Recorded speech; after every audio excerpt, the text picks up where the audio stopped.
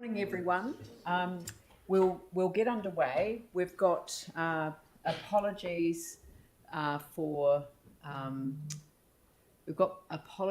from Councillor Major, and we've got apologies for lateness from Councillors Scandrett and Galloway. And we've got joining us by video link, audio visual link, we have Councillors Mcdougall, Chu, Goff and Johansson. Yep, so we've got all of those. So can I begin the meeting by, and can I just, for those that are, just to be aware that when councillors are absent, they do play back the recording of the submissions so that everyone is in the same space when it comes to the decision making. Right, so I will, so would someone like to move the apologies be accepted? Sarah Templeton, seconded Celeste Donovan. I'll put that motion. All those in favour say aye. Those opposed say no. That is carried. And before we move on to the hearing of submissions, can I move that the council accepts the written submissions, including any late submissions received on the following consultations, and the consultations are all listed there. Seconded by Mike Davidson. Any discussion? Put the motion. All those in favour say aye. Those opposed say no. That is carried. Right. So now we'll move on to oral submissions, and we start off with the Le Bons Bay batch holders, Ben Stock, Phil McLean and there, I should have known, Tim Deans hiding behind his mask, and Brian Williams. Please come forward.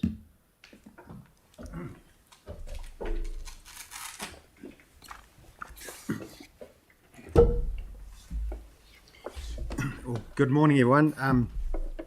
I'm Ben Stock, Chair of the Le Bons Bay Batch Holders Association, and we appreciate the ability to be heard this morning. So we just have a few points we'd really like to stress about the submission. We trust, first of all, I trust you've all read the submission, are familiar with it. So the first point, unless remedied, we feel both the temporary fix to the stream and the build-up of debris on the fan will enable future floodwater to again travel inland and inundate the Le Bons Bay batch settlement or beach settlement. Therefore, it is imperative that the flood protection work is carried out at the earliest convenience prior to the coming winter. We acknowledge that the stream is on private land in which we have written agreement and approval from the landowners for the work to proceed, and being in the most practical manner preventing the reoccurrence of the December 15 event. The association understands that the council is considering establishing bunds and or swales along the road reserve as a response to the flooding December 15. The association sees very little relief or value in relying on the bunds and swales to deal with this situation. Instead, the association proposes a more prudent and fiscal approach, that of a permanent fix, by creating a bund at the source and reinstating a 75-metre section of the stream temporarily repaired by the council under emergency powers. We are of the view that the council has a duty of care to protect the community from the flooding under the district plan and to hold the view that the risk and consequences of the flooding to the Le Bons Bay batch settlement meets the level of funding control within the district plan.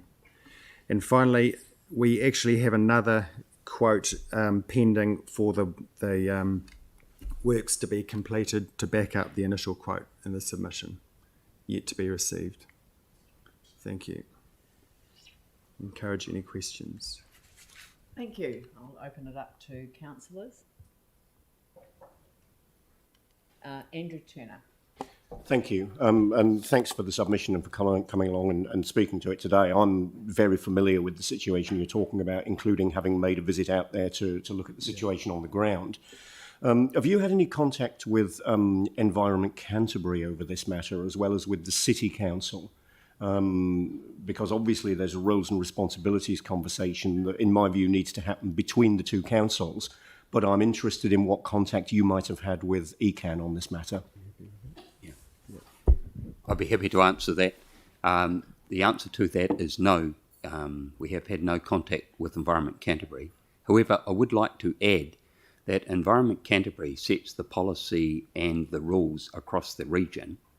I would think they wouldn't be, they only undertake work in areas where there is a rating district, and they would not be interested, I'm sure, in setting up such a rating district, because the administrative cost of it would be too expensive to do work in that area.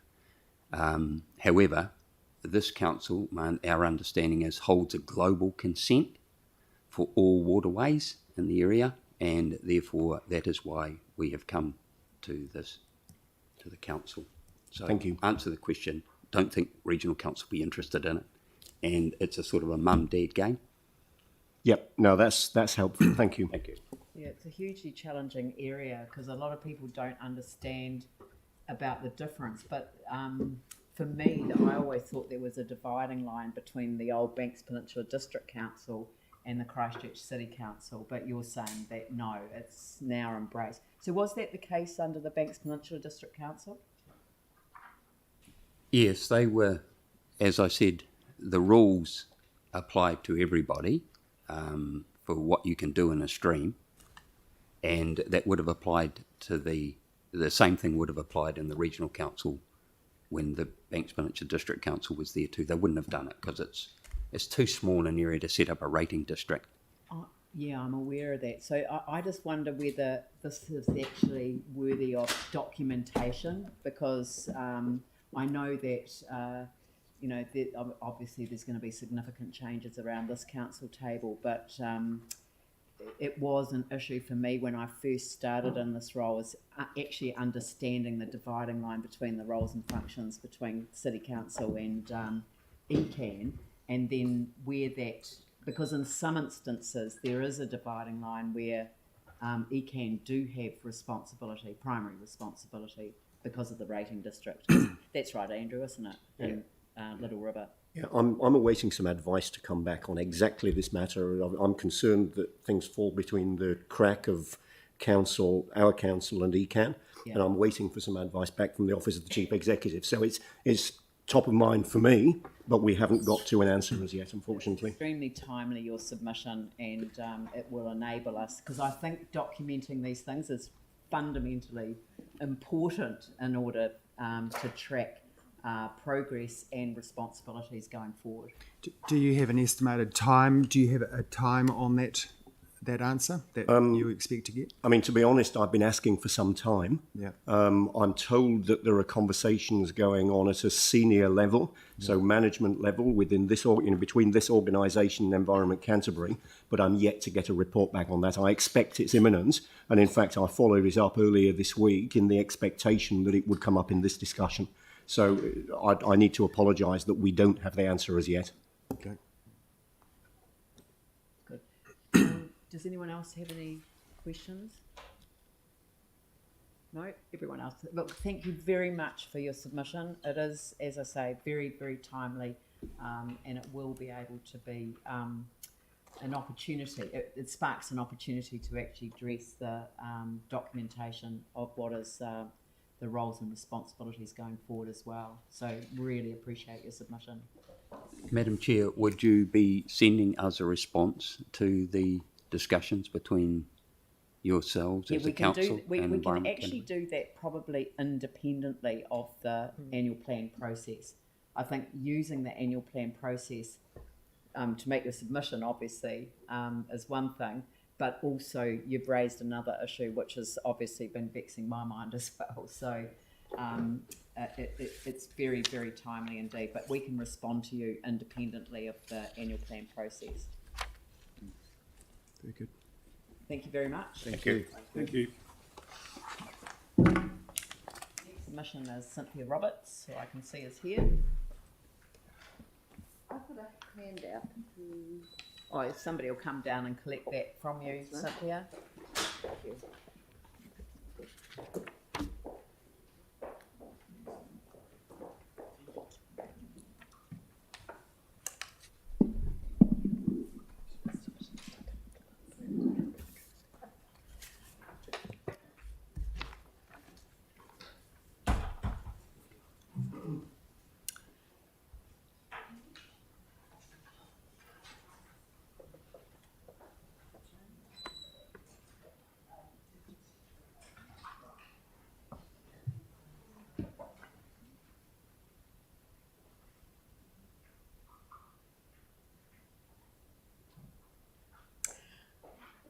Kia ora, Cynthia, welcome. Kia ora, Mea Leanne. Tēnā koutou, tēnā koutou, tēnā koutou katoa. I'm Cynthia Roberts, an ecologist, and a member of a little group of residents that adjoin Barnett Park. We call ourselves Regreening, Regenerating Barnett Park Te Awakura. So we're just a group of local residents who have come together to give some love and time to Barnett Park. And I've given you out that little brochure today because I just want a hands up of how many people know what I'm talking about when I say Barnett Park, who have been there and walked there. Because although it's this most magnificent park that starts at the sea and goes up to the summit, it has been closed to the public for the last 11 years. That is the walking track that goes up to the cave. And I'm a sort of fairly recent resident at that end of the Port Hills. I've been there for about 5 years. Previously lived at the other end of the Port Hills where I had wonderful access to Victoria Park, Sign of the Kiwi, Kennedy's Bush, all those beautiful walking bush tracks there. And as a botanist ecologist, I was devastated to find that that end of the Port Hills, it's absolutely a dearth of anywhere to walk in the bush. And the only one place that you could possibly go for a walk was actually closed to the public because of a rockfall hazard post-earthquake. And it's just a prime location to get off the bus, and you can actually even walk up on the eastern side all the way over to Littleton Harbour. So it is historically and culturally quite a significant pathway too. And so I think that it's timely that it's brought to the attention of the City Council that it actually needs some more funding and some more support. So my main message today is actually to protect what remains of our cultural and ecological biodiversity, because QE2 suggests that it's like $100,000 to just restore 1 hectare of grassland, whereas if you're restoring and protecting what little biodiversity remains, it's only a quarter of that. And one of the things that I've been documenting as I've been walking on the hills above where I now live at Redcliffs is the deterioration of what little biodiversity remains there. For instance, Greenwood Park has little patches of bush, but they're not fenced, they're not protected. And I watch the poor old sheep, of course, in the heat waves, crowding under those and compacting the roots and really stopping any regeneration that's possible. So, my plea today is really protect what remains of our biodiversity, particularly on these eastern-facing sides of the Port Hills, because it has been a neglected area, and it is quite a quick win for our biodiversity crisis, for our climate change work, and it is also, in health and well-being, a wonderful place for people to walk. So my specific request today is for support for opening up the whole of that loop track to Barnett Park. In this year's budget, there has been put some money to do the rock remediation on the eastern flanks going up to the cave, and that started a month ago.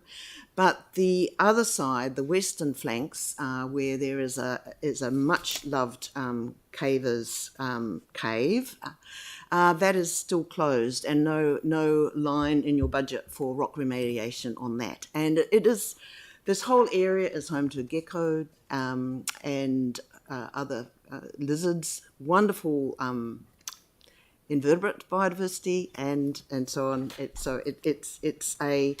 a real win for our biodiversity. Our little group has been working hard to remove weeds, and we have had a small grant from the City Council Community Fund for helping us with that.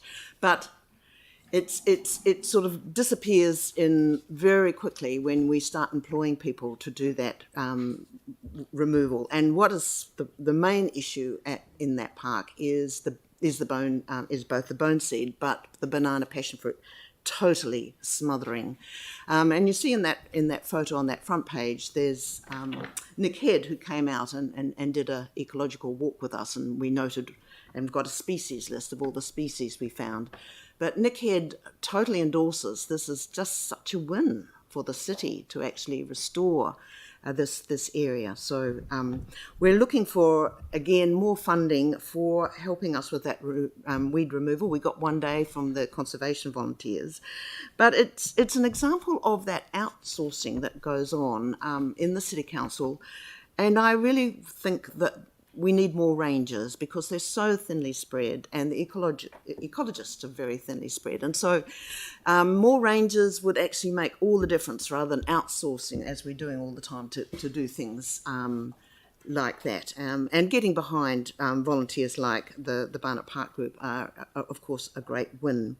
And I think the final thing I want to mention is that we are really very keen on re-naturalizing the stream at the bottom of Barnett Park. As you can see in one of those photos, there is actually quite a significant waterfall when it rains, and a lot of that sediment comes down still off those hills and is channeled, flooding often amongst Monks Bay residents, I should say, and really killing the benthic communities in that estuary. And again, that estuary we know is an international flyways, and by killing those benthic communities that the birds and the fish need to live, we're not doing a service for our estuary either. So it would be a real win to renaturalise that stream, create a wetland, and potentially have kakatea growing there, like at Hayes Reserve at Pigeon Bay, and that is an example of a coastal podocarp forest. And lastly, I would just want to thank you all for what you're doing as councillors. You're doing a magnificent job, and I know it's hard work, but you've done some great wins, and I just love the cycleways and the coastal pathway. And this Mother's Day, it was full to overflowing with people, and so people are now choosing to get out and walk, and that's how they share their family time, rather than sitting inside. It feels a healthier win-win. So thank you. Thank you very much, and I just love your self-description as a roaming ecologist. Does anyone have any questions for Cynthia? Sarah, and then Andrew. Thanks so much, Cynthia, and for all the work that's happening in this space. Just a quick question though. The ask for the $100,000 to enable the rockfall to be remediated, is that a figure that you've had from staff, or one that's sort of in line with the figure for the other side? Well, that's our best guesstimate, having talked to the park rangers, having talked to some of the engineers that are associated with the park. That's a guess of what it would take. And having done some remediation on the eastern side, there will be a better idea of what that will cost. Andrew, sorry, we're running out of time. Sarah asked exactly the question I was going to ask, so we're good. Well, it was on the back of my mind too, so that's very good. Thank you very much for your submission this morning. Kia ora. Thank you. The Next submission is Sarah. Now I'm gonna struggle with your surname. Is it Kylo? Or? Kello. Yep. Kello. Thank you.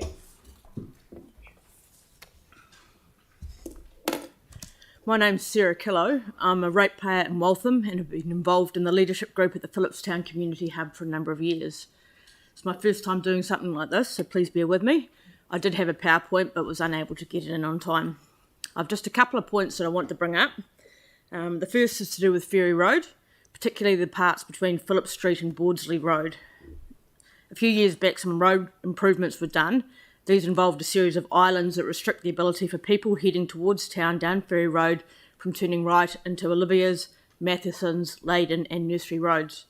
This is 4 roads in a row that you're not legally allowed to turn right into. I asked on some local pages if anyone has seen people go onto the wrong side of the roads as a way of turning into these streets.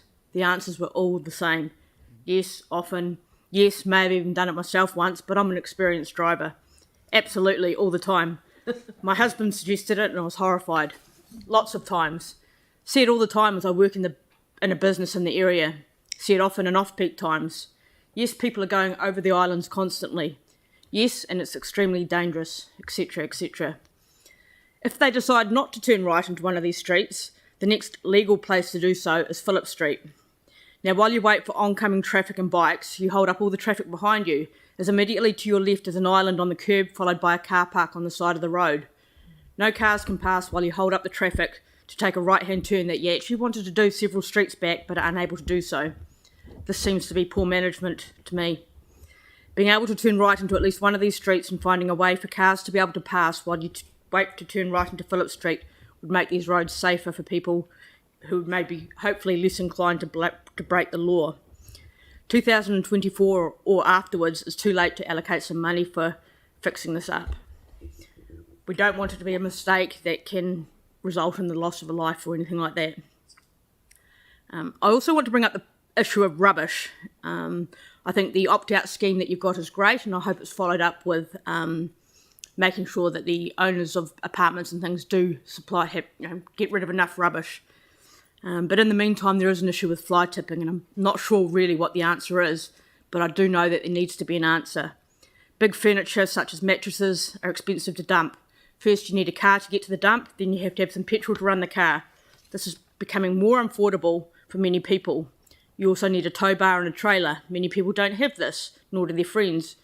Being able to afford to pay somebody to take away big items isn't easy when every dollar is needed to pay the bills.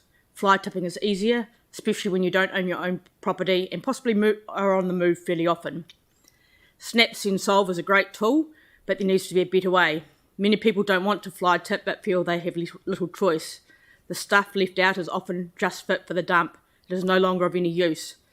If you guys are unable to find an affordable solution to preventing the need of fly tipping, then we'll be led to believe that Snap Send Solve is your answer to getting rid of excess rubbish. My next and final bit I want to bring up is about the value of the Phillipstown Community Hub. I don't know if you've all visited it. I know some of you have, and I'm sure any of you would be welcome at any time. This place was once the old school in Phillipstown, a traditional place for the heart of the community. It is still the heart of Phillipstown, and for many in the wider East Christchurch area. It is a place that many people visit each week. People have come to the hub for support from the food pantry and are now involved in volunteering at the hub on a regular basis. They are giving back to a place that has helped them. They are keen to help and take some ownership of the place that is the heart of their community. People have got short-term jobs through the hub through the WINS Return to Work scheme, and as a result of the support and encouragement they received, they have grown in confidence and found full-time or part-time work.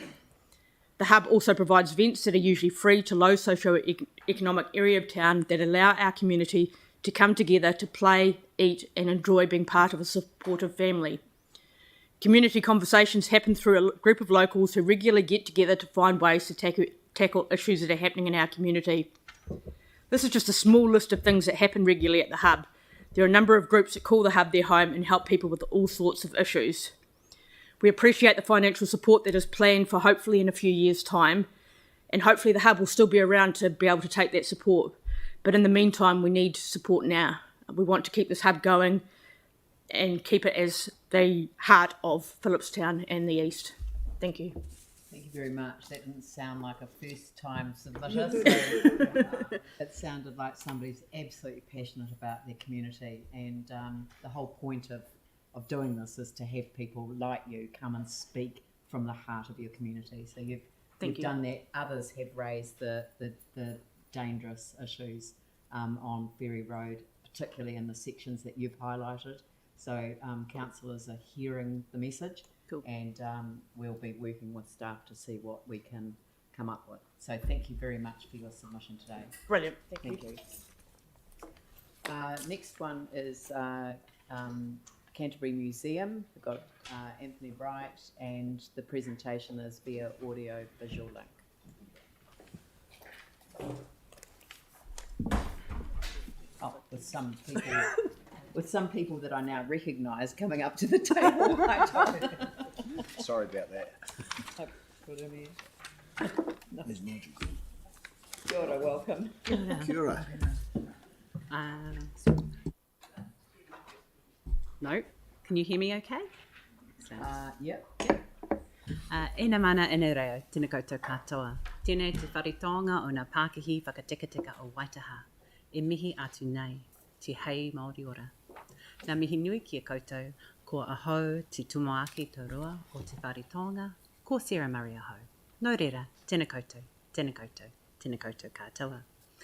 Good morning to you all, and my warmest thanks. You have a quiet voice. Oh, I'm apologies, I will ask speak. you to speak closer into the microphone. I will. Thank you for that. Again, first time submitter. So I'll learn with you. Look, thank you very much for the opportunity to come and present to you in person today on behalf of Canterbury Museum. My name's Sarah Murray and I'm Acting Director.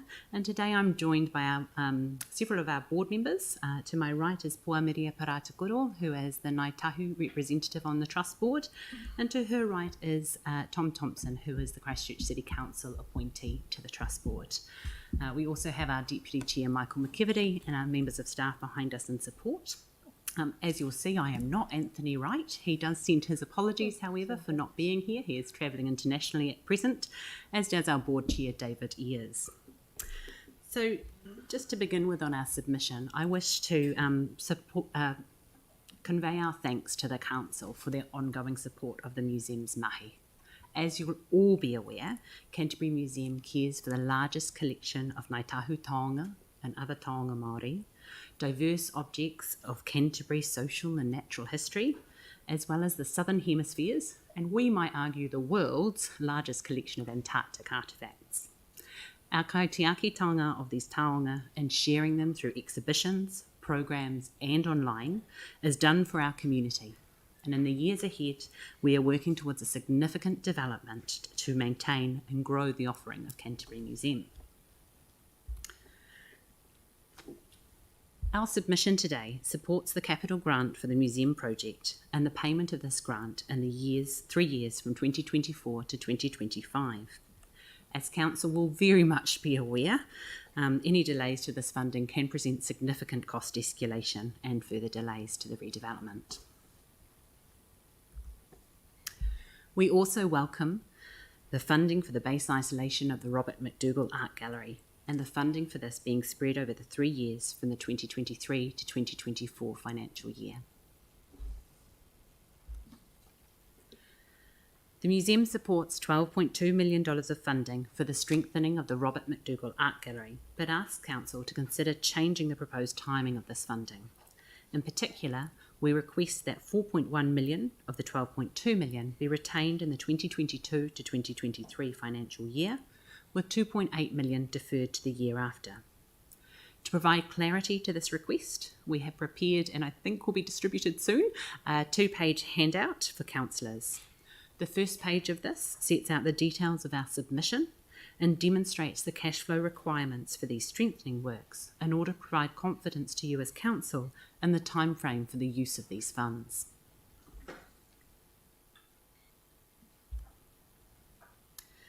The second page of this handout provides information in support of a 5% increase in the museum's operational funding. Based on population data, this translates to a 4.3% increase for Christchurch City Council. This increase has the support of Waimakariri District Council, Selwyn District Council and Huranui District Council. I'd like to hand over now to our Christchurch City Council Board appointee, Tom Thompson, to speak further on this point. Well, thank you for that, Sarah. You've done a wonderful job so far. I'll talk to Anthony about that. And listening to the Mayor's earlier comments, I'll try not to read from the notes and I'll do this from the heart. Getting me out of bed at this hour of the morning is becoming increasingly hard for most of my staff, and I'm here for a very good reason. I was very surprised to see that the 5% that we'd originally thought was in the process this year, where it was reduced to zero last year, was in fact going to be removed again. That came as a bit of a slap in the face for me personally and most of the staff who took it quite personally, given last year they received no increases.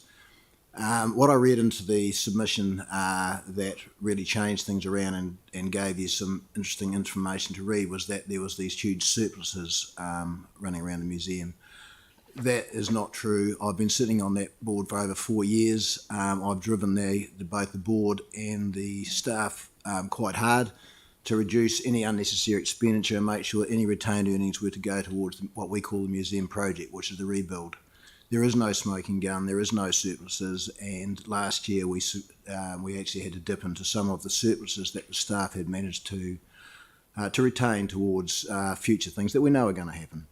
I think we had a very good meeting with staff yesterday afternoon where we understood where some of the misunderstanding had come from. I believe that we've gone a long way towards correcting the misinformation that I think was given to you earlier on in the year, and hopefully with a bit more time and effort, Nigel, our CFO, and your new financial person will be able to better understand what the surplus mean. There is no money sloshing around. We have a lot of benefactors who give us money over the times, but it's always tagged that it is not to be used for operational matters about the museum, and that's just a matter of long-term information that probably was missed out this year. We didn't realise that we probably could have done a better job, I think, of explaining those surpluses.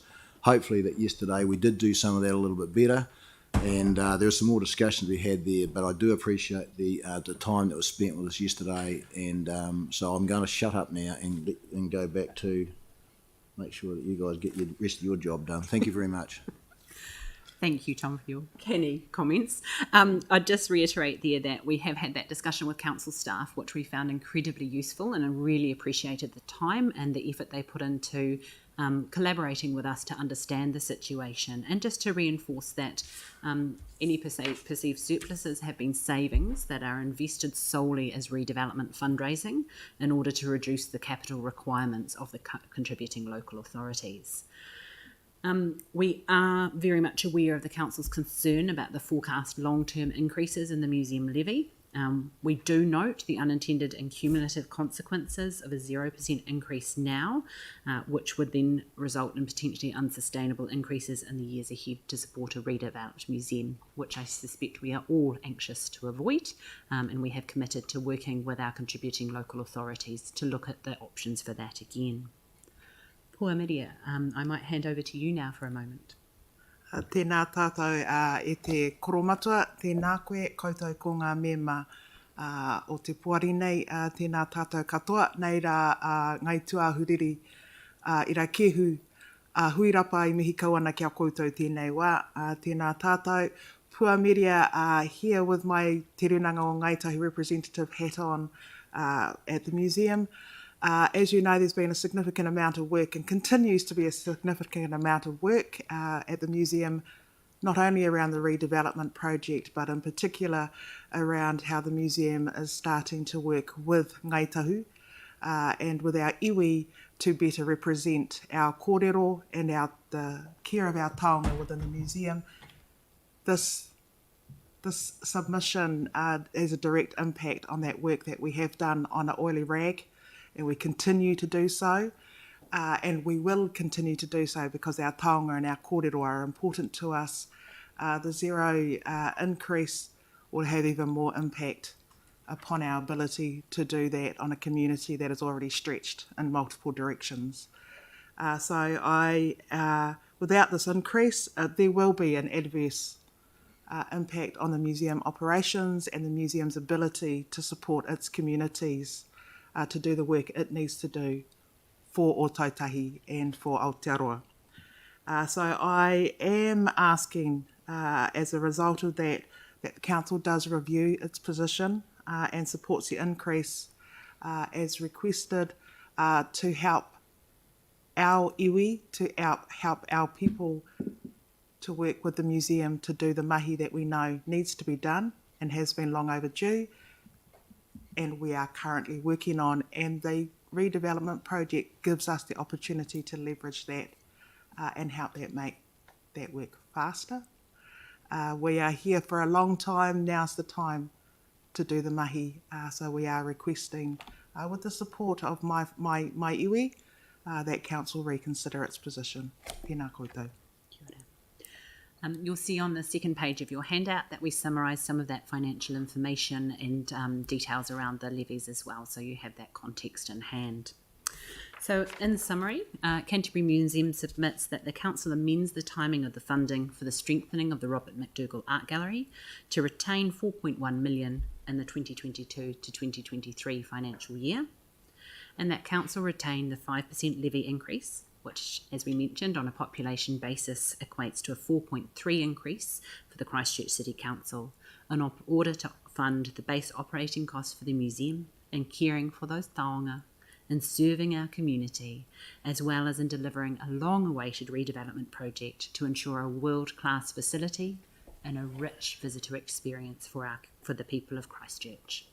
We thank you very much for your time today. It is always a pleasure to come and speak to you, and I'm not sure if we have any time left, but if we do, absolutely happy to take questions. 25 seconds, so that looks perfectly timed. But look, thank you, and I think Anthony need not fear his attendance at the Venice Biennale, which I'm just cringing about because I'm jealous.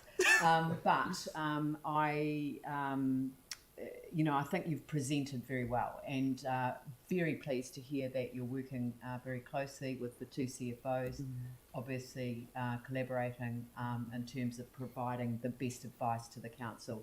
We have to look under the rug or look under the carpet of everything. Oh, I see that Sam has one question, so. Yeah, hey, thanks, Leanne, for that. I was just trying to understand, you've talked to Tom about the surplus, but when I go back through the annual report, and maybe it's something we need to do offline, but your budget for wages is about 500 higher than the actual, and your depreciation was up. So I'm assuming the levy pays a lot of that stuff. I was just trying to understand why there have been lower costs. And I guess the point we were trying to get to is, the ratepayers are funding that. So we're trying to work out how we can return that to them. I'll have a first crack at it, and then I might hand over to Nigel if I do a bad job. But basically, there are a lot of, the museum, as you all know, is in pretty dire straits. We've had quite a lot of staff leave this year, and their funding was partially for them, so it's still sitting there. We need to replace those people, but we're making sure we don't replace people who won't be needed when we're in a lockdown situation or close down situation. And we're also...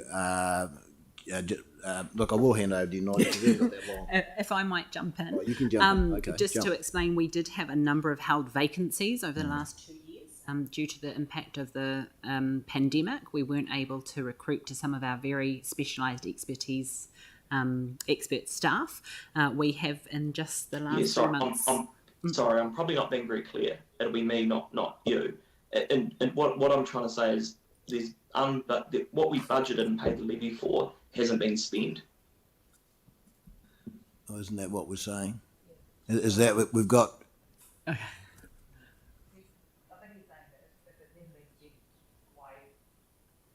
Why ask for more? Why would we? What we're saying? Why would we give you the money for something you're not going to spend? Oh, so does that make sense? Yeah. So as I was about to say, we have now. Why did we give money for something that wasn't spent? Is basically it, if we're looking at increasing it this year. Yeah, so we have now appointed 12 roles in the last 3 months.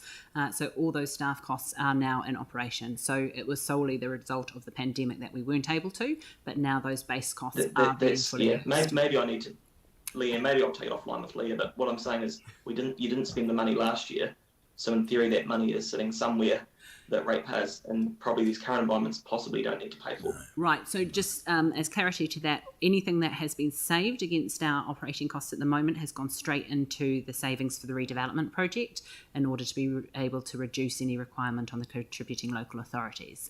If that doesn't answer your question, though, I'm more than happy. No, it doesn't answer the question because that one is an operational, one is completely separate. Apologies. So that's the point I think that you're making, isn't it, Sam? I've got that. Yeah. I understand that, and we did cover off that yesterday in probably a much better way than we're doing at the moment. So I think that the CFOs getting together yesterday did clarify that exact question, and just remembering that the museums is not fully funded by the 4 contributing local authorities. There is money coming from other areas. what was earmarked for other roles, but we've now, I think we've gone backwards last year by, what have we lost last year? We're looking at about $750,000 being behind the 8 ball this year if this carries on. So, But I think I know what you're saying. Yeah, there is an issue that Yep. needs to be asked and answered. Yeah. And we will be explicit in our report back on that. I'm very mindful of the fact that you do this with 4 local authorities, and I'd rather be on this side than yours in that regard. But it is a serious issue, Oh, yeah. and it is something that we are legally and morally obliged to do on behalf of our residents. So. Right. Thank you very much for your presentation, and we look forward to an update from the CFO conversation that will enable us to make a decision. Yeah, it's just too hard to do it here in a short I know. space of time. Thank you. And Thank you so much. Thank you very much. You're welcome.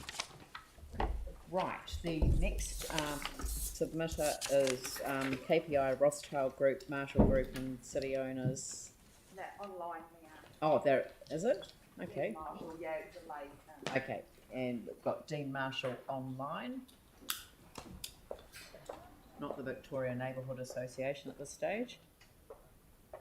You got a different submission up? What was that, sir? It's the wrong submission. Yeah. There's Dean. Hello, Dean. Hello, how are you? Good morning to the Mayor and councillors. I'm going to speak from the heart because you know, I certainly can't do as well as that last presentation. My gosh. Look, I'm just to clear who I'm speaking on behalf of. It's KPI Rothschild Group, which we built some of the first 3 buildings in the city after the earthquakes in the CBD. Marshall Group, which is a company that I have, which is again doing some of the projects like 159 Hereford Street at the moment. You know, that one of the Dirty 30 that Jamie so aptly named, which we did one of the others, and we're now doing that one.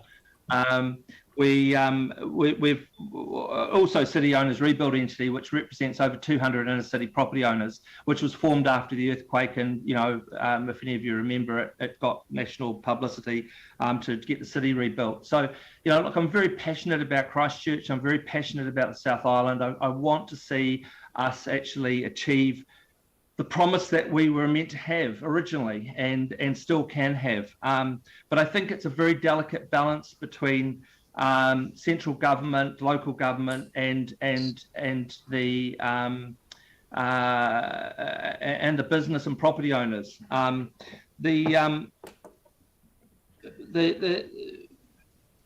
So the issue around, you know, which I want to speak to mainly today about is the vacant land issue in the city. Now, look, I appreciate we all want to see these buildings, you know, up on the sites.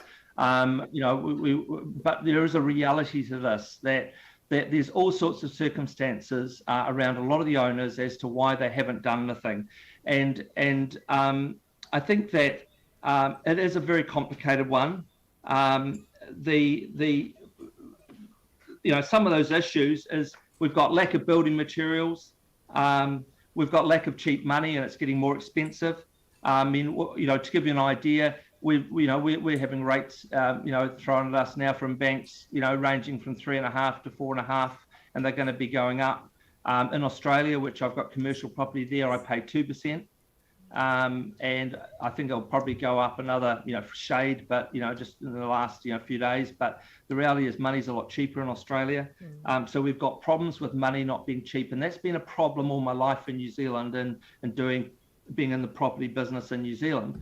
We have this problem where we're always paying more for money, which means that goes through to, you know, we then have issues with the rents are lower than Australia or other parts of the world. So we've got cheaper rents, we've got more expensive interest rates. The most expensive bit of our OPEX budget now for, you know, when we're doing our outgoings for tenants, the most expensive item now is not insurance, it's rates.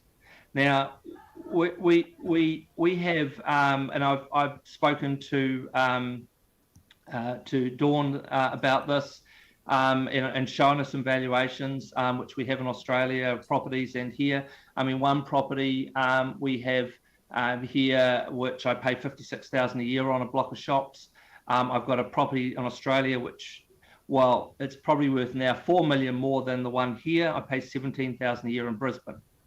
Now, you know, we seem to have a situation in my lifetime, and I mean, I'm a lot older than most of the people that are listening to me.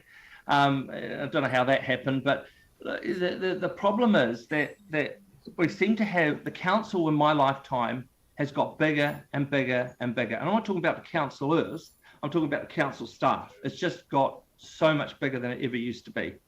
And it appears that we are having a lot of nice things, you know, like we might get some art pieces, you know, we'll have all these kind of nice things, but we're not sticking to basic services. And you'll see them if you read my submission. Even where I live, we don't have basic services. We have to keep hounding the council to get basic services, and the response isn't always positive.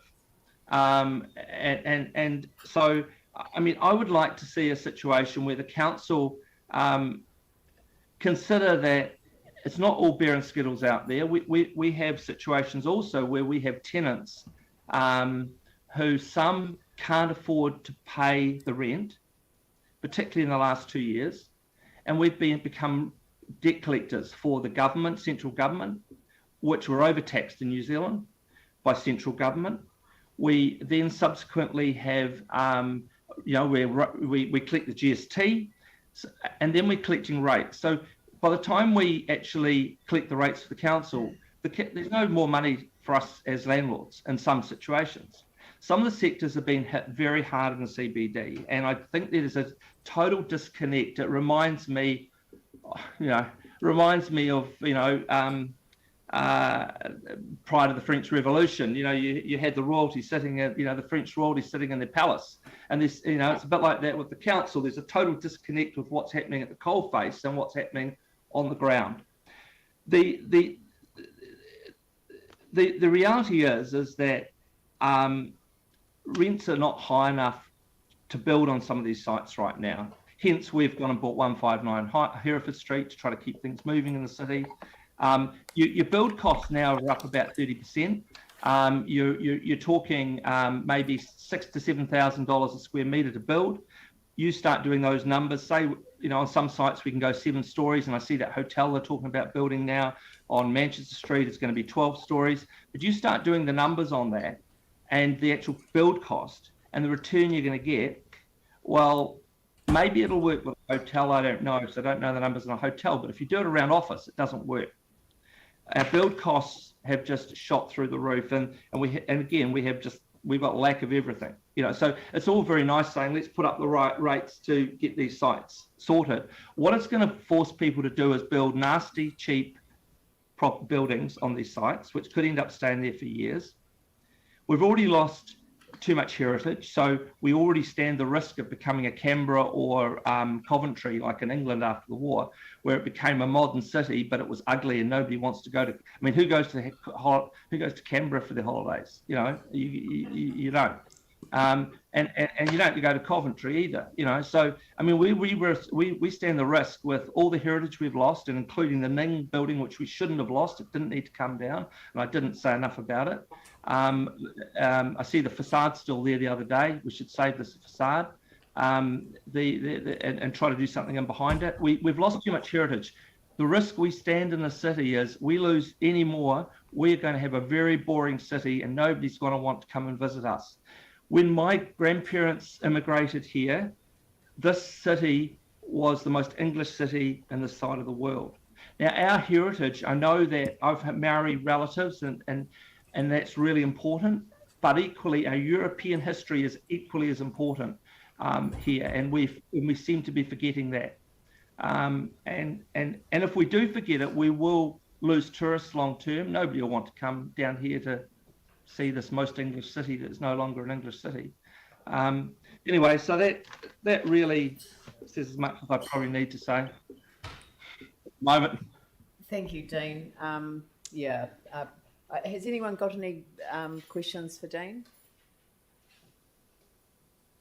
Sarah? Don't put up rates on vacant land is all I can say. Yeah, I might shoot through the Aussie and live. We've got a sort of balancing act. We've got staff that have been working really collaboratively with the business owners, that own the sites, and there are some demonstrated benefits to the presentation of the central city as a result of that engagement. And I think there's a degree of frustration about those that won't play ball. So I think that's where the desire came from. So, but we're listening to you, and I'd like to ask Sarah. Thanks so much for that. Just a quick question: the additional funding that might come, the revenue that might come in from the additional rate was likely to be spent on sort of improvements in the central city, those kind of things. So those things would be sort of budgeted for currently. If we didn't go ahead with it, would you like us to cut the spending that we were planning on doing to keep the rates lower? I think you need to keep the rates lower. I mean, we are paying the most outrageous rates in the city now, and you're going to basically, I mean, a lot of people don't have to live here. We live here because our families have been here and are here.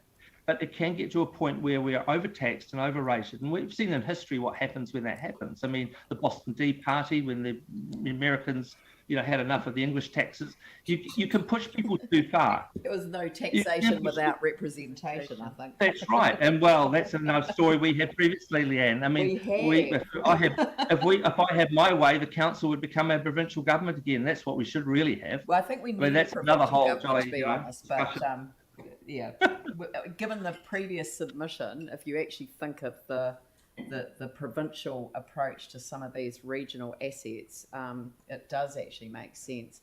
But no, and some other issues that are front of mind at the moment.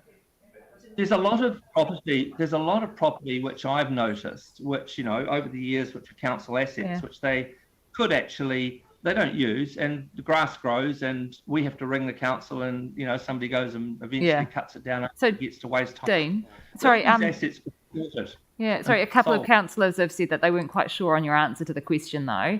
So the money that the additional revenue that was due to come in through the increased vacant sites rate is due to be spent on sort of additional improvements in the central city, and What improvements were you talking about? They haven't been specified yet, but I'll give you an example. It's going to be tagged.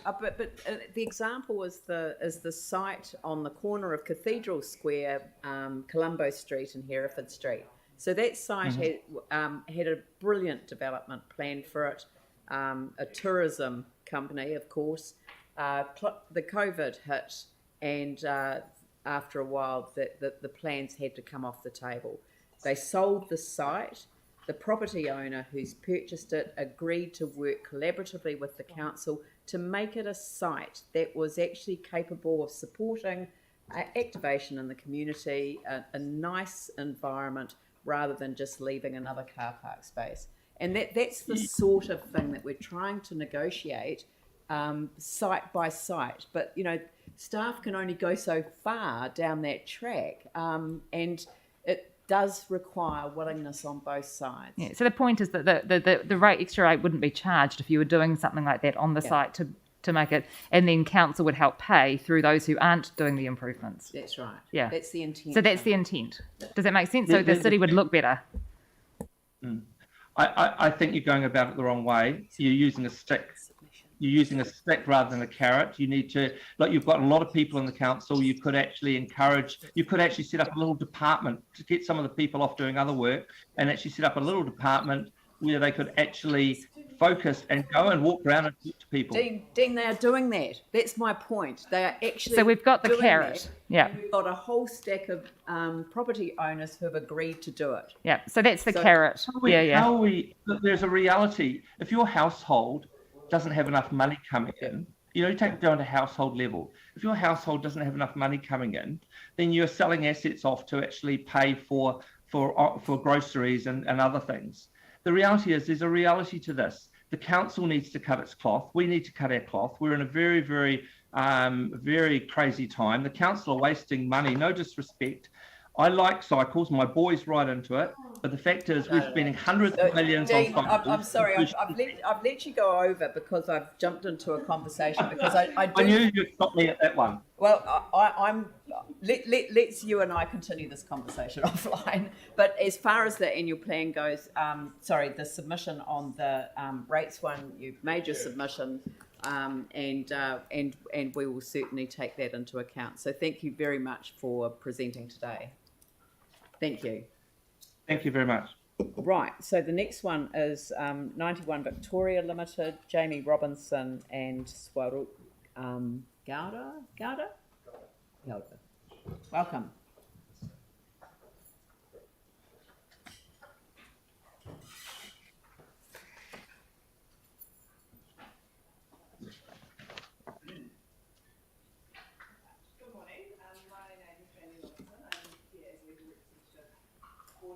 Victoria Street. And Swarup is with me, who, when we probably get down to the nitty-gritty questions around the site in general, he'll be much better placed to address those.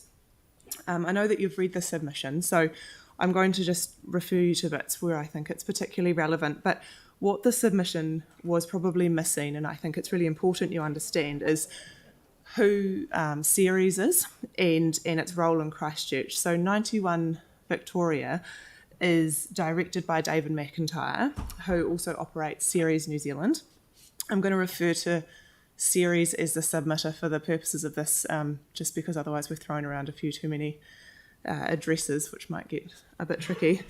So unfortunately, David can't be here today. He left New Zealand for the US in February 2020 and obviously hasn't been able to make it back. Ceres established in New Zealand in 2011, providing demolition services that were critical to New Zealand and particularly Christchurch following the earthquakes. And over the last 10 years, Ceres has been involved with over 300 projects throughout the country. It recently undertook the largest demolition in New Zealand, which was the Cadbury factory in Dunedin, and it's been awarded Contractor of the Year in 2017 and Demolition Best Practice Award for projects over $1 million just recently in 2021. So I know the issue of vacant land has been somewhat fraught. We've just seen that as well. And comments have been made around overseas owners that might be land banking. And those discussions have arisen out of this proposed rates review. And I want to make it really clear that that's not the case with Ceres. They're far from a fly-by-night company. They've been here 10 years now. They want to be part of the growth and development of Christchurch. Their specialty is in demolition, but it's been a natural progression from their initial involvement to be part of development projects too.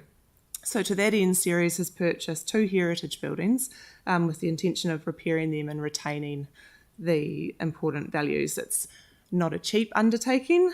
They're not sitting on their thumbs. So far, there's been close to $1 million spent on consultants for the site. So there's 87 Victoria Street, which is the subject of this submission, which is the vacant site that neighbours Victoria Mansions at 91 Victoria, and then across the road there's the Peterborough as well. So I'll turn to the issues that we've raised in the submission. So probably makes more sense to start at 5.4, somewhat unusually, but that's about consideration for vacant land sites in unique situations. So the property at 87 neighbours Victoria Mansions, and the intention of Ceres has always been to develop those two together and to undertake a cohesive development. And so decisions in relation to Victoria Mansions have been delayed. There's been insurance issues, there's always the heritage issues that arise out of that, and in turn that has led to the delay in the vacant site next door. It is 87 Victoria is a slightly odd shape, and so it does make the most sense when developing it to do that cohesively with the neighbouring site. Jumping back up now to what was 5.1 in the original submission, there's been 3 different iterations so far of plans that could take place on the 87 Victoria site. all of those have had to be disregarded due to height limits in the district plan. The fact of the matter is it just isn't economic to be limited by the 17 metre height limit there at the moment.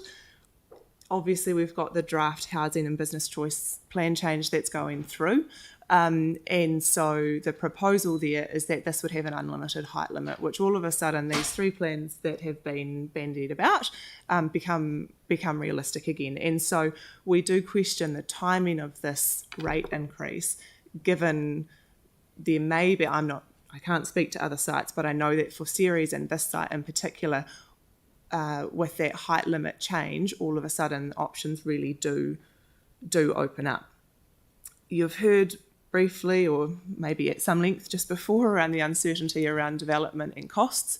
I don't plan to speak to that too much more, but there has been an increase in any development absolutely has to be economic. And so these buildings are going to be here for 100 years more, hopefully, and so pushing something that potentially isn't the best use of the site through increased rates in our submission isn't sensible. For context, the proposal for the rates increase on this site nearly doubles them, so it's a really significant impact, and economically that is going to change what the available options are. The final point is probably just around COVID-19. I've spoken to the fact that David McIntyre isn't here. He can't get into New Zealand, or he probably can now almost. So there has been a 2-year period where nothing's happened, partly because of uncertainty of what you build. You put a hotel where no one's allowed to enter the country. Part of it is around now the availability of materials, and part of it is simply David not being able to be here in the country and be part of that process.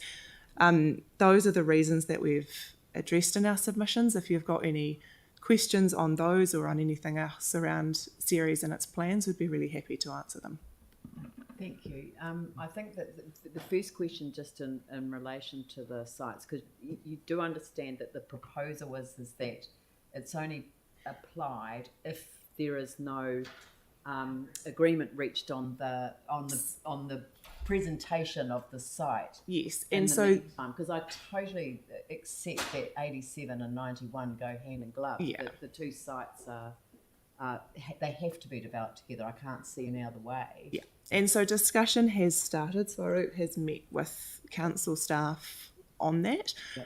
I suppose if I can chime in with my perspective first, maybe, there is an element of discretion that comes with that. And so are you held hostage a little bit if your rates are either doubled, in this case, or you're at the discretion of council staff to determine what is or isn't appropriate? I know that there are guidelines, and so that's just a consideration in terms... the intention is certainly to do something. I think there's been discussions around hoardings with the history of the Victoria mansions alongside. That will be progressed regardless of what happens with this, but there are critical issues, we think, with the way that this rate has been introduced, and that was what was the submission was there is a degree of frustration sitting in behind it. Sorry, did you want to? Yeah, if I want to jump in, I had a discussion with the council staff about this, and whatever improvements or visual improvements we need to do, it needs to be economical. It just depends, because we can't do the entire landscaping and everything and have to kind of dig it up in a couple of months' time for the development. So we just kind of reached an agreement with some kind of a hoarding in the history of Victoria mansions around the site. So that's our plan. Yeah, so you'd like that more explicit. If we're to proceed with this policy, you'd like that kind of option explicit. I think so, or at least it to be developed in a way that, obviously this rate will come in at the time it comes in, if that's what council determines. And so if those discussions are in place, or having an element of discretion about when to apply them, if it seems that there is going to be an option to advance. Really clear. Thanks. We've got Jake. Thanks for that. From what I've gathered, it seems like you guys probably wouldn't be in a situation where you're realistically not offered a remittance for how close you are to development and what could be done to mitigate, particularly that neighbouring site. When this comes in I think 2023, is it? July 2023? Would you, how close to getting on and starting that development would you expect to be? Look, We've already started, as Jamie mentioned earlier, like we had like 3 plans for the site, and each plan takes like months. Yeah, each plan will take like months to kind of like decide on how, because any plan we kind of like do, it needs to look good. We don't want to do any kind of like a cheap substandard developments, and then it also has to be economic.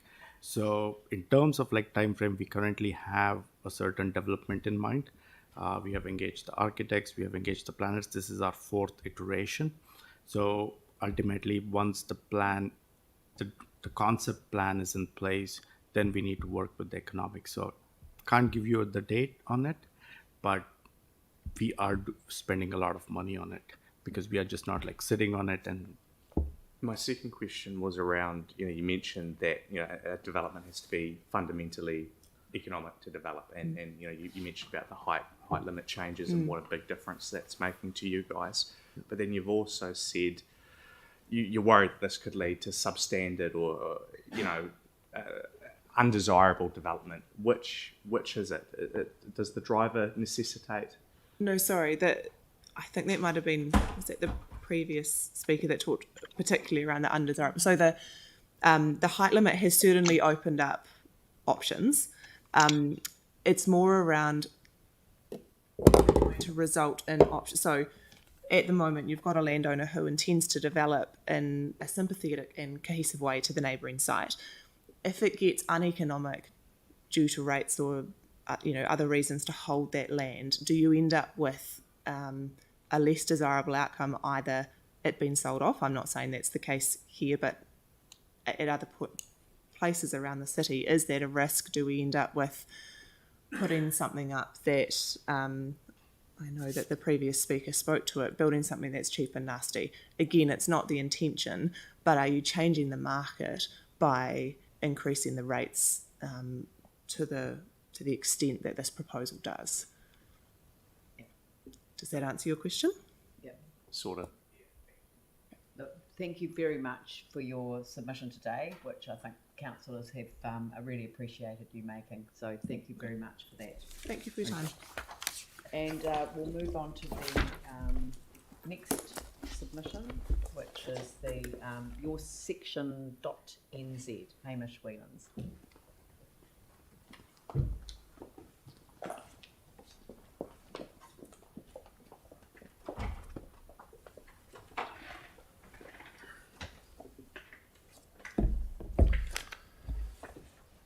Thank you, Mayor and councillors. As a brief introduction, I'm Hamish Whelans and Kerry Watson beside me from your section. We have been developing in the Greater Christchurch area for just over 20 years, 22 years in land development, and created in excess of 2,500 residential lots in that area. My submission is really about infrastructure and infrastructure enabling growth or lack thereof, and where that infrastructure expenditure needs to be included in the annual plan. So I'll just go through some bullet points from my submission. The Greater Christchurch Partnership has been set up to collaboratively work together to manage future growth within the Greater Christchurch Partnership regions. I believe one of the key elements in managing future growth is also forward planning of the key network infrastructure to ensure supply of land and services are available at the time of development, with the cost of those services met through development contributions paid by the developer at the development stage. Christchurch City Council has land zoned for residential purposes, but has only provided services, the key network infrastructure services, to part of that land. In 2018, City Council installed sewer and water into Outline Development Plan Area 19, And for those of you who are not sure, Area 19 is effectively between, or east of Kennedy's Bush Road, between Kennedy's Bush and Sutherland's Road, with Cashmere Road being the southern boundary.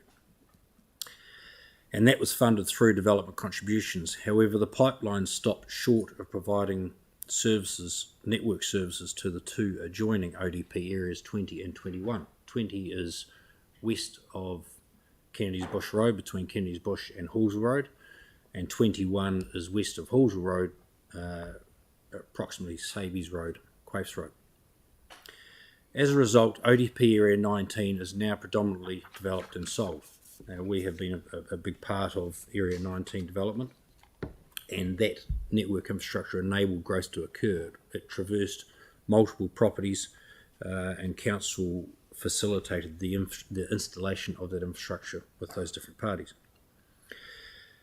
If council does not plan for infrastructure growth in advance of growth occurring, it brings to question the validity of the infrastructure planning and whether the Greater Christchurch Partnership is able to achieve its key objectives.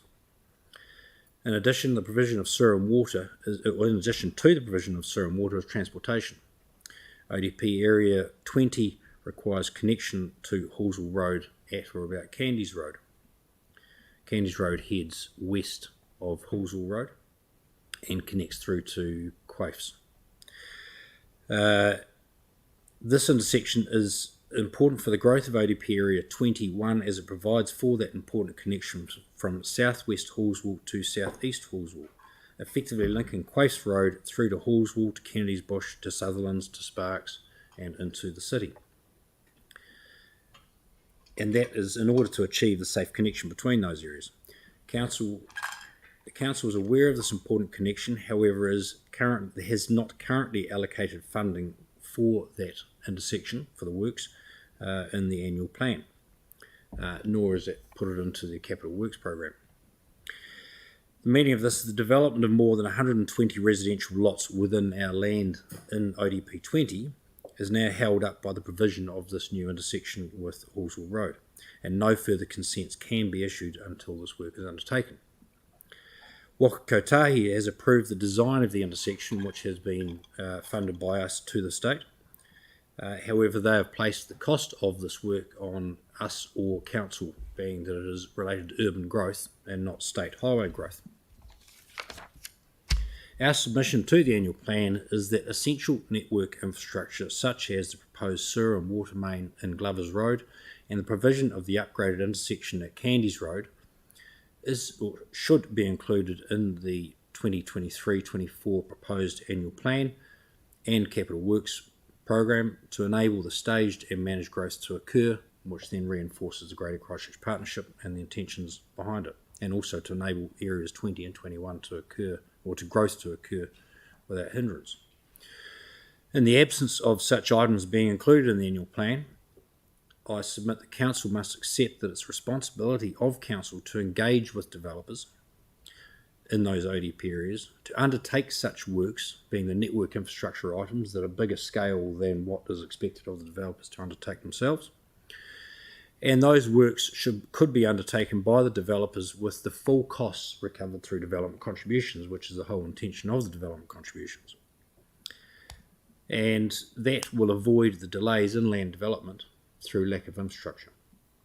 So what I'm submitting is that if it's not in the annual plan and the budget is not available in the current annual plan, then it should be by way of infrastructure provision agreements that can make their way into subsequent annual plans by way of council budgets or staff budgets. Now, these are growth areas that council staff have been well aware of for a number of years, but very little work has been done. And I believe it's on the expectations that if we don't do it, someone else will do it, and we won't have to pay for it. But some of these bigger items, I contend, are too big to expect one party to pay for. For instance, this intersection, which I've put in my submission, I think we're expected to add approximately 12% of traffic movements through the intersection, but expected to pay probably 85% of the cost of the works. Do you have anything to add? So, if there are any questions? Right, questions from councillors?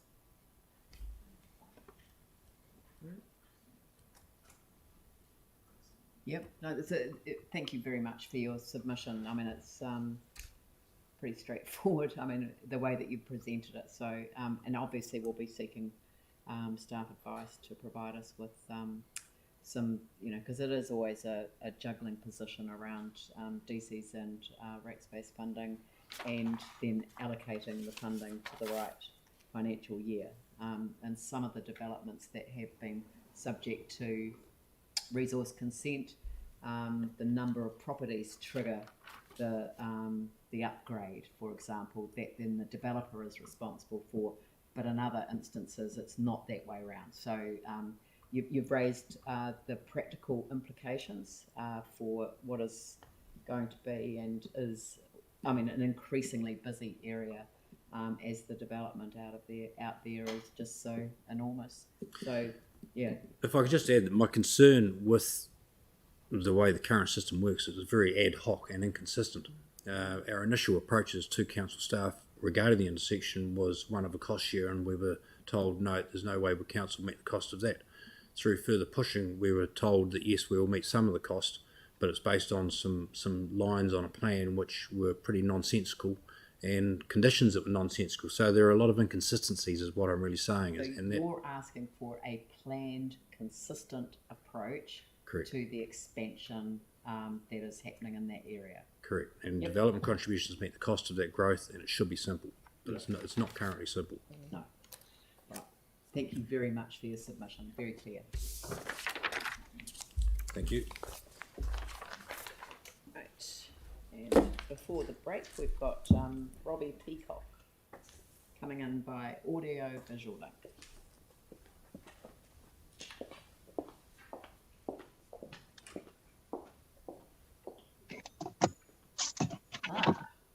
You're in your car. Hello, everyone. This is multitasking at its best. Are you there? Oh, lost him. It was multitasking at its best. Oh, I was can you just guys hear saying. me now? I was just saying that it's multitasking at its best. So well done. I'll hand it over to you. Cool, thank you. Just realised I've got the sun, pretty bad angle, but we'll survive. So yeah, my name's Robbie Peacock. I live in Brindwa, the northwest of the city. Just got a submission on the proposal to increase rates on the vacant central city land. So I wanted to speak in support of that proposal. I think it's a good, well-targeted proposal and will help to incentivise development in the city, make the CBD a more vibrant area.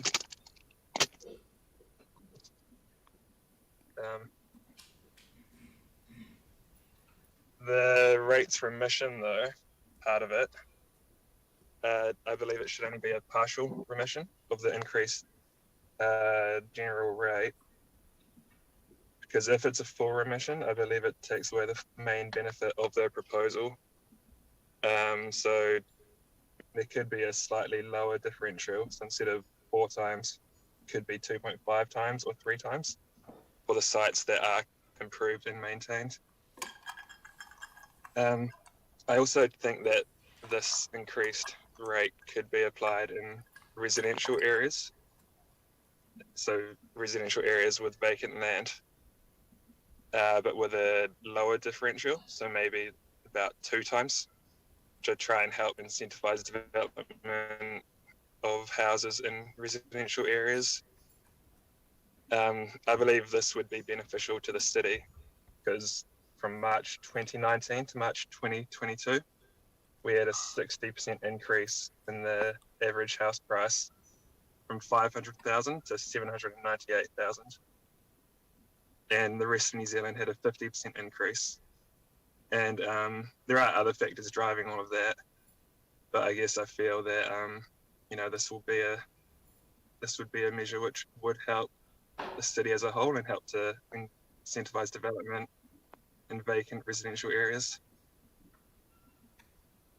And also the derelict central city buildings, I think that should also be investigated as well, increasing rates on those to help try and incentivize demolition and redevelopment of the derelict buildings.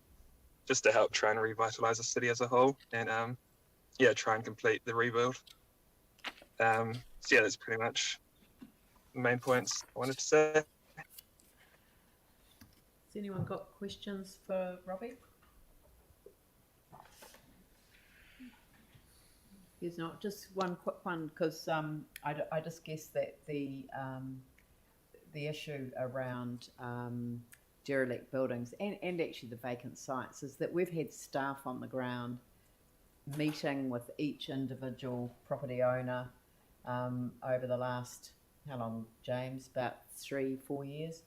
And in the last couple of years have really ramped that up and have seen some really good development approaches to sites that previously looked pretty scrappy, and that's improving things. And I also, I mean, I've met with some of the property owners myself, and insurance frustrations, overseas owners with with obligations to shareholders. That, I mean, I don't want to make it hard for the development on the longer term, but I want things to look as good as they can in the meantime. So how realistic do you think it is to try and limit the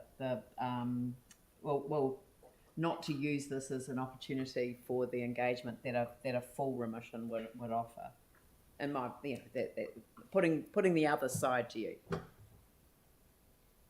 Yeah, I guess their general rate is already quite low for the vacant land as it is, but they are still kind of getting the benefits of council development and maintenance in the area.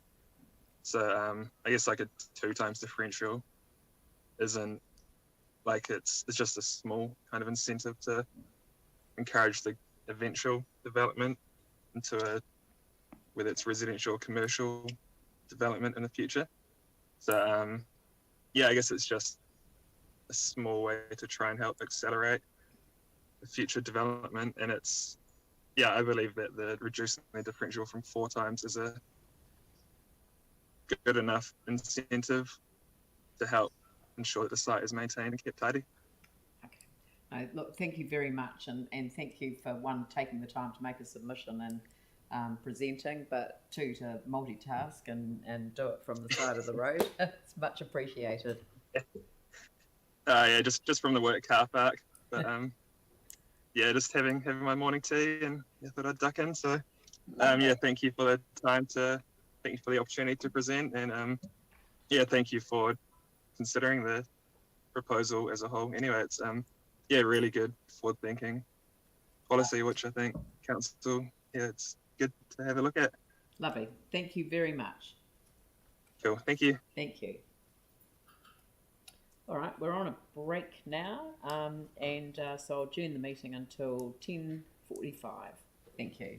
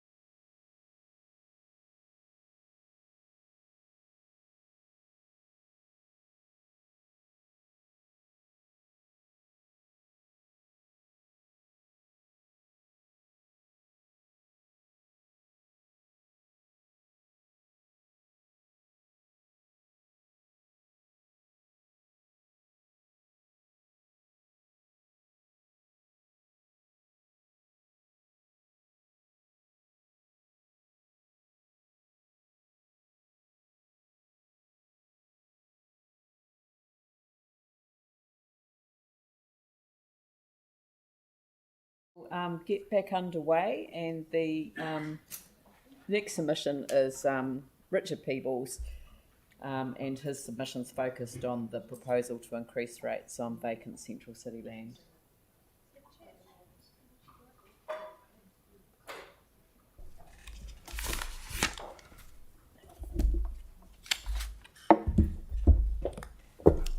I kind of want to say that I object to your use of the word questionable morality and legally. I think it was a typo. I hope it was a typo. I was waiting to have you at the table, but it was probably just my writing. I'm sure I didn't misspell it. Good morning. Thank you for giving me the opportunity. Firstly, I'd just like to say I was really torn about this. I share your frustrations with the barrier sites. You know, it's very frustrating when people keep sites, don't sell them, don't develop them. But I don't believe rates is the right mechanism. Before I came here, I looked up rates on my Google and put what are rates for, and I came across there was I think it was Parry Field or someone said local authority levy rates in order to fund their activities and services they provide. Doesn't say anything about fines or penalties. Provide money to pay for essential services. And funnily enough, there was a guide by LGNZ on there which actually said rates are a tax to fund local authority provided services. I mean, I think that's probably the answer to the question straight away. I don't think it's the right mechanism. So I question the mechanism. I doubt its legality. I believe that I hope you got some robust legal advice, but I just think any judicial review would turn it over without any doubt at all, in my legal opinion, experienced as I am and that sort of thing. I don't believe it can be used for an infringement fine mechanism.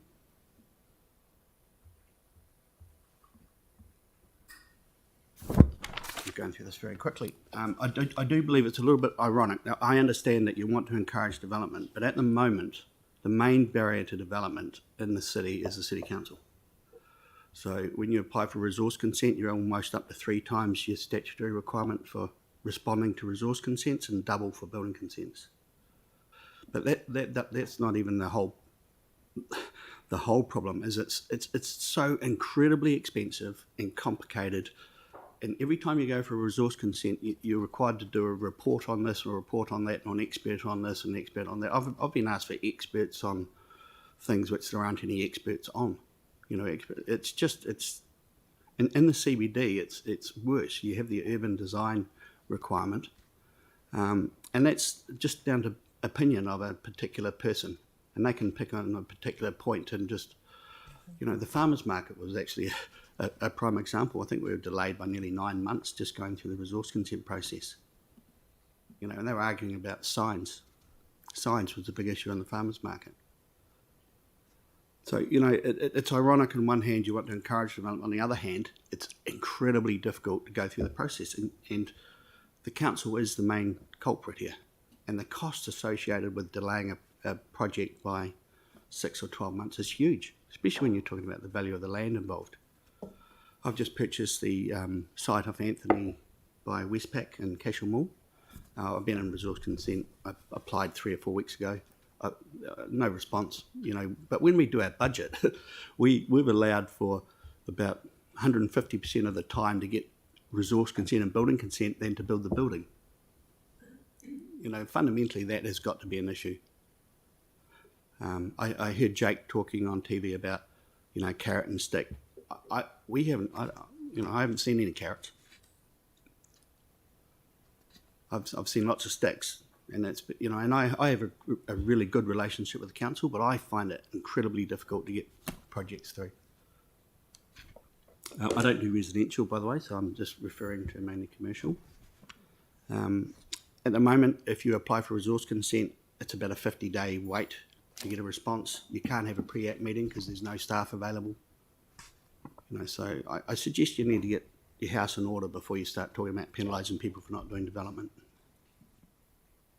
I've got all these things about all these difficult rules and And with this new process that's going through with the government trying to make it simpler for development and more intensification, you know, a 1,200 page document went out for consultation, making it more difficult. So, you know, there's a fundamental challenge, I think, that you've got in that within council itself, they consider themselves gatekeepers rather than enablers. I'm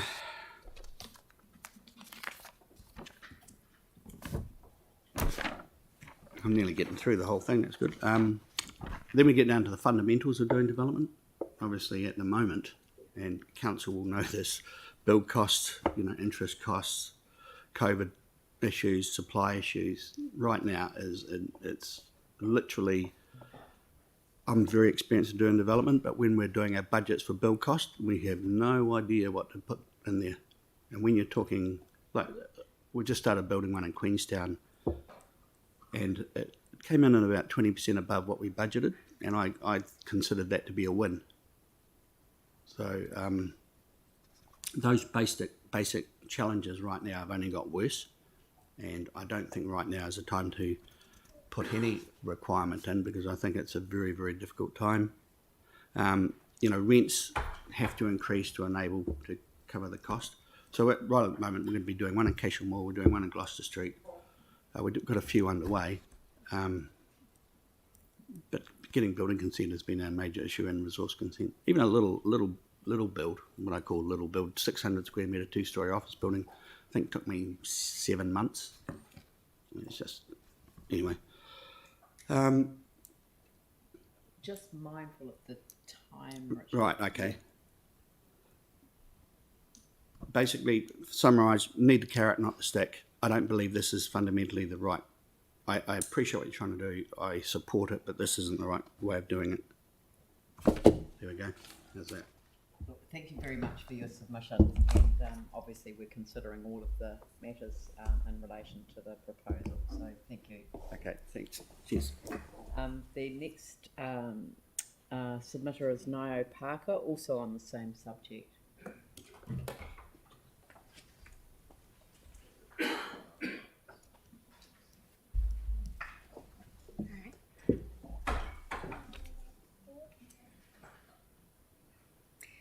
Good morning. By way of introduction, my family and I relocated to Christchurch August of last year.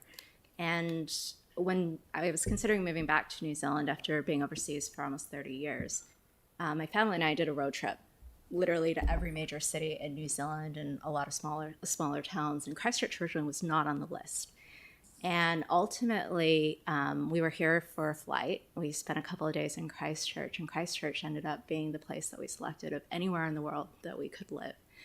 And part of what really attracted us to Christchurch was all of the development, all of the infrastructure that was going on downtown, and the fact that the city was in this interesting journey from a revitalization standpoint, and from a redefining what is a city, what is a community, and how do we effectively start with almost a blank slate in many respects. Since being here, it's been interesting because on one hand, we've seen quite a lot of development from the first time we were here, which was 2020, to now. But conversely, too, it's also more apparent a lot of the blight that this situation is creating. And effectively, I'm in this odd position. I'm an executive at a tech company in Australia. I hire a lot of people. I'm expanding my team. I would love to be able to expand my team in New Zealand and ideally bring jobs into Christchurch.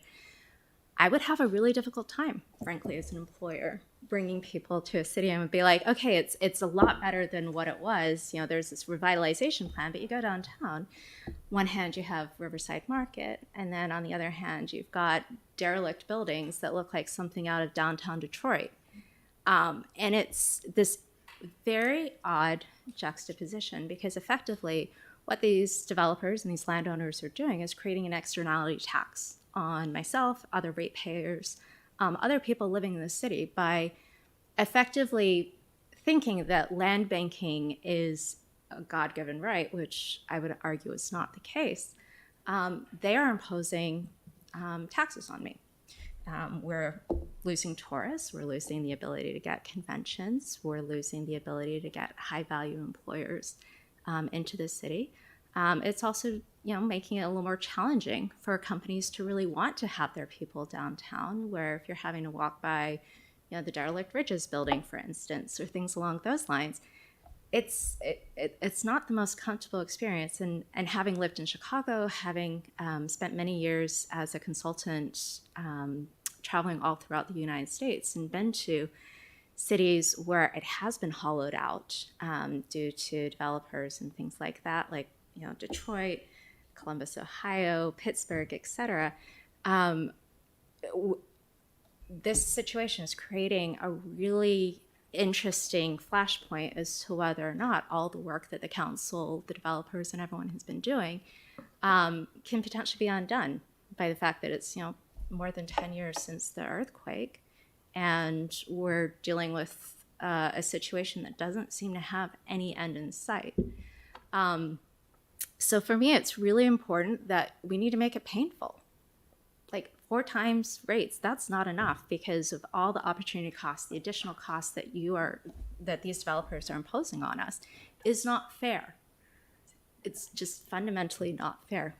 We have health and safety issues. You have homeless people moving into the buildings. You've got risk of further building collapse if and when there is another earthquake. There's also the risk of increased policing. There's also the decrease in property values for all the buildings associated in the surrounding areas. And that's impacting me as a ratepayer because I should be able to see that tax revenue to subsidize everything. And at the end of the day, my family and I are now potentially paying disproportionately higher. But that's across all of Christchurch in that respect. The other thing, too, is some of the developers definitely seem like they have plans and things are in motion. If there is an actual plan, if progress is being made, I do not have an issue with maintaining the rates for that. It's the individuals at this point where there is no concrete plan. There is no willingness to actually consider. And at this point, I'd almost strongly consider the council to consider eminent domain, because this is impeding the overall revitalization of this city. And it's fantastic. I'm trying to convince my siblings to move back to New Zealand, and I'd love them to come to Christchurch. I'd love my cousins to move down here because they're primarily up in Auckland and they don't like it. But it's a really, really hard sell for me when I take people downtown. And, on one hand, we have Nadia across the street, which is one of my favorite restaurants with my husband and I to go to on date nights. But then on the other hand, if, we're walking past, buildings that look like they should be in Grand Theft Auto, it's really hard. So that's my perspective. Thank you very much. I know that James has got his hand up, but we've come to the end of the time for questions. So thank you very much for your submission today.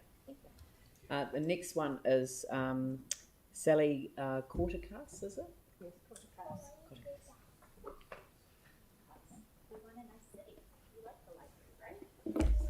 Thank you for the opportunity to speak. My name is Sally Corticas and I'm just a resident of Christchurch. Just put my glasses on.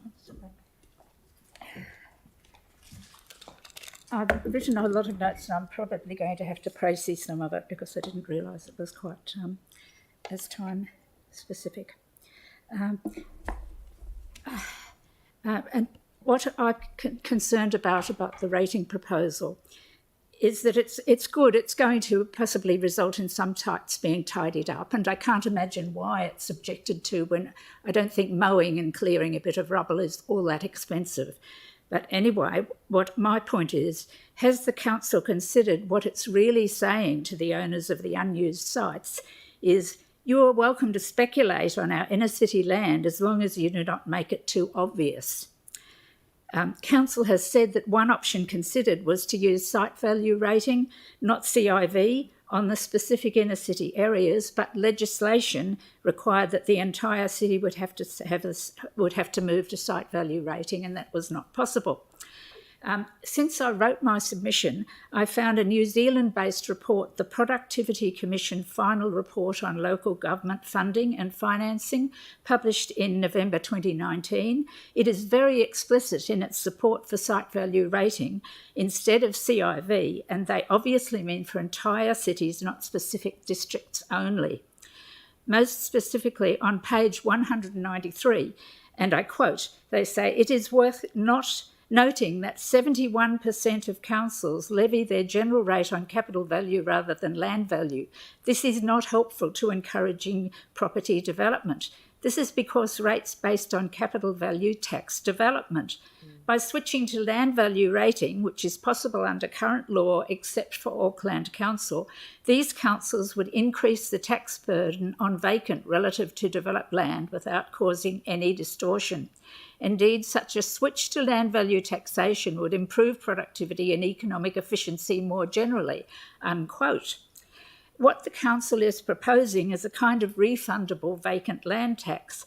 The same Productivity Commission recommended against implementation of a vacant land tax because a broad-based site value rating would have better results without unfair unintended consequences. Site value rating would also include the sites with derelict buildings, which are not included in the council's current proposal. I wanted to find measured empirical data on the outcomes of a change from CIV to site value rating, but I couldn't find anything that was New Zealand-based, so I resorted to the work I found from Prosper Australia in Victoria, Australia, and I linked the report to the submission and also another one. And the data in there indicate that the change encourages development. Like just from page 27 of the most recently linked report, it says a majority of almost all categories of property users except vacant land paid lower rates under the site value, including those with lowest property value on one set of figures for a range of properties. With that in mind, it is possible the majority of Christchurch ratepayers would actually prefer site value rating on the basis of what they would have to pay. CIV rating encourages holding land in a poorly used condition for capital gain. If the other central city landowners and council had all chosen not to use the land, the city would still be devastated in the central area and donut-shaped, with a hole in the middle. The land values of the centre and the entire city would be depressed. Instead, the council and many private landowners are developing a beautiful city and lifting the land values generally of the entire city. But the speculators get the capital gain due to the efforts of others and do not have to contribute as much in rates, while those that made the land value rise by developing their properties pay higher rates, and that's just not fair. And the same applies to the suburbs. I've lived in Queensland, where site value rating has been used since 1890. On my house at the Sunshine Coast, the rates were about $3,000 per year and would have been the same if the land had been vacant. There is no way I would hold a vacant site if it cost me $3,000 a year. But if the rate was much lower, it just might be a rational decision to land bank. Well-located land is a very good performing asset class, especially if you are wealthy enough not to need cash flow from the investment until it is sold. Do Christchurch suburbs have a lot of vacant land being held on that basis by people making rational investment decisions in the CIV rating environment? To what extent are the other ratepayers in the CIV system subsidising speculation in vacant land? What is the effect on urban sprawl and council infrastructure costs from pressure to build outlying subdivisions? How much is it contributing to unaffordable housing?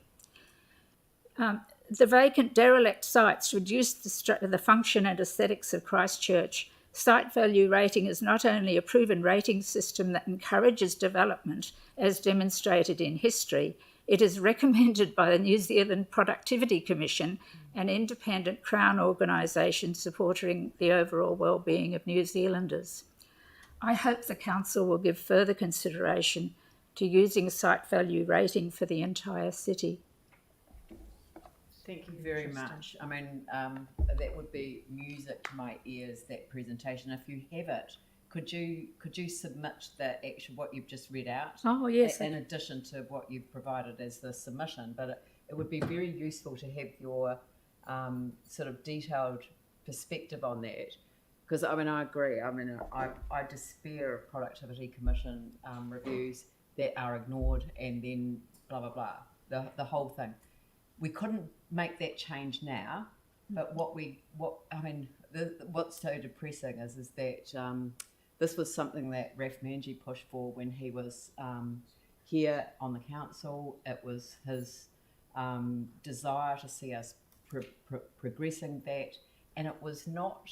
I mean, I guess timing's everything, just in terms of the work that has to go into what is a special consultative procedure with the public, which requires in-depth explanation and working through all of the issues, which is why your submission's so helpful, and then the implementation. So it does. There is a timing issue in terms of having the consultation, seeing what the general public see about it, but it requires a substantial education program as well to explain the benefits. So, but we could certainly be in a position to make a recommendation to the next council in terms of progressing that. And I think that Councillor Manji former Councillor Manji would be so excited to hear that.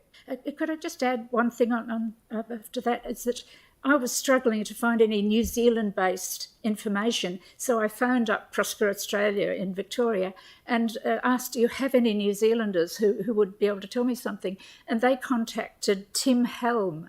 He's living in Wellington at the moment, and he's got an economics consultancy service. He's actually been in the past working for New Zealand Treasury and Victorian State Treasury, and he's got a PhD on land value tax and a master's degree in economics. And if you just Google for him, it comes up. Yeah. And he would be able to help, I'm sure. I've never met him. It's not a personal recommendation, but he was very helpful to me in sending me that productivity report. That's great. Thank you very much for a very detailed and helpful submission. Much appreciated. Thank you. Thank you. And the next is Equity Trust Pacific, and we have Ernest DeBarre.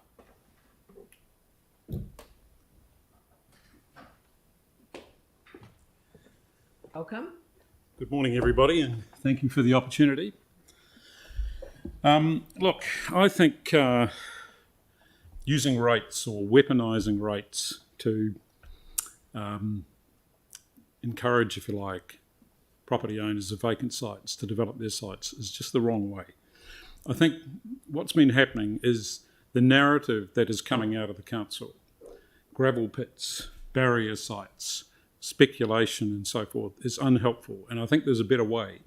I think really you've got to adopt more of an engaged, consultative and collegial approach, because let's roll this back. What are we trying to achieve? We want empty sites to be developed. So what do we want? We want a building on them. Okay, so what does that mean? From the council's perspective, it means the site is cleaned up. From the developer's perspective, he's building something which generates income. So if we go right back to the time before the earthquake, we had about 2,000 buildings in the city. We've demolished about 80% of those. So what we've built at the moment basically meets the needs we've got. We have approximately 150 acres of vacant sites through the city. That's 600,000 square metres of land. If we were to build on that at current construction rates, and I run a construction company as well as hotels both here, and we're the largest land developer in the far north of Queensland, it would cost about $2.4 billion to do one level. If we went 3 levels, there'd be about $8 billion. What's that going to do to the construction industry here? Moreover, the rental stream off that would be about $400 to $500 million. We don't have the tenants. There are no tenants. A lot of the sites that people are complaining about, their time is not right to develop those, and it may not be for the next several years. Why? Well, the whole world has changed, and Christchurch is no different.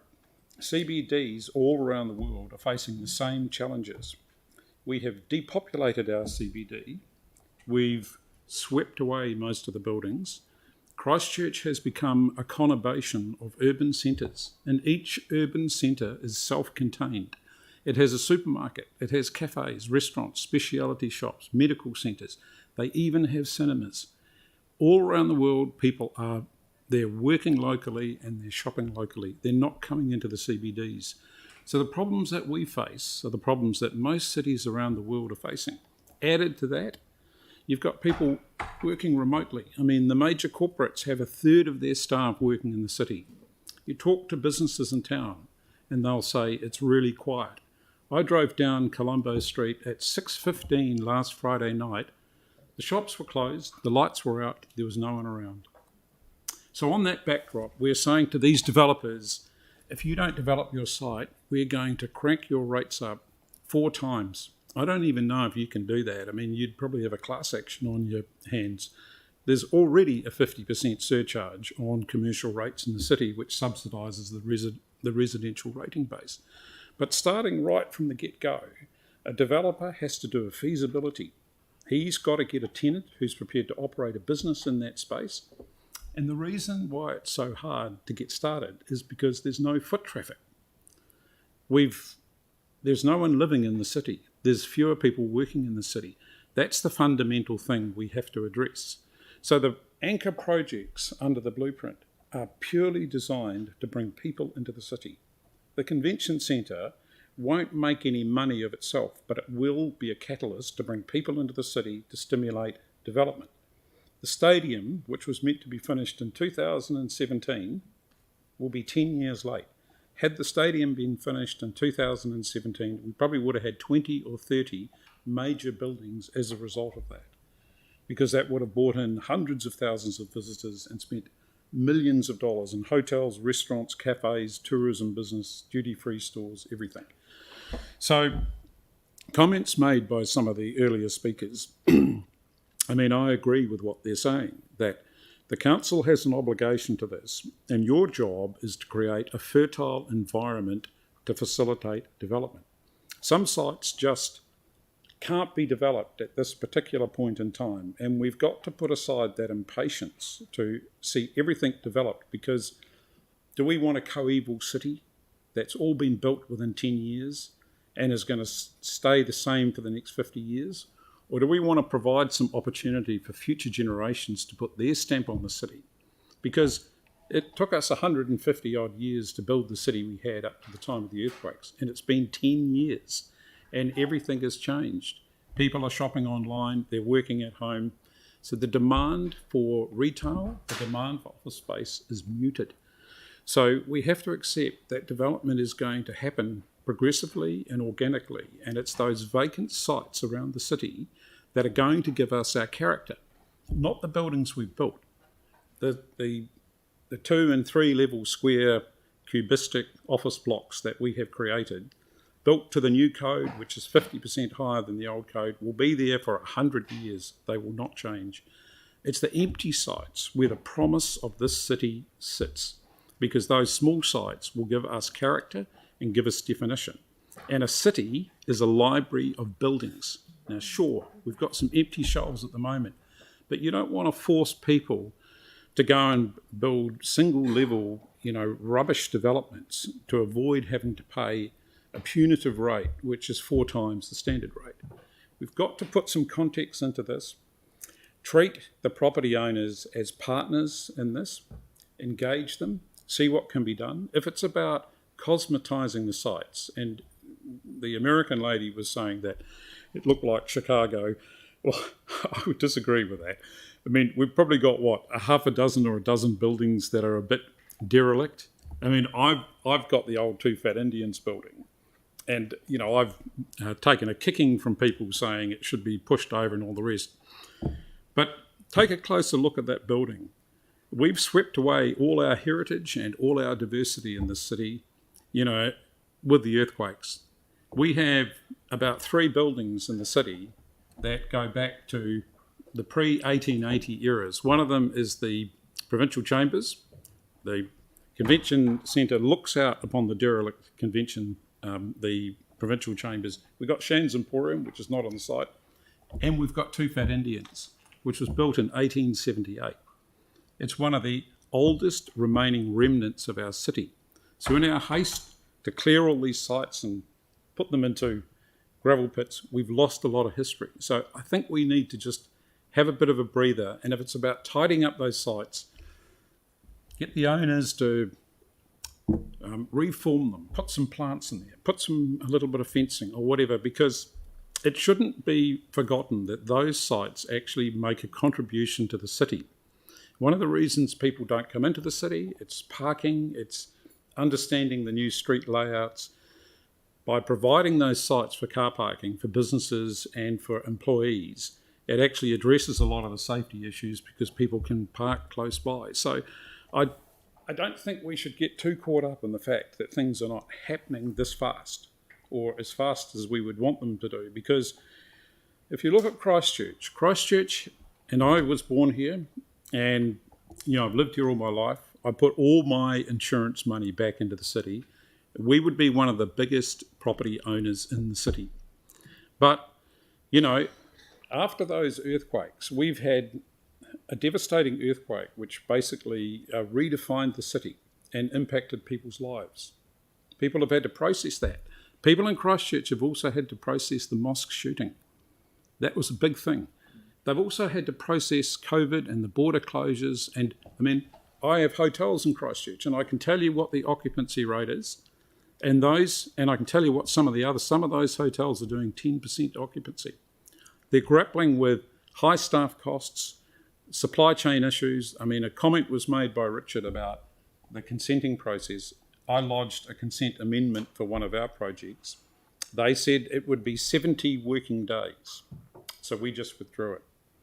So the barriers to moving the city forward are very much attitude and very much context. I think we need to give things a little bit of time because we are getting development and we want the right type of development and we want it to happen organically. We don't want it to be forced. We want a city that is interesting, that each generation puts its layer and patina over the city. We can't do that if we want the whole city built within 10 years because we're going to end up looking like Milton Keynes or Staines or Dresden. And we want enough left for the people who will come after us in 10 or 20 years. Because the old city, we had the same arguments. I can remember back in people saying we've got all these old buildings down Manchester Street that were full of strip clubs and brothels, and we had street workers and all this sort of thing. And now we're saying, well, we've got all these empty sites and we've got a few derelict buildings. Well, I don't think we should really get too caught up on that because there are bigger issues. We need to get that stadium finished. We need to get the convention centre going. We need to get the borders open. We need to create a business-friendly environment so people will come into the city because it's the businesses, then the development. You can't do a development unless you've got a business. Every development that is done has a tenant, and a tenant is running a business, and he needs foot traffic, and we don't have foot traffic in the city. Because if you develop one of those sites in Manchester Street, what are you going to put in there? You're going to put another coffee shop? And the problem is the pie in Christchurch is not getting bigger. When the Riverside Centre was developed, what did it do? It killed Entex. There's a $50 million development on Colombo Street opposite the bus interchange, and the whole retail food hall failed. We have buildings in the city that have never been tenanted from the day they have been built. Spark Building in Cathedral Square, Mayfair Building in Worcester Street, 299 Durham Street. The OPEX in Christchurch are $95 to $110 a square metre before you get to rent. Construction costs are $4,000 a square metre. The last shop I rented in Christchurch, in central Christchurch, get you to wind up. Okay, Yeah. was $200 a square metre. It just doesn't stack up. So you've got feasibilities, viabilities, construction costs, tenant demand. Those are the barriers to a developer, not whacking up the rates 400% and saying now they're going to develop. So I think we need a different approach, more engaged, tidy the sites up by all means. Yeah, they will get developed. That actually is the focus of the Yeah. the But not cranking them up 400%. Right. Anyway, that's all I want to say, and I'm happy to answer any questions at any stage. Thank you very much for making your time available. It's much appreciated. Thanks, Leanne. Thomas McNaughton is the next one.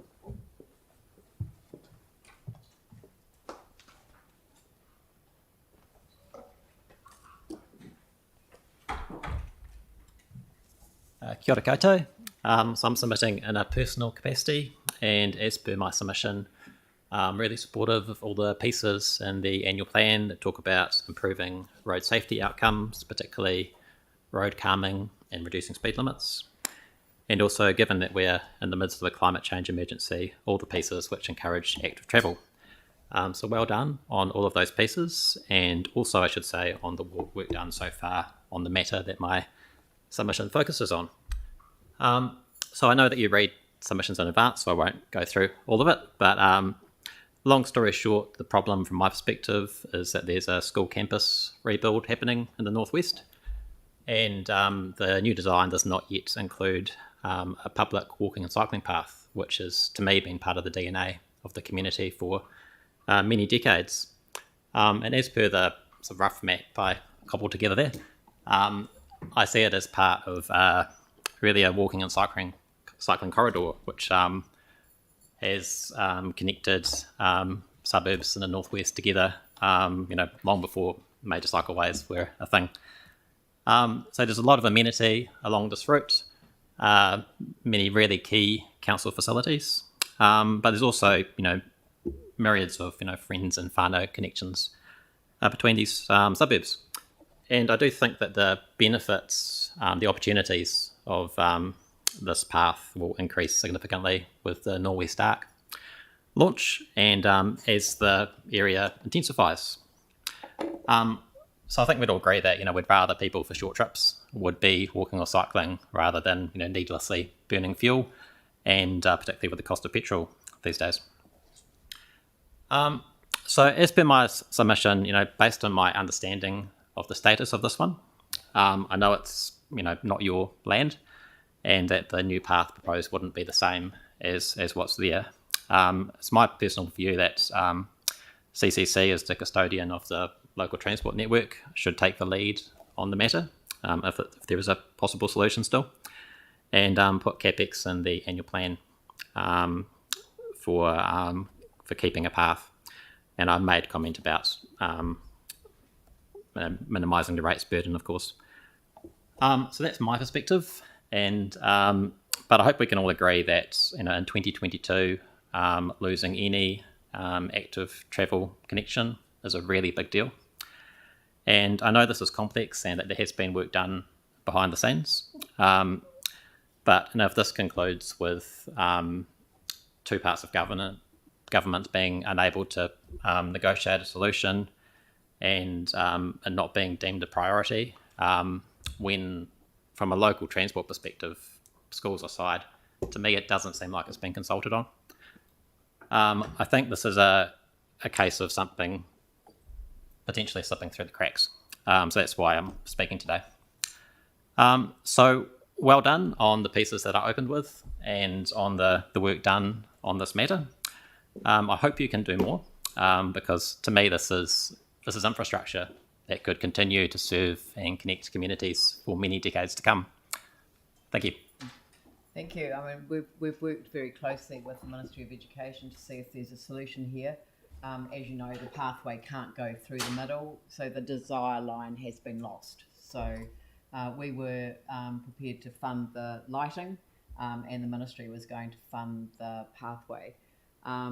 But when that wasn't an option to put it through where it was, or even in proximity, so the proposal that they came up with, which is why it's 1.3 million, was to divert it around the side of the school. So it no longer is a desire line, and there was a view that the community was not going to use it as frequently as the direct line was, and that there were going to be issues, obviously late at night, which is why lighting's so important. The council itself, though, does own the street network on the other side, and one of the things that staff are still looking at is whether it can circle the school on the other side without going into the ministry site. So the connection issue isn't lost as an issue, but the reality is that the going through the school really isn't an option. it won't produce sufficient. I don't know whether anyone from the community board particularly wants to comment on it, but that's my understanding of the situation. Cool, that's great to hear that there's another solution still being looked at. Yeah, but it is using the existing street network and looking at what can be done around the other side of the school. Yeah. Okay. Thank you very much. Next is Joanna Gould.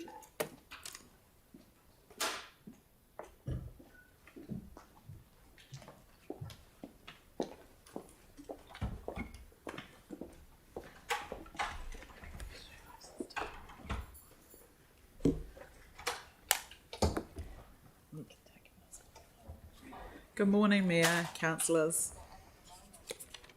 4 years ago, I presented my idea for the development of 10 Shirley Road. Today, the box on the right is still empty. There are no photos of a new community centre. Last year, the petition presented to council had over 1,200 signatures, a clear mandate from the residents that they want a new building on the site. We also submitted letters of support from our local MPs, and the Community Wellbeing Act for Social, Economic, Environmental and Cultural recognises the significant role that council play in lifting the wellbeing of their communities. These are some images of the Palms where the current Shirley Library is.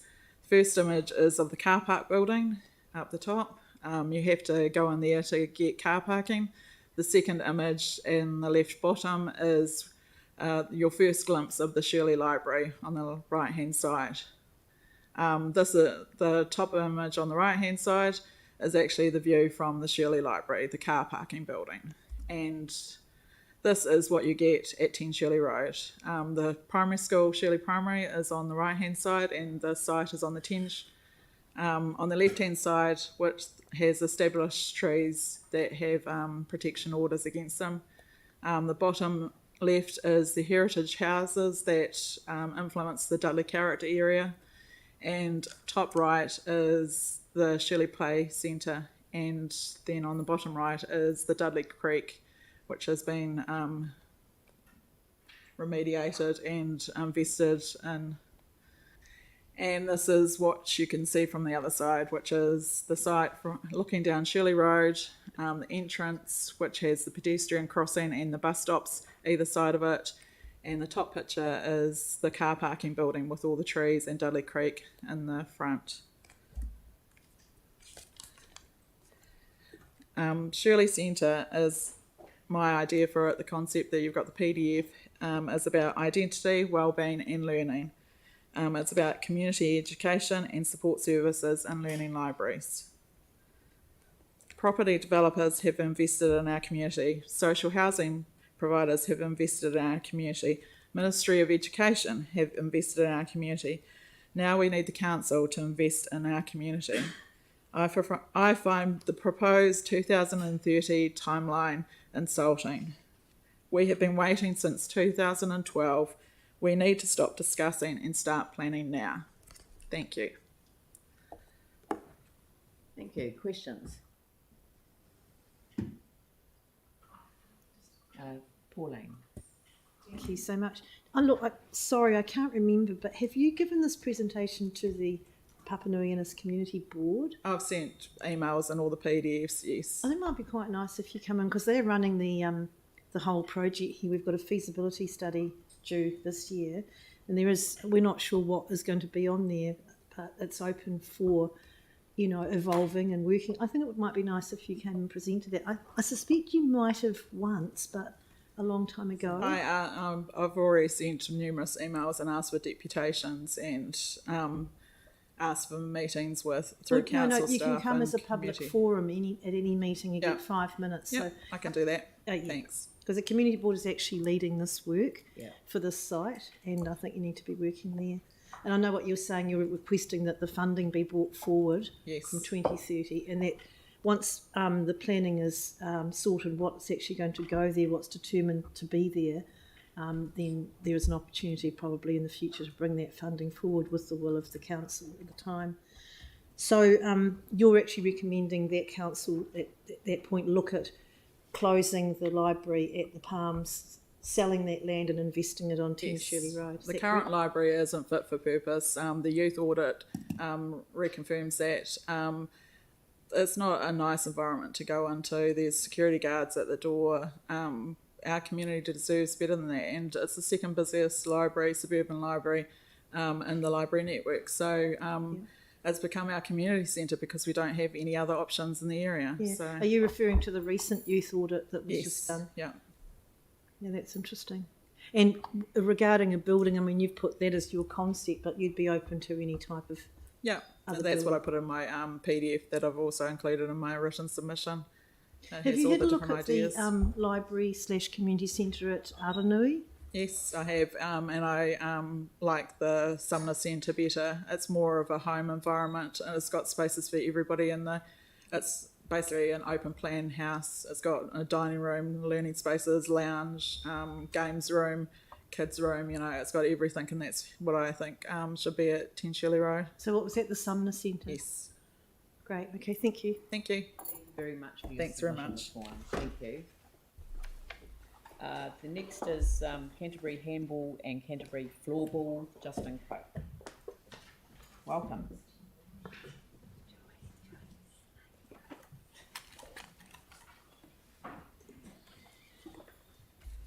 Kia ora koutou. My name's Justin Cope. I'm presenting a submission on behalf of Canterbury Handball Incorporated and Canterbury Floorball Incorporated.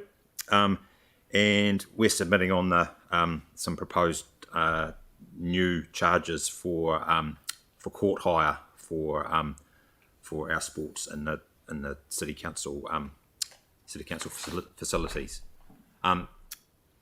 Before I start, I'd just like to acknowledge the city council and particularly city council staff for recognising and supporting minority sports such as ours by really bringing us into conversations about the future use of council facilities, and especially for the future use of Parakiori, which we're really excited about. Now, you may be asking, what is handball and what is floorball? And I can talk for hours, but I put simply, handball. You can think of handball as a sport like water polo, but we play it inside on a court. And floorball, if you think ice hockey, bought inside on a dry surface in a gym. So we're very much developing sports in Christchurch. We provide lots of playing opportunities for adult players and children as part of organised competitions, and we also offer our sports as part of school holiday programs and community sporting opportunities. And we're both experiencing considerable growth, particularly in the primary school and intermediate school spaces. So we're submitting against the new fees which are proposed for the hire of a handball and floorball court, which have been set, which are proposed to be $106 an hour for adults. Now, our two sports share a common court perimeter, court dimension, which is 40 metres long and 20 metres wide. Now that's quite a lot larger than court dimensions for other sports such as basketball or netball. For example, a basketball court's around 30 metres by 15 metres. So when we play inside, those generally, depending on the venue configuration, that requires a handball or a floorball court to span an area of at least two of those smaller courts. But we're really excited that the council's providing for three of these sized community courts at the new Parakiori facility, and also for another couple of sports that you may not have heard of, futsal and korfball as well. We share similar size courts. But we are concerned that setting the single court fee for a handball or floorball court is actually double the proposed fee for a basketball court, which is $53 an hour. And obviously this decision is the logic behind that decision is based on the fact that at Parakiori, the court configurations will have a handball and floorball court spanning 2 basketball courts. Now, it might seem, I guess, pragmatic that if you double the court space, you double the price, but we kind of see it as a little bit inequitable and potentially quite damaging to the growth and appeal of our sports. The number of players on our teams are essentially the same or similar to other sports like basketball, netball and volleyball. But the proposed charge, if it worked out, if you're working out as a cost per participant, is essentially doubled for our sports compared to the others, which we see as kind of a bit of a penalty for the unavoidable fact that that our sports require a little bit more space. By far the largest cost for our sports is court hire, and although we can subsidise that by fundraising and grant funding, that's not obviously always possible, or a little bit hard to get. And so generally those extra costs are going to be passed on to our players and participants. And as developing sports, we really need to try and keep the cost per participant as low as possible, because I think you'll agree that there's probably no better way to discourage new players from taking up or continuing a sport as that the costs being prohibitive. We've had many years of playing on quite small and unsuitable facilities. So the idea of being able to use a wonderful new facility like Parakiori, or perhaps the opportunities that Parakiori creates by freeing up spaces in other city council facilities, makes us really gave us quite a little bit of optimism about the future and being able to promote and grow our sports, particularly amongst our kids and our less active adults. But that optimism's been dampened a little bit by the thought of this potential significant increase in cost for court hire, which has been proposed in the draft annual plan. We think that the fees would likely rule out the regular use of facilities for our more weekly events, club trainings, and for schools competitions, as the costs might prove prohibitive. And having conversations with sports that share a similar concern, like korfball Canterbury. So our the change that we're seeking for the proposed annual plan for the court fees is that we just be equitable for our sports, and that the fees for the hire of a full-sized futsal, handball, korfball, floorball court be brought in line with a single basketball court of $53 an hour for adults. So thank you very much for your consideration. Thank you. Tim Scandra. So the courts are going to be built, and once they're in place, what is the operational OPEX with regards to your court to another court? So is there any difference with ongoing maintenance? No, it's the same. It's just the fact that it takes up a bigger space, and it will span 2 of the smaller courts. I understand that the things like goals are going to be provided as part of the facility, so it'll be part of the high cost as well. The basketball get the. Yeah, so there's no real difference. No, there's no difference at all. No.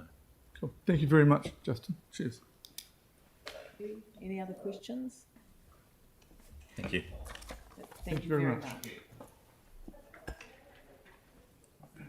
I'm just going to have to vacate the chair for a minute, so I'll ask Andrew to take over and invite our next submitter.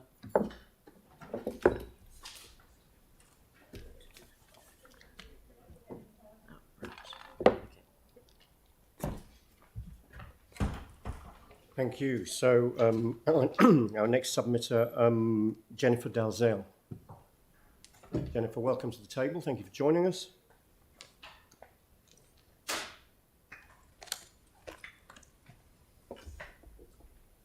Good morning. I'm here today to also talk about the Shirley Community Centre at 10 Shirley Road. In here, I've just got a bit of the history that it was the Shirley... The mic's gone off. Beg your pardon? Oh, no, we're back on. That's good. No, that's all right. There was just a problem with the sound, but we're good to go. Oh, Thank you. okay. It was a very popular community centre because it was on multiple bus routes and people came from all over Christchurch to go to classes there. It was demolished after the earthquakes in 2012. A lot of what I want to say Joanne's already covered, so I'll just kind of skip over it. That 10 years later the land's still empty and we've watched a lot of other suburbs in Christchurch get new facilities. New Brighton, Aranui, I mean, just about every suburb actually has had new facilities. And this and the closure of the local high schools has had a major effect on community morale. And we would like to have a new community hub at 10 Shirley Road. It's a very visible landmark at the beginning of that road, and leaving it empty is a constant reminder of what we have lost. In 2018, Tina Law wrote an article in the press titled Shirley, the Forgotten Suburb. We feel like we're still forgotten today. We presented our petition last year, and because the rebuild had actually dropped off the long-term plan and you put it back on, so thank you for that. And you also agreed to conduct a feasibility study. And where is that at a year later? I know you mentioned it, Pauline. Is that what Kelly Hansen's doing? All right, so we'll... That's a new one. Oh, okay, right. The recent youth report that was conducted in the Shirley area stated clearly that youth would like a structure on that site, providing a safe, relaxing space with free Wi-Fi and a dedicated seating area. They want a place that would facilitate activities such as sports clubs, social events, crafternoons, and include access to support services. Currently, there is nowhere else suitable in the area. They also felt that the Shirley Public Library was not a very welcoming space. It's very Spartan compared to other suburban libraries. And as Joe said, it's the second busiest suburban library in the city, but it doesn't have the space to provide the activities that other suburban libraries do.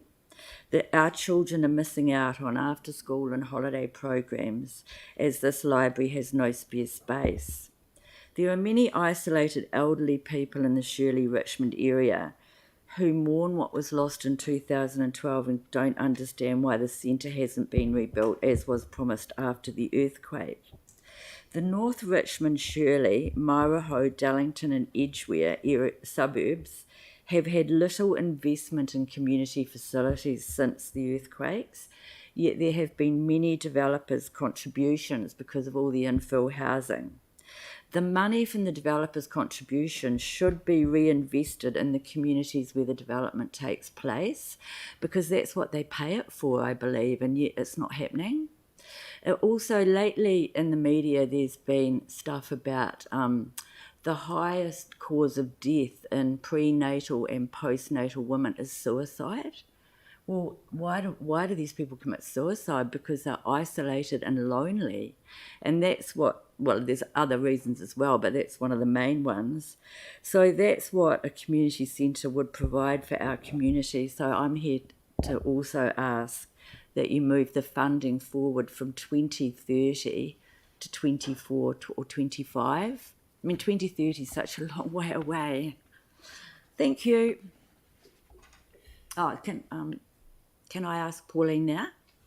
So, Pauline, have you got a quick update just on that? Yeah, the feasibility study. It's a different feasibility study. So the one that Sarah Wiley did was a couple of years ago. Oh, this is a new one. Oh, yeah, and is that what this lady Kelly Hansen is doing? Yes. So she's conducting the feasibility study. Yes, I'm pretty sure it's. So maybe we can get some information out to interested submitters on that, so that you've got the information. Yeah. Pauline, it might be good for you to put that through as a question if you wanted to, if you're happy to, so that you've got the up-to-date information. Yeah, because we weren't sure what was happening. And so what is she looking at the feasibility of exactly? All the right. Feasibility of what? Yeah, well, I think, are you meeting with her on site? Sorry? Are you having a site meeting with her? No, it's been postponed because someone's away or something. All right, maybe we can take this part offline. I'll talk to you. Yeah, okay. Yep. And I'm sure it can be resolved. But are there any questions from Are there any other councillors? questions? No questions. What you're asking for is very, very clear, and thank you for coming along and talking to us about it. Yeah, thank you very much. Thank you. Bye. So next we move to the Victoria Neighbourhood Association, Louise Edwards. Louise, good to see you. Thank you for joining us. Welcome to the table. And you've got 10 minutes for your submission. You can take the mask off if you want, entirely your choice. Kia ora, and good morning. Lovely to see you all. My name's Louise Edwards and I serve as Chair of the Victoria Neighbourhood Association, also known as the VNA. And I'd also like to introduce Murray Jamieson, who also is on our committee. Good morning. So I assume I can... Oh, I'm in control. Excellent. So the Victoria Neighbourhood Association was started 37 years ago. We're an inner city residents association and represent our 179 members who live in or own property within the streets bounded by Salisbury Street, Victoria Street, Bearley Ave and Colombo Street. We've recently made a submission around the vacant land differential rates and would like to speak to that to say that we support the differential rates. We agree that vacant land within the central city should attract higher rates to act as a disincentive for land banking. Higher rates should also encourage owners to act sooner or to sell to someone who will. In our small neighbourhood, there are 10 vacant sections, some quite large and with no consented development that we know of, which could be used for additional dwellings. If the council is serious about encouraging more people to live in the central city, this is a proactive step towards that goal. We also support increasing rates for derelict building. To us, this is another obvious step consistent with these other steps discussed. We believe unless derelict and damaged buildings are included in the same scheme, the council would be encouraging owners not to demolish such buildings, thereby sidestepping differential rates on vacant land. We urge the council to extend this to derelict damaged buildings within the residential central city zone as well. We support introducing rates remission for well-maintained land. We agree that in some cases this condition would be acceptable. However, we think there should be a specified time limit, that the proposed council discretion should include a high bar which must be achieved before the exemption is applied. And temporary consent should not include non-residential activities on residential land. I'll now hand over to Murray because we didn't want to lose this opportunity to get one of our main bugbears in as part of the submission. So I'll hand over to Murray to discuss that submission. Yes, thanks very much. Would you put the map of our... there we go. There's the VNA area, and you can see what a large area it is. And it's already been stated there's 179 odd members or people involved, and they are all very well involved in the community. So the additional submission support that I'm bringing in is the Central City Shuttle. You have these in front of you, do you? Yes, good. So our members were very disappointed as no mention of the shuttle was in the draft plan. We've consulted with all our membership and as well as others in the neighbourhood many times about the reintroduction of the shuttle. It was almost 100% support. In fact, even when consulting on different matters, the shuttle usually features as one of the top priorities. People living within the neighbourhood were regular users of the shuttle pre-earthquakes. It was an easy-to-use, effective way of getting into, around and out of the CBD without a car. Now, this is an important point now, isn't it? We're all looking at reducing submissions. This is a win-win way of encouraging more people to visit or live in the central city. Reducing submissions and telling everyone in Christchurch that the CBD is open for business. Reducing emissions now is obviously a high priority everywhere, let alone here in Christchurch. And this is an easy way to do it. On behalf of our members and other residents, we strongly urge the council to either work with ECAN to jointly bring back the shuttle or to finance it alone. I recently spoke at an ECAN meeting and brought up that the shuttle was an important part, and it's something you guys and ECAN could perhaps do together, and it's like a gift to the city. How could it be a loser? This is one that's going to reduce emissions and bring people back in. I have personal friends that moved out to Rangiora, to Rolleston, etc. after the earthquakes, but now they don't like the parking situation, but if there's a shuttle, they would come back in and use the central city. It's a magnificent vehicle to do.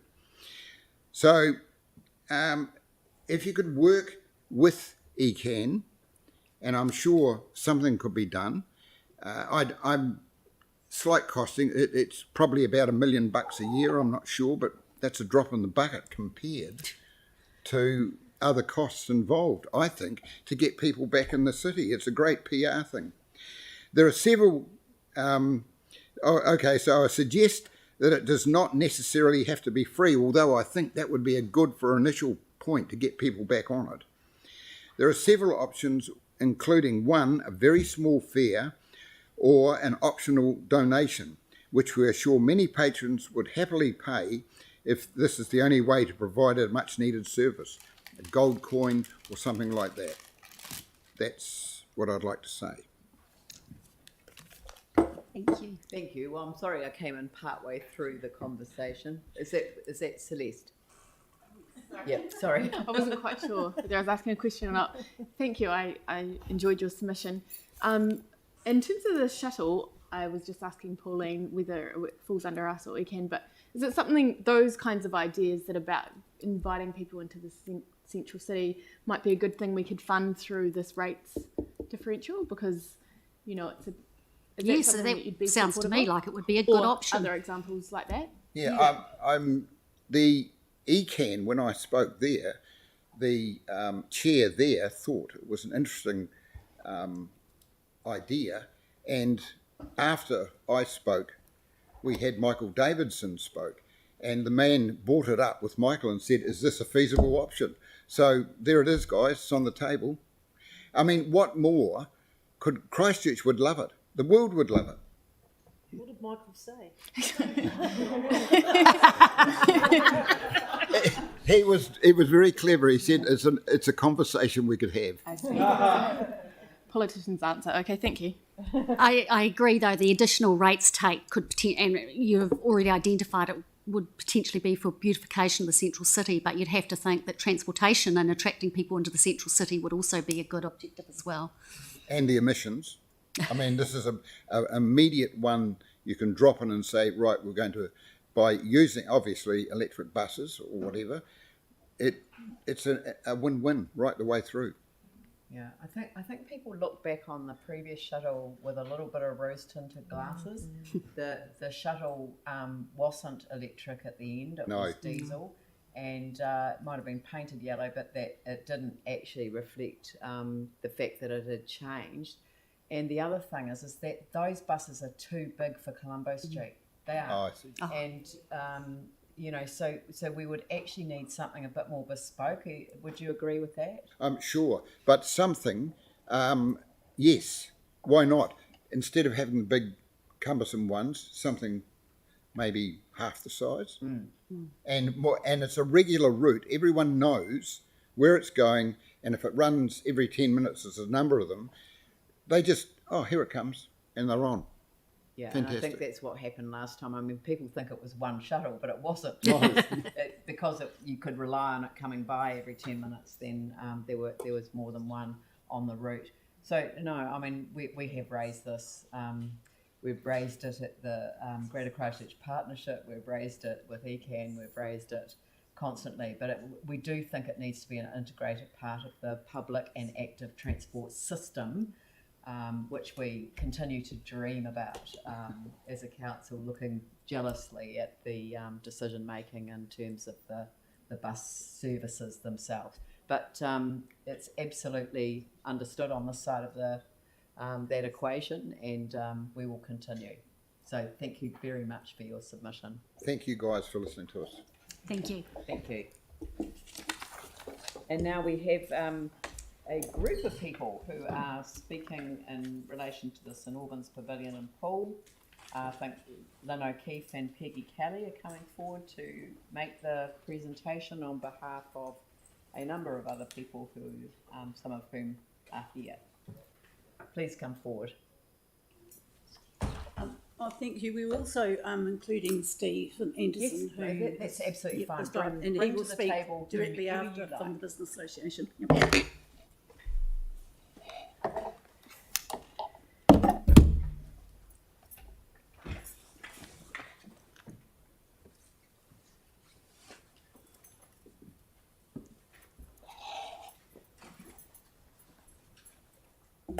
Shall we Get organised? document? And we can ask them through. Yeah.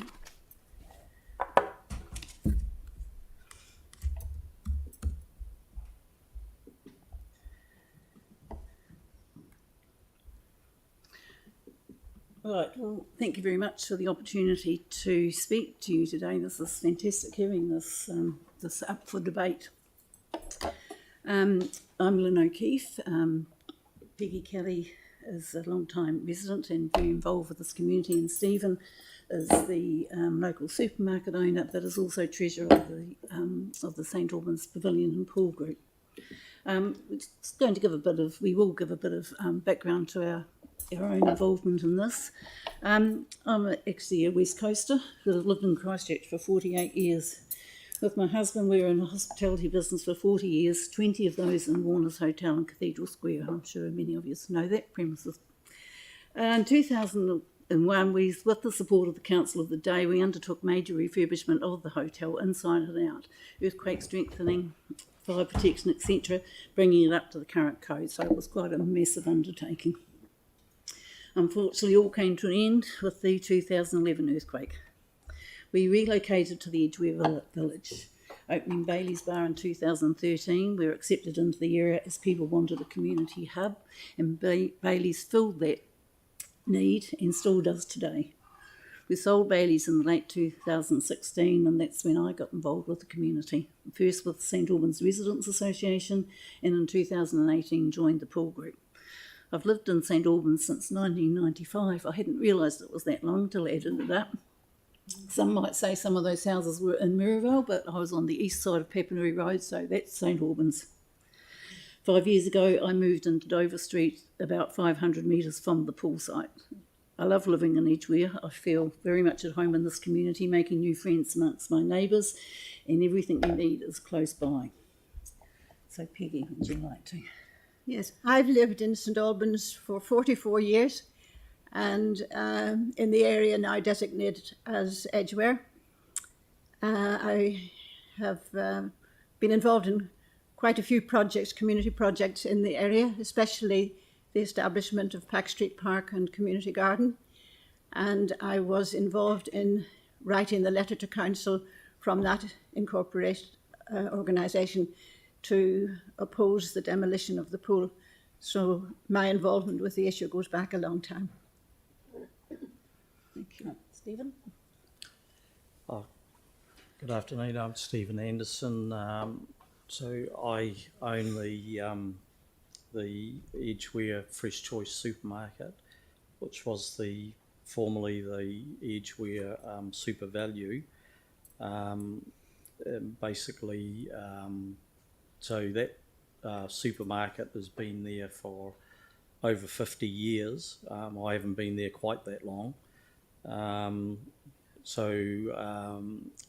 After I was there before the earthquake, and basically we had to rebuild the supermarket there, and as did a lot of the other businesses rebuild there. So I'm representing the Edgware Business Association, which most of the retailers belong to at Edgware. That group was formed after the earthquake. We got together and started to build up the retail area there, which was fairly heavily hit, as some of you will know, that was with the help of the council and their village project there. So we've worked together on that, and I'm sure we can work together on this, this fabulous pool project, which is going to be, very good for the community. And I'm sure council wants the communities to be looking after their own community, and I think you can. There's no better project than a pool which is, going to be a healthy outdoor environment, and looking at the COVID situation, what better facility could you build? Recently they opened the community centre in the St Albans Community Centre in Colombo Street, which has been really great for the community. It's brought a lot more people into St Albans, and it's helped the retailers. We all work together as a group, and it's been great. And a fabulous pool facility, outdoor pool facility, is really going to help the community a lot. It's just got so many positive benefits for the retailers as well as the community. It's not often you can have a win-win situation like this for all the local schools, which I think there's about 7 approximately, which currently have to bus their students to other areas, so they don't get much time at the actual swimming places where they could walk to the St Albans pool. There's just so many benefits, and thanks. Off all that. Yeah, thank you. Okay, well, I'll begin. Now, Stephen has said most of what I'm going to say, but I've spent hours writing this, so I'm going to do it. So I'm speaking on behalf of other submitters who have given up their speaking rights to allow us to speak as one voice, so that you're not having to hear the same message over and over many times. Firstly, we'd like to acknowledge the ongoing support of the Pepanui Innes Community Board, and also thank the hearings and committee support team who have received and collated our submissions and worked with us to get this here. I'm not going to dwell on the past, because I'm sure other submitters have done that. Our group's focus now is on the future, to have the Edgware Pool rebuilt and once again serve this community as it has done for 70 years.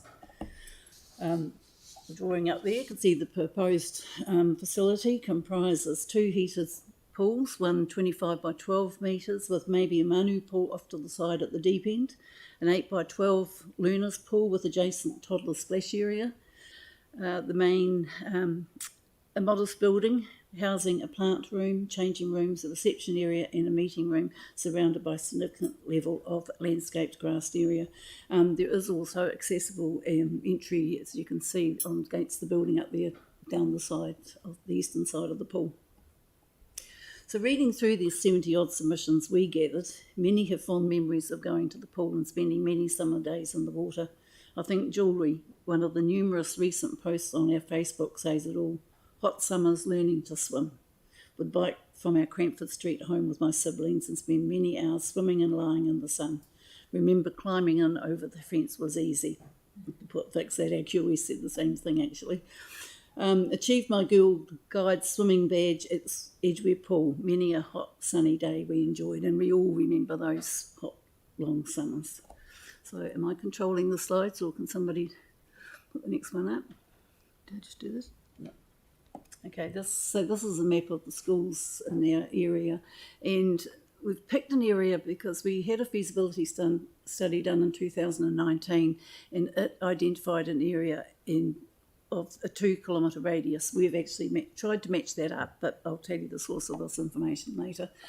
So we've identified schools with we've left St Margaret's on it, you can see down on this side here, but up the top, in the top right hand corner, is the Murray House School, which is the only one that still has its own pool. To quote New Zealand Water Safety, we believe community access to a pool is vitally important so children and adults can learn to swim the water safely and with confidence. Swimming has no age barrier. We want all our community to have the chance to learn swimming skills. There are 16 primary and secondary schools within the 2 kilometre radius of the pool site. This represents about 7,500 children. While a few schools have managed to hold on to their own swimming pools, not all are suitable for competitive swimming training, school sports days or competition. For example, the St Albans pool cannot be considered for community use, nor can it be utilised as a proper learn to swim as it is too shallow. And 5 days a year of swimming lessons that these schools now offer is not enough to equip our children with the skills they need. And as Stephen said, they're currently bussed outside the area, which takes up about 2 hours out of their day. The Edgware Pool would be an easy 4-minute walk from St Albans Primary. We have MOUs from St Albans School, St Albans Catholic, and expressions of interest from Paparoa Street School, Heaton and Seabrook Mackenzie. For example, Paparoa Street advised they currently send 20 classes to swimming per week, with an average of 20 children in each class. This would amount to around 400 attendances per week during the summer swimming period. This community pool will provide the opportunity for young people to learn life-saving skills. This then can lead them taking up life-saving as a community paid or volunteer service. Children have a huge opportunity to do team sports, but individual interests and abilities are not so widely promoted. Lots of kids who aren't sporty in the accepted terms of find joy and achievement in the water.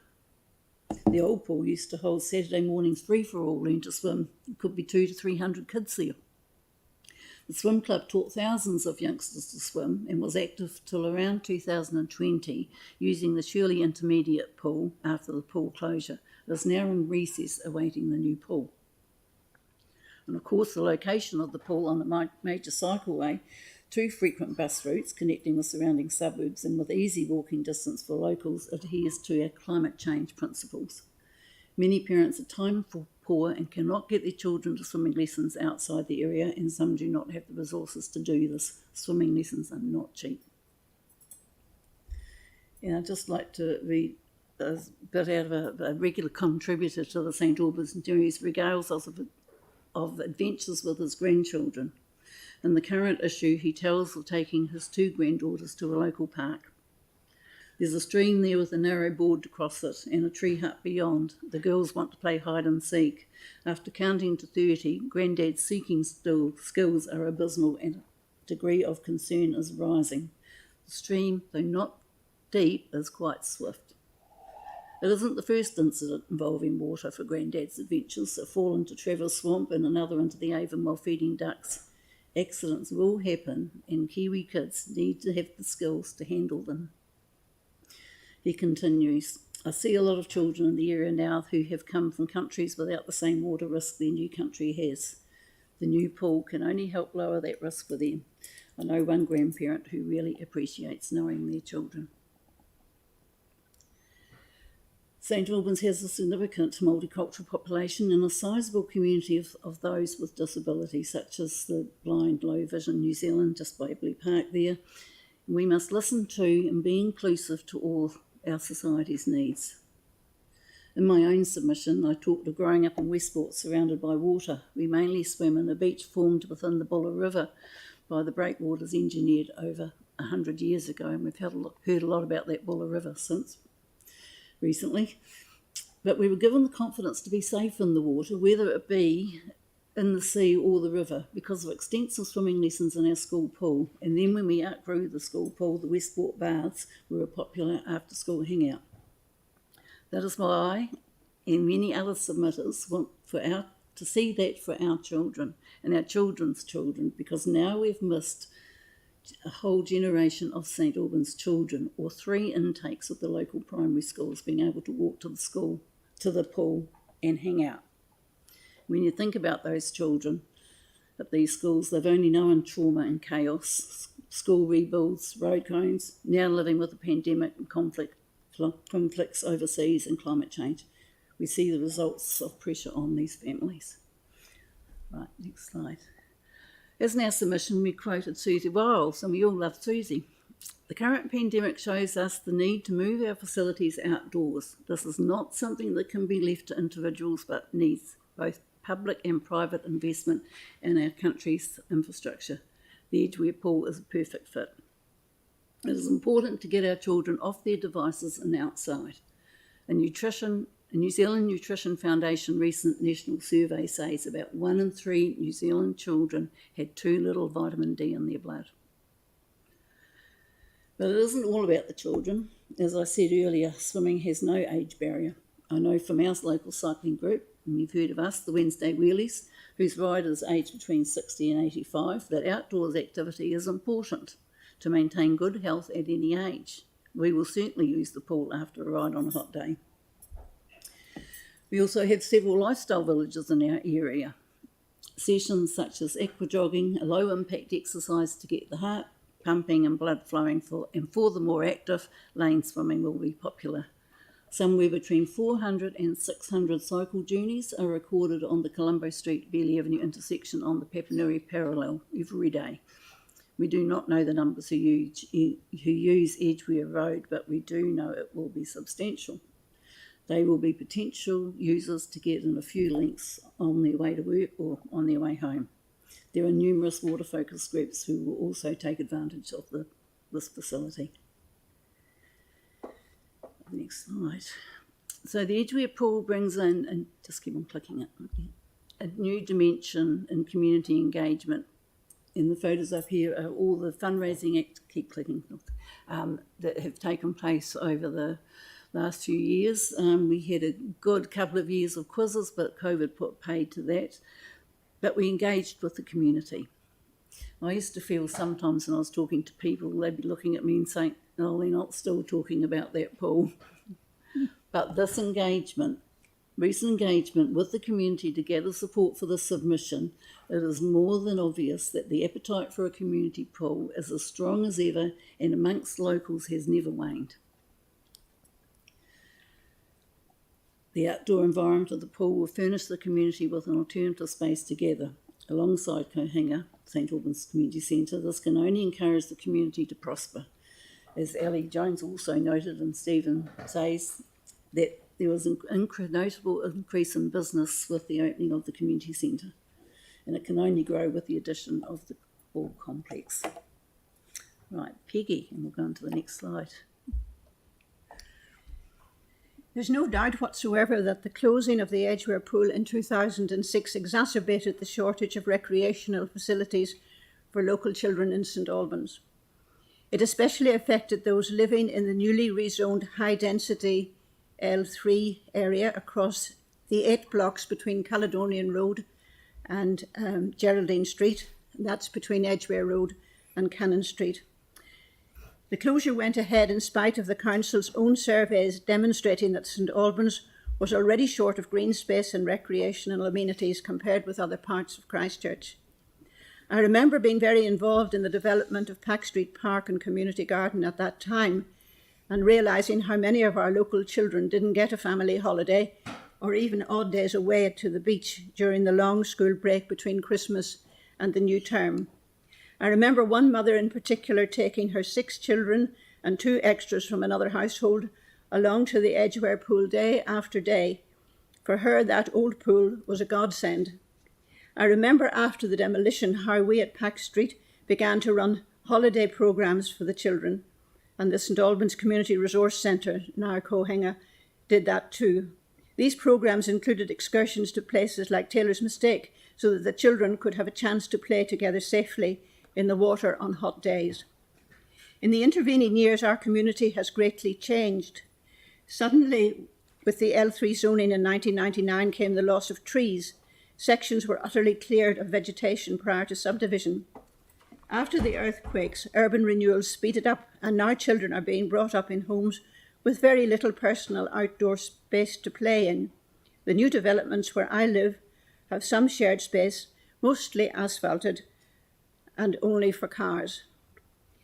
Even the little piece of Crown-owned woodland where the children used to play on the old Orion site was clear-felled for housing.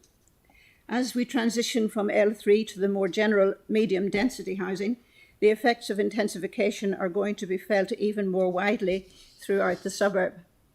So the prospect of getting our pool back and its shady green gardens too is absolutely thrilling. Its setting is perfect. Access by bicycle and by walking is now enhanced by the cycleway and the extra traffic lights. They make the busy intersections safer along the roads. The pool's location, tucked in behind the municipal water facility, is a great use of precious space. Its location is perfect. It puts the pool back at the very heart of its community. Those of us who have decided to support the project through our bequests fully realise that our good intentions are not going to get a facility built now for this generation of children, or for ourselves. We need some ready money to get cracking. Working together, it'll be a win-win for the council and community. That's how I see it. Thank you, Peggy. So the slide that's up there now, all those housing developments are all within about 500 metres of the pool site. So I'm just going to now go on to the increase in population. So the next slide, thanks. You couldn't go on, would I? Here we go. So we all know of the rapid growth in St Albans and surrounding suburbs. This map shows where RSL, during their feasibility study, set out the 2 kilometre radius. In 2019, when they did that report, they reported the projected population growth in that area of 7.6% from 2013 to 2043. So that's an increase from 39,180 to 42,140. Click it again there, Peggy. This map here is used by a company that we've used to distribute the St Albans News. So I've tried to roughly pick out the area, but it's pickily because they work in blocks. That map there gives us a total of 19,802 households. So if you multiply that by 2.5, that's 49,505 possible residents. So that's a long way out from the projections that, and I think came from Stats New Zealand. So we know that Edgware, St Albans West, St Albans East and Linwood have the most households per hectare in Christchurch.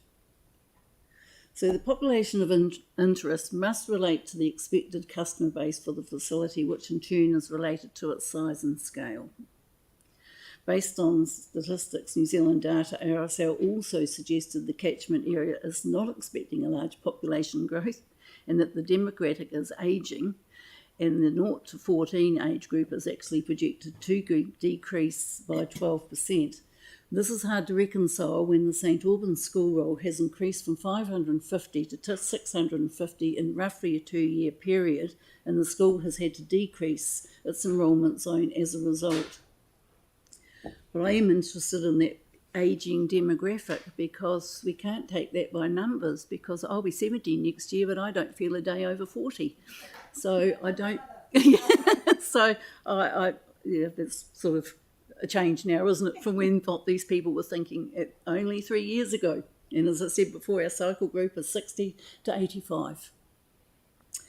So as we concluded in our submission that you all have read, it is Before I go back, we had also circulated a letter yesterday that Peggy had written in 2006. It's very interesting reading. You must read it because what she wrote then is what we're talking about today.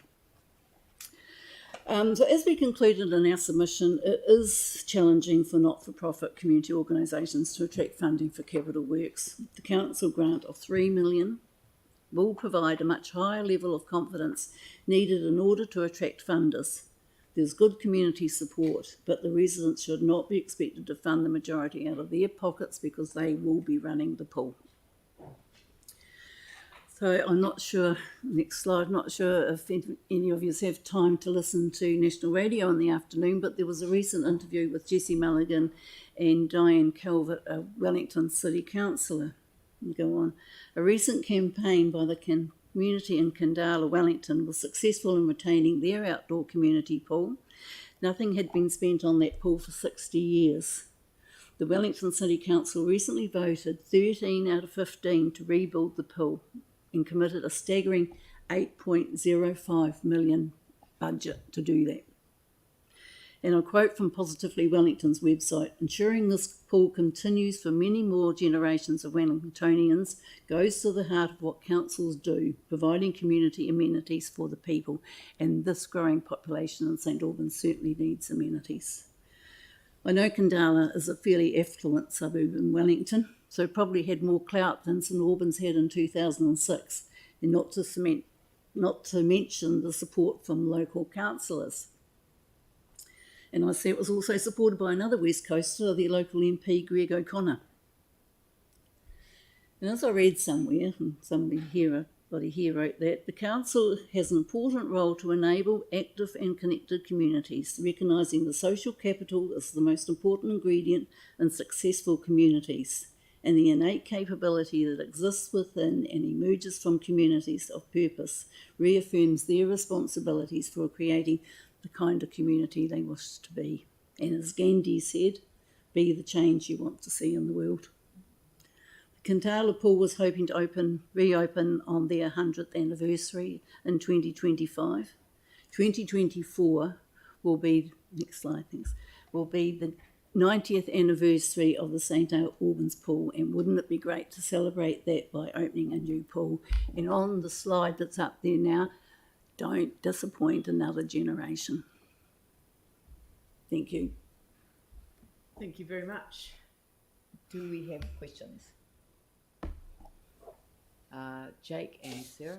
Oh, just if there was time, how do I get my hands on one of those tie-dye T-shirts? Is that something that can be we arranged? can get you in. We know where to find you. Thank you. They're fantastic. I think there'll be a fee involved because you wouldn't want to give a councillor anything. No, we will not be giving councillor anything. As long as no, it's not they are $3 for million. sale, Jake. Yeah, and I think an extra fee on top of that would be appropriate.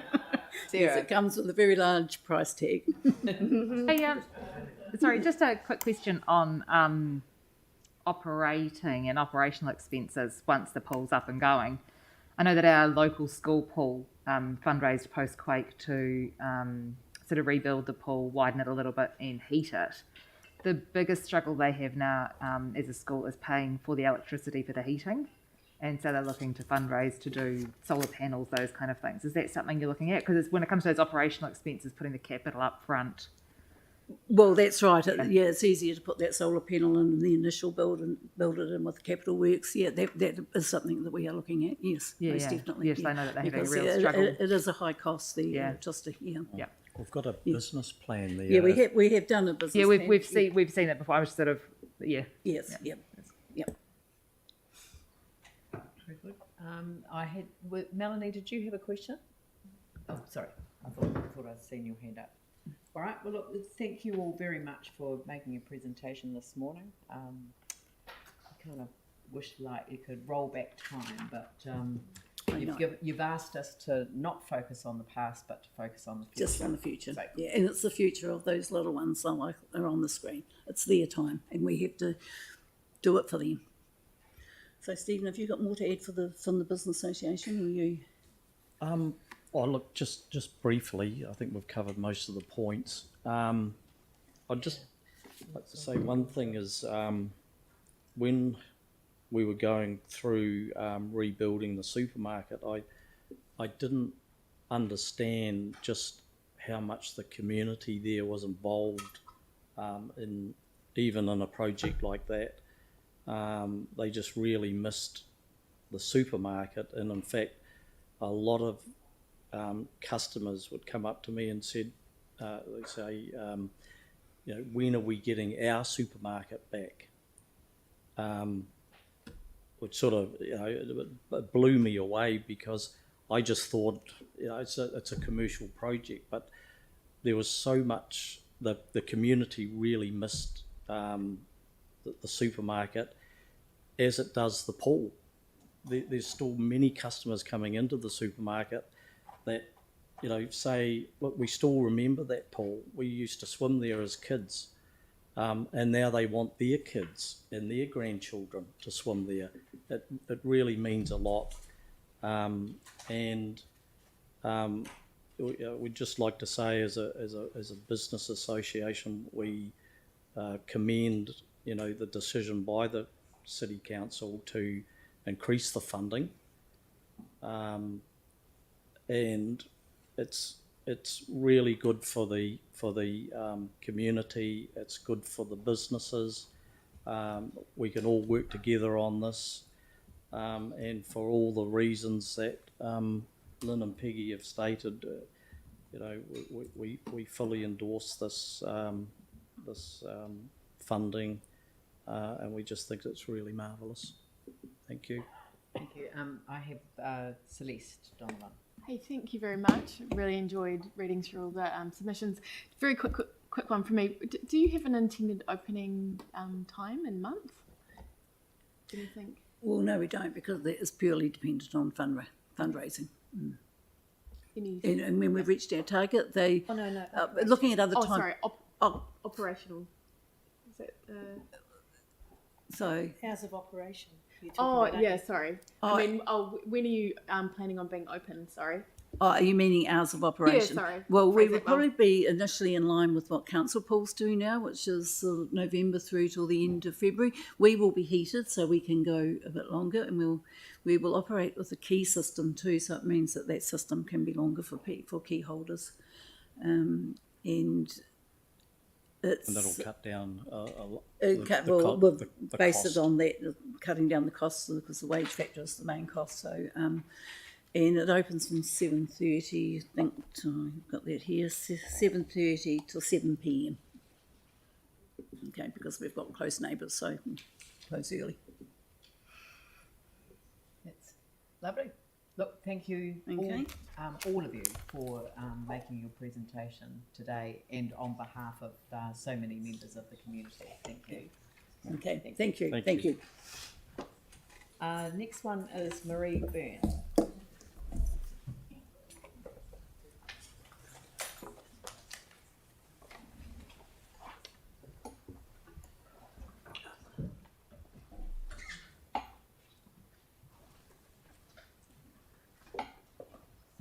Welcome.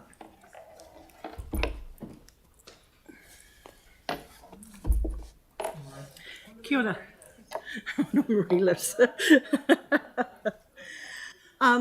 Kia ora, my name's Marie Byrne, and I'm coming to you today as a resident and homeowner in Phillipstown to talk to you about road and traffic safety in Phillipstown, and something that's very dear to my heart, and you'll see why a bit later.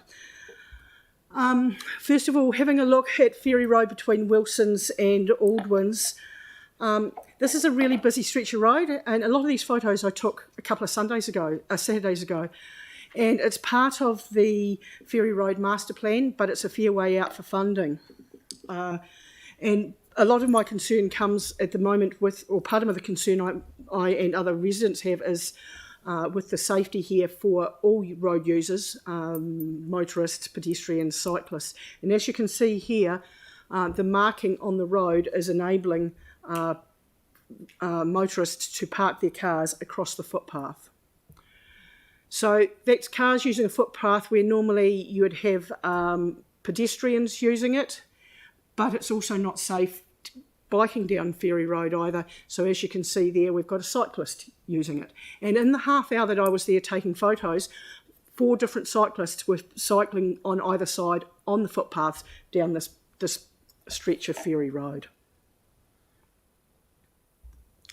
So what's also happening, of course, with more cars parking across the footpaths is the curbing and channeling is breaking away. So you can see there, and this is just only a couple of small examples of it. So I don't believe that the footpaths and the curbing and channeling were designed for that sort of wear and tear. So the maintenance costs would be a lot higher. So not only is it breaking up the curbing and channeling, but my question is also what's it doing to the stormwater system? So cars are parked further across onto the footpath, and the discharge of oil and other things into this, what's happening to the stormwater system. The condition of the roads as people are trying to cross makes it really difficult, and there's a lot of businesses on either side with pedestrians trying to cross. And what I'd like to see, if it's possible at any stage, to put in some pedestrian safety measures. On the left there with the photo with the blue circle is the only pedestrian refuge across Ferry Road there. But there's no, the yellow handle signal things there that you see on Colombo Street there that signify that that's a pedestrian crossing or anything like that. So it's really unsafe for pedestrians. I'm not going to say that there's a risk of pedestrians being hurt because it's already happened. We've had an elderly pedestrian killed on the stretch of road trying to cross the road. We've had kids knocked off their bikes. So it's not a might, it's already happened. And it's not just with pedestrians that there are the risks. Vehicles, what they're doing, because heading into town from Bordesley Street, there are 4 consecutive intersections where you cannot make a right-hand turn into Phillipstown. So motorists aren't patient. They just either cut across the wrong side of the road, cut all across the median, or do a U-turn into traffic. And I've seen all 3 happen. Would also like to see the side streets considered for slow neighbourhood program, particularly Olivia's. As you can see here, there's a lot of traffic, a lot of cars that are on either side, and so the cars are travelling down the middle. Why there's a lot of cars is because you've got an increased housing developments that are happening in the area, and where you have got a more than 2-car household, they're parking out onto the streets. And also with the developments, you've got a trades presence. And this truck here is actually a tradie, and you probably can't see it, but the tradies are sitting having a smoko break on the flat deck on the roadside. It's parked on the wrong side of the road, but also the truck doors open, and there was a narrow miss of an accident as a car came zooming around the corner, which is just to the left there of English Street, which is a side street. It's increased. We've also got a business down there. So Butler Marine, they park their boats on the street. Driver behaviour, it's also being used as a rat run. So where we've got the congestion heading down Ferry Road, particularly towards Sumner, impatient motorists are deciding they'll try and turn off and go down the side streets, and they will do it at speed. Also, cyclists, most cyclists will not cycle down Olivia's Matheson's. They will cycle down the footpaths. I've spoken to a lot of parents who said they will not let their kids bike down the streets. And the issue that compounds with the cyclists cycling on the footpath, if you're a motorist exiting your property and you don't see them, there's another accident waiting to happen. So the result, on the left, accident. That's actually my car 3 weeks ago. As I was driving down the street, down Olivia's Road, making a right-hand turn into a side street, a car decided that it was going to overtake me on the wrong side, and instead of me turning into the street, I turned into the car. Luckily, I wasn't seriously hurt. My car was, but I wasn't. The next picture is not so fortunate. That is the aftermath of the elderly resident that was killed on Ferry Road. So really would like your help. I'm not saying please put money, right now to find money right now. But if there is any opportunities for any projects that maybe don't happen, please prioritise Phillipstown. Think about prioritising Phillipstown. Slow neighbourhoods programs, any other programs like that. If there's the opportunity to prioritise Phillipstown, I'm asking you please to do that. Thank you. Sorry, I was a wee bit over time. No, the timing's fine. We've heard people describe the situation at a number of submissions that we've had so far, but you're ending with a very graphic image of the reality. And it is the reality. Yeah, and I don't feel safe every time I go out and drive down my street, and I should be able to feel safe going out and driving down my street. Yeah. All right, no, it was a superb presentation. Thank you very much. And Thank you for going to all of that trouble. It's appreciated. Thank you very much. Thank you. And the last one before the break is Jason Sumner Limited, Nectar Limited and Regent Limited, Philip Carter. Thank you. Welcome. Thank you, Leanne and councillors. So we are appearing on the issue of the vacant differential rate category charge that is proposed. We are appearing to say we don't support it at all. And the reasons we don't support it threefold particularly. The first is it disadvantages somebody who's trying to do a development on their site at the moment. So if somebody is in the process of a resource consent like we are for the Regent building, it just takes a lot of effort, a lot of money to get a resource consent in, that isn't carved out. So on that ground alone, we think that is wrong.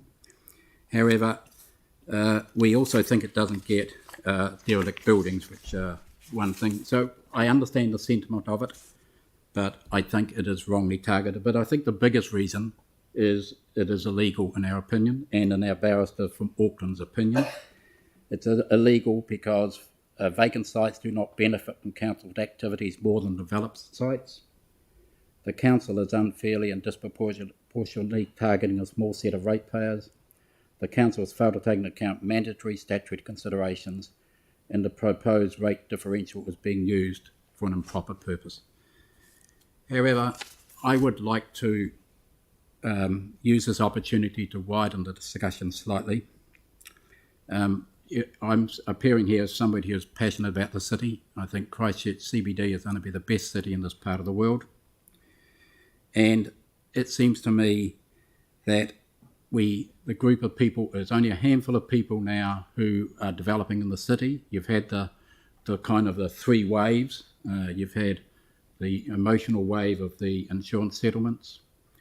You've started to have or nearly finished the wave of the government projects, which were late, and you've had the residential wave. I'm not sure where the next wave comes, but you've got a group of people who are passionate about the city, and it seems like a you and us situation.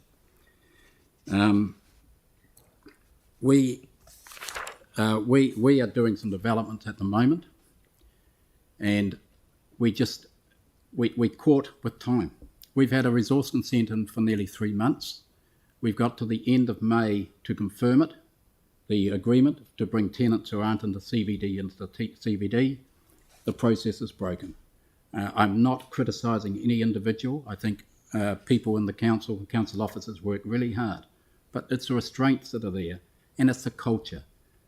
So we've got that problem. For development, people need certainty.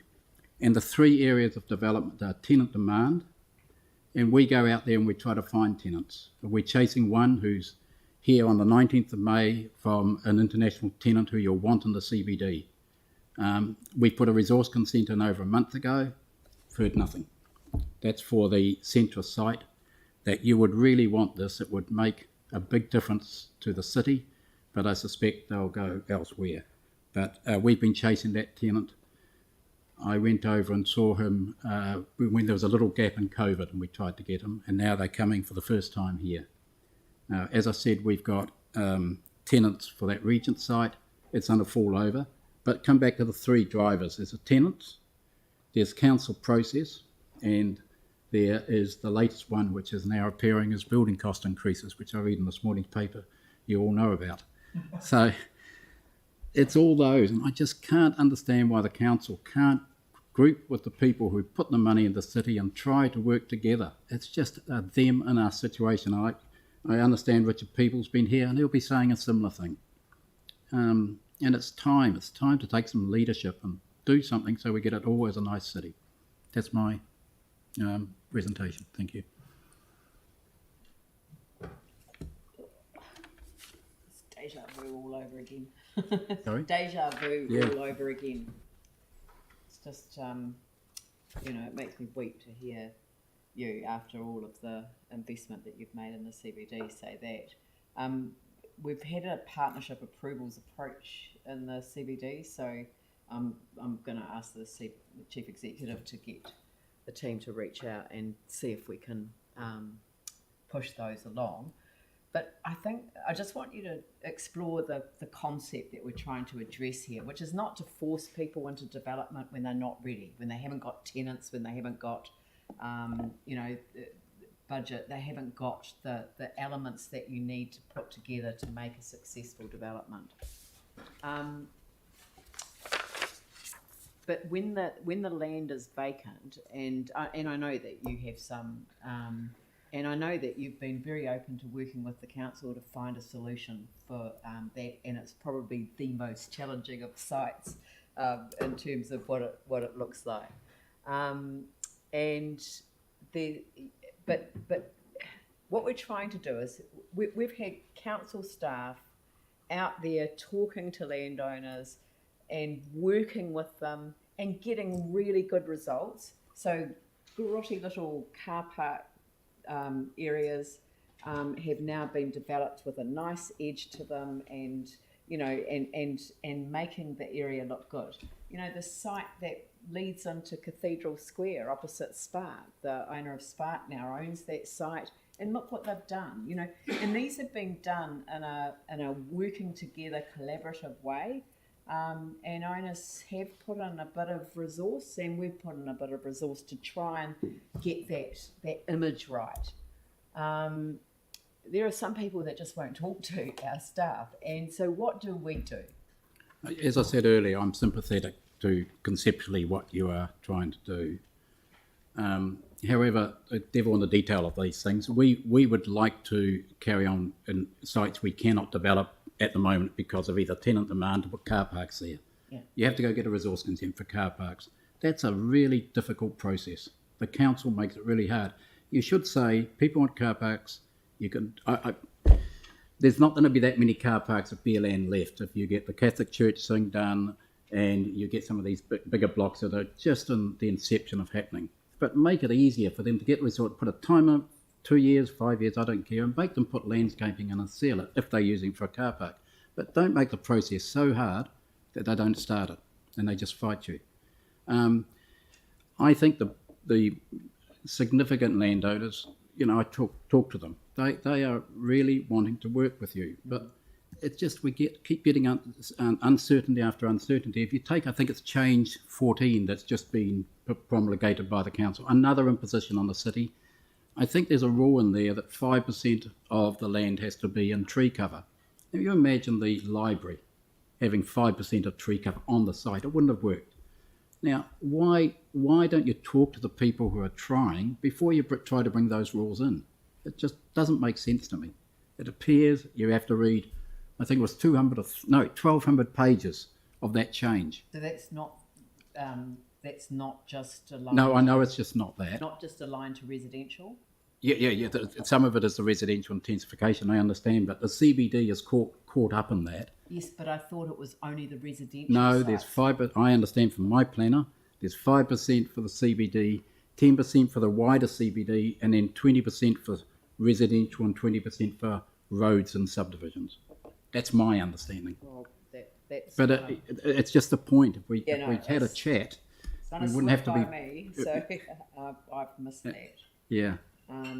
The issue is around tree canopy, but in terms of commercial sites and the public realm in the CBD, that's a completely different issue. So I just think we need to just review that. Have a look at that. But we're going through a process. We're asking people for feedback. So please offer the feedback. We are, because when we haven't notified yet, this is pre-notification. Can I just make one other comment? I am sympathetic. The rate process is the wrong way. Right. It is illegal, and in my opinion, it's not the right. The Rating Act doesn't allow it. But the people will cooperate if you just try to give them some certainty. And we will anyway. Right. You know, I know, and the thing is that I know because we're talking to you, and we had Richard Peebles before, that you are willing to work with our team to make these things happen. It's completely different for others. Jake. I think you kind of answered my question just in that last comment anyway, but I guess from what I'm hearing from you, you're saying, look, we don't mind if you want to work with the development community to tidy up some of these sites in the interim until the economic developments stack up to actually I want you to work realise with them, and properly. I'd welcome it. I mean, we'd sit down and just try to find a way, and you have some really good council guys who try. Good. And I mean, in this proposal, there is the provision here for active and consented use. So presumably, you know, your development at the Regent development, and many others that are on that pathway, they're active, either in the consents process or about to be, wouldn't have a problem here. That's not how I've read it anyway. It's not in the Right. It's so perhaps we need to clarify. But anyway, I still think it's illegal. But that's not how I read yeah, that. I understand that's good the legal point. because The fundamental line in the sand that you're drawing. I So, guess, but aside from the legality aspect, if, you know, in principle, would you be more supportive if you knew that actually anyone that was in that process of either about to go through that consent process in the next couple of years or had genuine intentions to do so would be exempt? and also people that invested in the beautification, for want of a better word, so that they make the site an acceptable site for Would that the community. soften your view? yes, but I still think you've got a fundamental issue with the legality. But be that as it may, of course it softens it because people are trying to get developments, and you have to do a process. You have to go find tenants. You have to do it concurrently with resource consent, and you need to work them together. So you know people are actively trying. Totally get the frustration in terms of the resource consent and stuff as well. That's Yep. All right. Well, look, thank you very much for making your submission today. We really appreciate the fact that you've done so, and please, I urge you to offer some feedback on the pre-notification on the district plan change as well. Yeah. That will be very helpful to staff when they advise us next. Thank you. Thank you. All right, we are now up to an adjournment and 2 minutes, no, 1 minute ahead of schedule. There you go. So we will reconvene at 2 p.m. Thank you very much.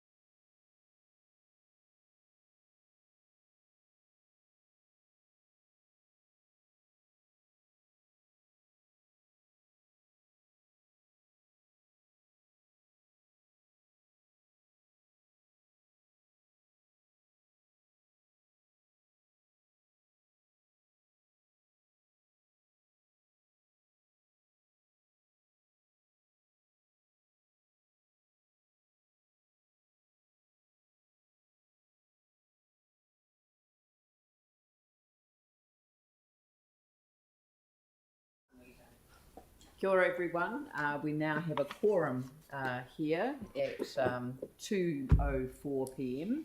and I will now invite our next submitter, Nigel Hampton, who is presenting in his own right, but yeah, thank you. Over to you, Nigel.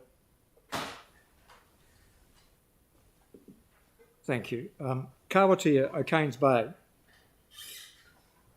is a very tiny community. I'm not going to go through the slides. I just want to talk for a few minutes and answer any questions. Yep. Very tiny community, but it has a reach and an influence and a significance far beyond its size. It has a long history of habitation, both Maori and Pākehā, going back over 500 years. Significant as the first landing point of Ngāi Tahu as they came south and landed in Little O'Kane's, Kawatia. Significant in terms of early colonialists, including the Thacker family, who produced a mayor of this city corporation. Mm-hmm. Why influence and significance beyond its size? Several things, all of which touch on water supply. It has a museum of international renown, which attracts visitors from all over the world. Associated with that museum, it has the longest lasting and largest Waitangi Day celebrations, commemorations in Te Waipunamu, sometimes up to 4,000 people. Go back to the museum. Before present COVID inactivity, it would have up to 10,000 or more visitors a year. It has a superb beach. 3 weekends ago, it was the host of 15 aircraft that landed on that beach. It has associated with that beach a well-known and of some renown camping ground administered by this city corporation. I think the limit's about 450 a day. It used to be more than that. And between Labour weekend and Easter, it's pretty well full. And you add to that the day trippers to the beach. It has an untreated, non-potable water supply to the museum, to Waitangi Day, to the camping ground. Acceptable? No. Irresponsible? Yes. 4 years ago, museum was grateful and still is grateful to the council for coming to visit us. And we thought we made some progress then in relation to certain issues, including water supply, potable water supply. I think we have. I'm glad to see money's being set aside for something to be done. What I am here to say, and I'm saying it on behalf of a number of community members who I have canvassed or have approached me, that any further delay, any further postponement would be unacceptable. Imagine the difficulty of such a small community trying to find potable water for up to 4,000 people on one particular day. That is an incredible task. To me, it seems that the council runs an extraordinary risk in terms of its obligations to those that go to the camping ground. Yes, you can put up all the boil water for 3 minutes signs you like, but in the middle of a summer day, who's to stop a little kiddie putting his tap underneath the mouth, or her tap underneath the mouth, her mouth underneath the tap rather, and gulping some down? Anecdotal stuff is rife. I could tell you of infections. From Yersinia at one end of the alphabet to Campylobacter at the other end, and I probably could stretch it to A's and Z's as well. Zoonotic and amebiotic or whatever they are. They all are waterborne diseases. Campylobacter has turned up, Giardia has turned up, dysentery has turned up. 2 kiddies in the museum house at the back of the complex drank water from a tap they weren't supposed to. They resulted in gastroenteritis. Now, sorry, 21st century, an influence and a influx of people into it way above its size. It's unacceptable, and O'Kane's Bay simply doesn't want it going on and on and on forever. So that's all I really want to say. No further postponement, please, please. Thank you. I'm happy to answer any questions. Thank you. Do I have questions? I think it's pretty clear. Well, when I got out of that bath the other night, I thought, my God, my parents weren't pakeha after all. You washed yourself dirtier. All right. People are putting up to 3 filters on their lines, and it's still not coping with it. Yeah. And you hear stories of people spending up to $5,000 on their own filtration system to try and get potable water. And I could tell you the story of the dialysis machine, a real problem, a portable dialysis machine. Long residents of the bay couldn't get sufficient pressure and couldn't get sufficient clean water to enable that machine to be of workable use. So they've sold up as a consequence. So yeah, that's the sort of level of difficulty. The Banks Peninsula water supplies and wastewater issues that we're grappling with as well. You know, I have to say that if Banks Peninsula had not amalgamated with the city, I don't think we would be in this, even to this position. But we are hearing your message. Get on with it. Okay. Thank you. Thank you. Right, the next submission is Christopher Webster.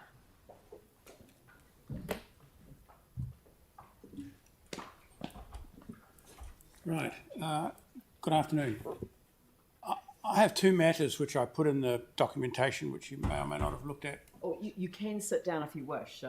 I'm pretty liberated about that now. I'm happy to stand. That's fine. The first was the rating system. I don't for one moment pretend that we need to have a big discussion about this here, but I felt it need to be on the record that a great number of people with whom we socialise and discuss these heavy-duty matters of civic work feel that the rating system is past its use-by date. It's ridiculous. It bears no resemblance to the usage of the household of council facilities, which is no news to you because I've seen it all in the paper before, but I just wanted to add my voice to the long list of people who feel that it's time to do something serious about it.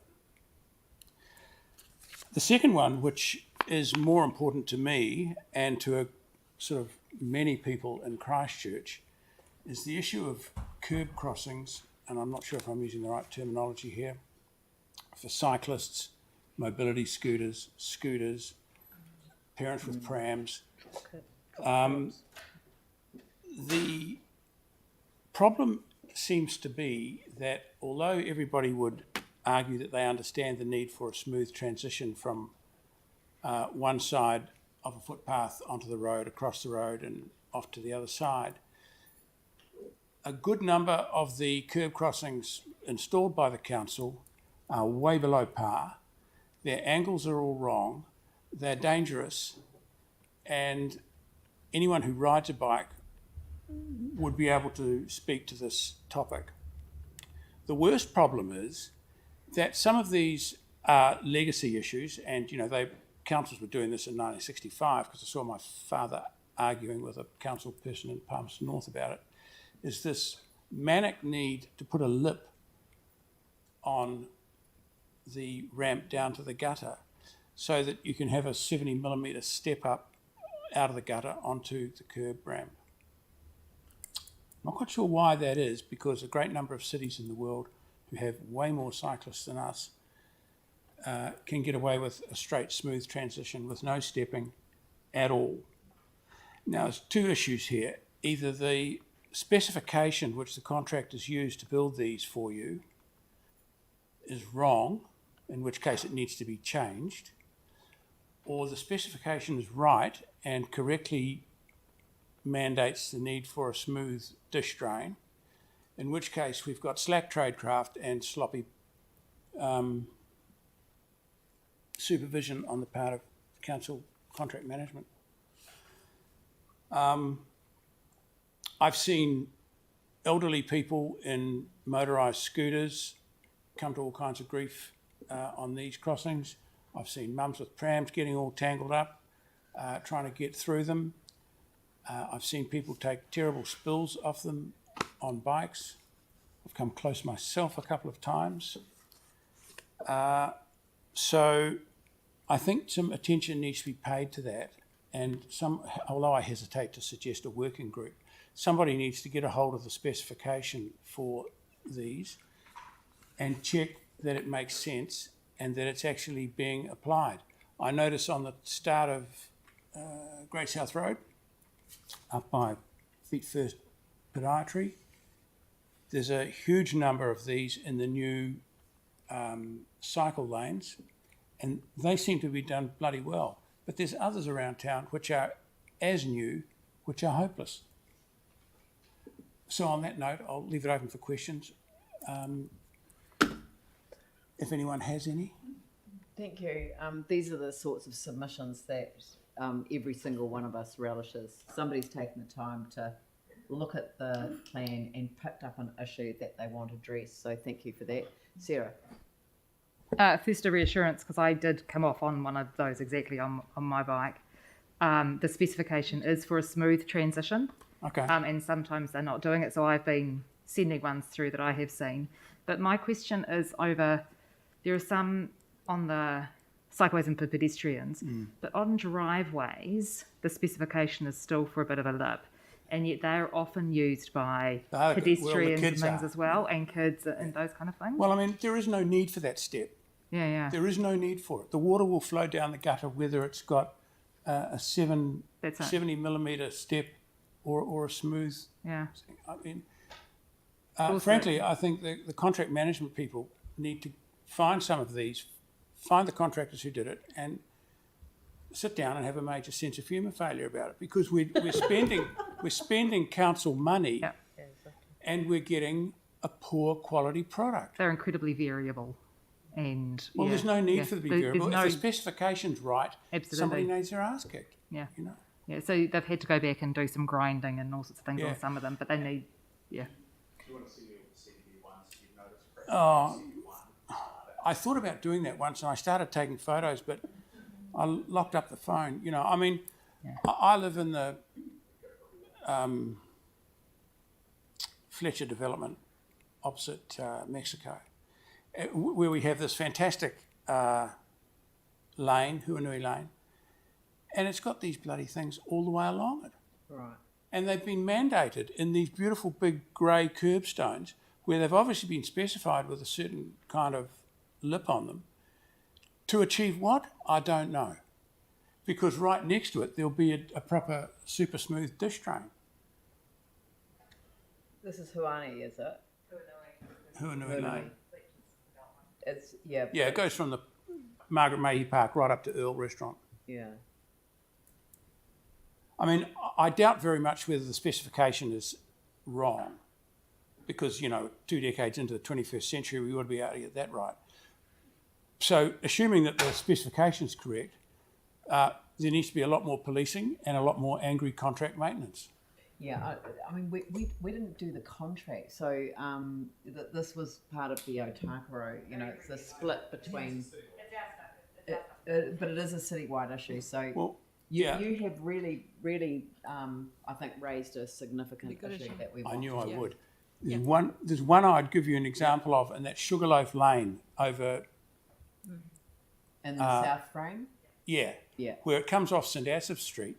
I mean, anyone with nothing to do over their lunch hour can go and have a look at that. It's almost as high as a packet of smokes. You know, it's ridiculous. It's ridiculous. No, I agree with you. I've been for... I mean, it's even a serious bump for cars. I could see it. And Just quickly, a quick question, Chris. Have you thought about contacting retirement villages? Because I've had a bit of correspondence about this from people, and maybe getting that kind of feedback. I don't want to sound mean-spirited, but there is so much work there. It's a paid job. Yeah. You know, I mean, at the risk of overstating it, you can walk out of here and within 150 metres you'll find 10. Yeah. One of the issues that's been raised is painting it so that people who are partially sighted might be able to see it, particularly those. Would that be useful, do you think? No, well, the problem is not the identification of it. It's the sharp edge and the lip. I get that. Yeah. That one side of it has. Yeah. Yeah. Yeah. I mean, it's peanuts money, because it can be done correctly when the concrete work is done, and then it's good for another 60 years. It's just that we've got a whole lot of stuff that's got to be revisited now. And someone's taken the money and they haven't done it against the spec, which to me, well, yeah, so there it is. thank you very much, and we really appreciate the effort that you've gone to, not only to make the submission, but also to come in and really back it up. So thank you very much. I did consider street protests, but, you know. Can I assure you that this is much more effective? Okay. Well, as a start, yeah, you might need to resort to street protests otherwise. But it's a very powerful point to make. So thank you very much. Well, it affects everybody. It does. That's the problem. Yeah. Okay. Thank you. Right. The next one is the Green Lab, and I'm not sure if I'm going to pronounce your name correctly, so I'm not going to try. I'll say Kai. Sorry, Kai. Yeah. Kai Hitchcock. Thank you very much.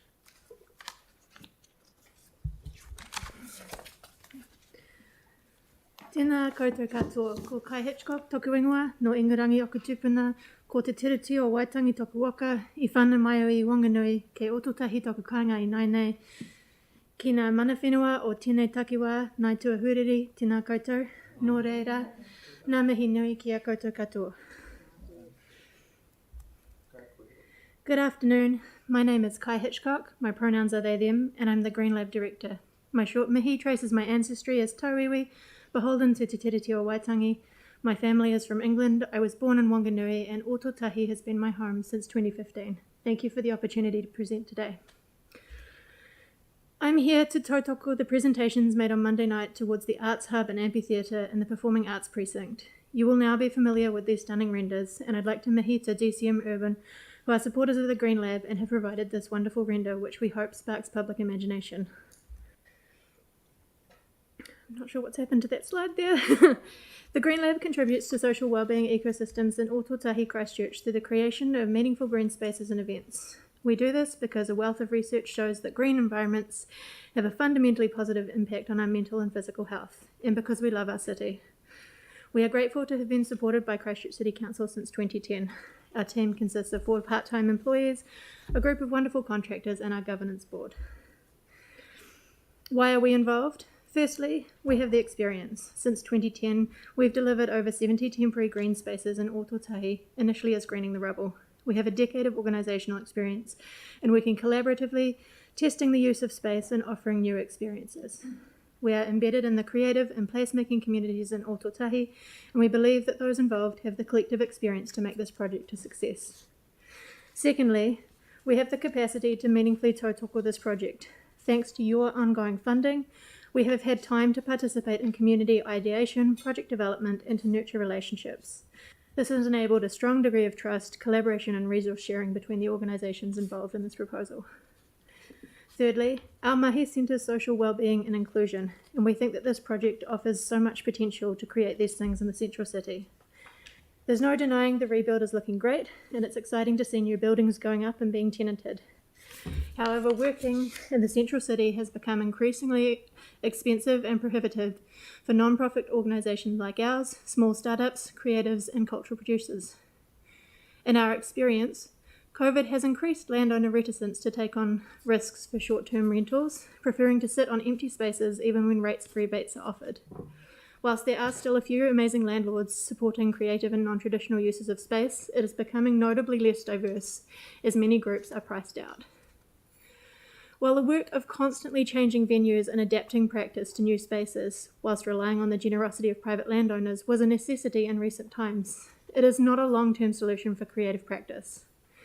Longer-term occupation of space would hugely increase the capacity of our organisations and focus our energy where it should be, on community. Our placemaking, creative and cultural practitioners have developed an international reputation for Ōtautahi as an innovative and vibrant city. To maintain this, I believe we need to provide a more permanent space, both for those working now, and this brings me to my fourth point, for those working in the future. We believe in the importance of performance, creative thinking, and in nurturing opportunities for rangatahi. Young people need opportunities to explore their stories, perform them, and see themselves reflected in the city. Art can be a catalyst for inspiring social change and connecting communities. With the compounding challenges of climate change and COVID impacting people the world over, it feels really important to have spaces where we can gather safely outside and imagine possible futures together. Our tangible commitments to this initiative are based on two projects. The first is our WOW Pods. We were given this project to deliver by the winners of the Smart Seed program, and we have support from Isaac Construction, DCM Urban and Christchurch NZ to develop it. The project Kaupapa supports connecting with nature in the urban environment. We will plant endemic species that support pollinators and birds. The seating, as you can see, allows space for work and meetings outside the office. The pods are formed with a hexagonal base, which is able to tessellate, and we believe that this fits well with the kaupapa of the amphitheatre and arts hub, and the hexagonal shape of the amphitheatre takes its inspiration from this design. The second project we wish to bring to this initiative is our community co-working and event space, Understory. We have delivered 3 iterations of this project so far and believe it demonstrates on a micro scale what could be achieved at the amphitheatre and arts hub with a group of organisations collaborating. Our Understory kaupapa seeks to learn from nature. In a thriving forest ecosystem, the understory is an interconnected network of plants and organisms that grow in the space between the ground and the canopy. It's a place where resources are shared, plants communicate, test survival strategies, and nurture rich biodiversity. The understory supports new generations of saplings, makes important contributions to the stability of the ecosystem. Imagining our city as a forest, you, the City Council, and other significant scale organisations are the big trees. The Greenland sees our role as an understory specialist. We seek to support, connect and tautoko the diverse array of organisations and individuals that make up the Ōtautahi understory.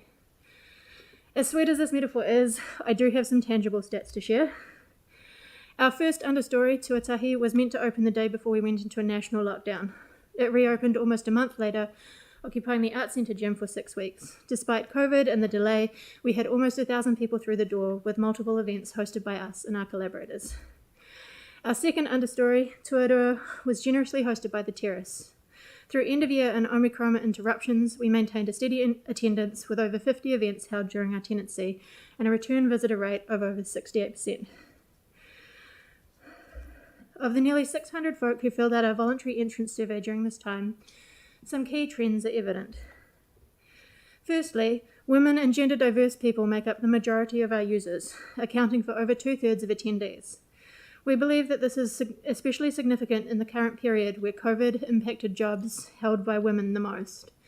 We have also been told by attendees that our flexibility makes our space easier to access by those who are often juggling childcare and work.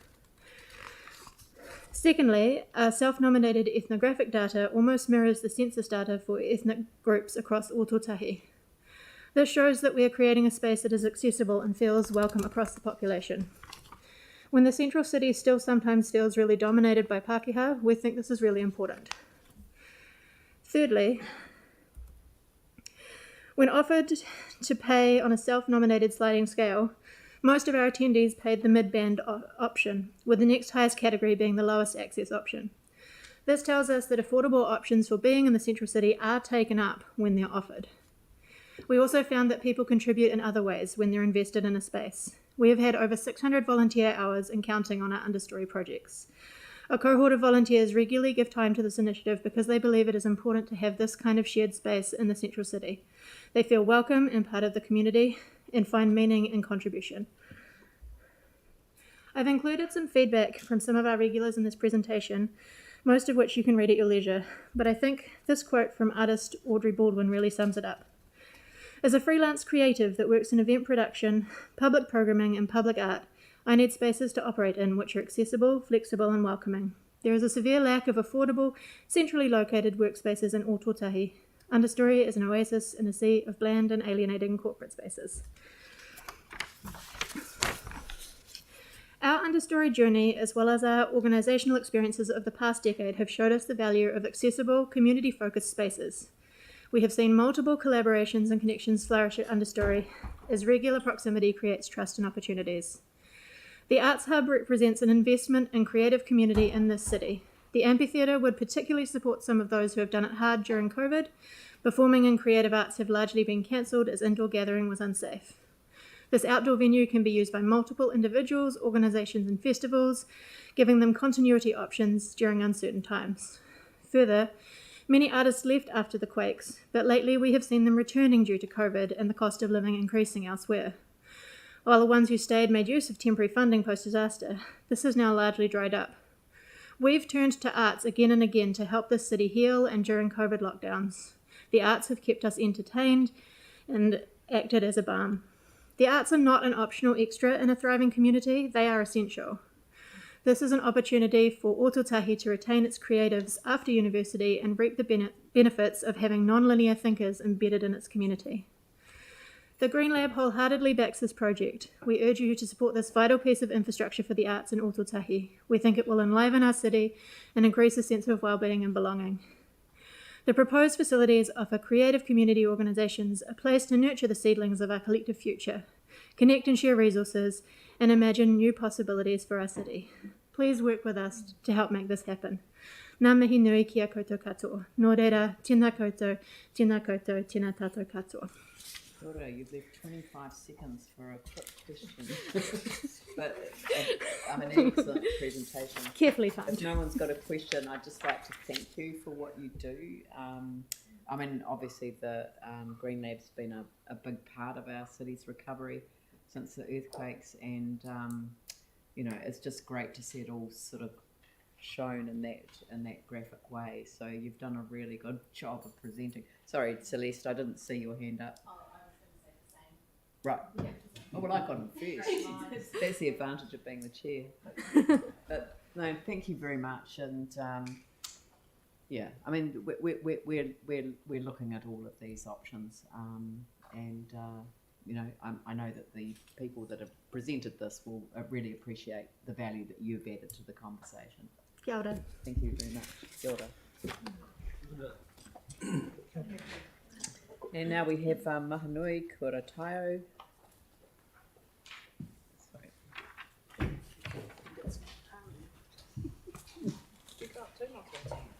It's the Wi-Fi.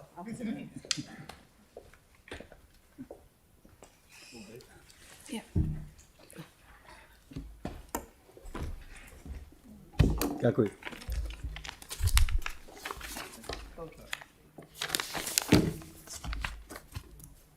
Tēnā rā koutou nā pōwaitaka o tō tātou mātou tīpuna, ka me nui ki te mihi atu ki tō tātou mātou nui te raki, a koe te timataka me te kau te keo tau katoa, no reira ka mihi au ki te kai homai o ka me pai katoa. E mihi atu ki a koutou, tēnei te mihi o te kora matua, e Leanne, e koutou rā o te kora matua tuatahi, Andrew, e mihi atu mō tō mema o te pātako rākai hautu, nā mihi. E koutou rā, E ka rakatira o te kaunihi rautou tahi, tēnā koutou I mihi atu kia koutou katoa.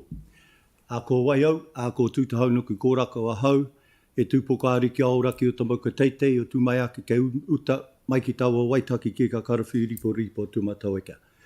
E tainoa, o te pātawhito o te kōhaka kai awaro, no maru a mauka tere, mauka whakaruru hau o nai tū ahuriri.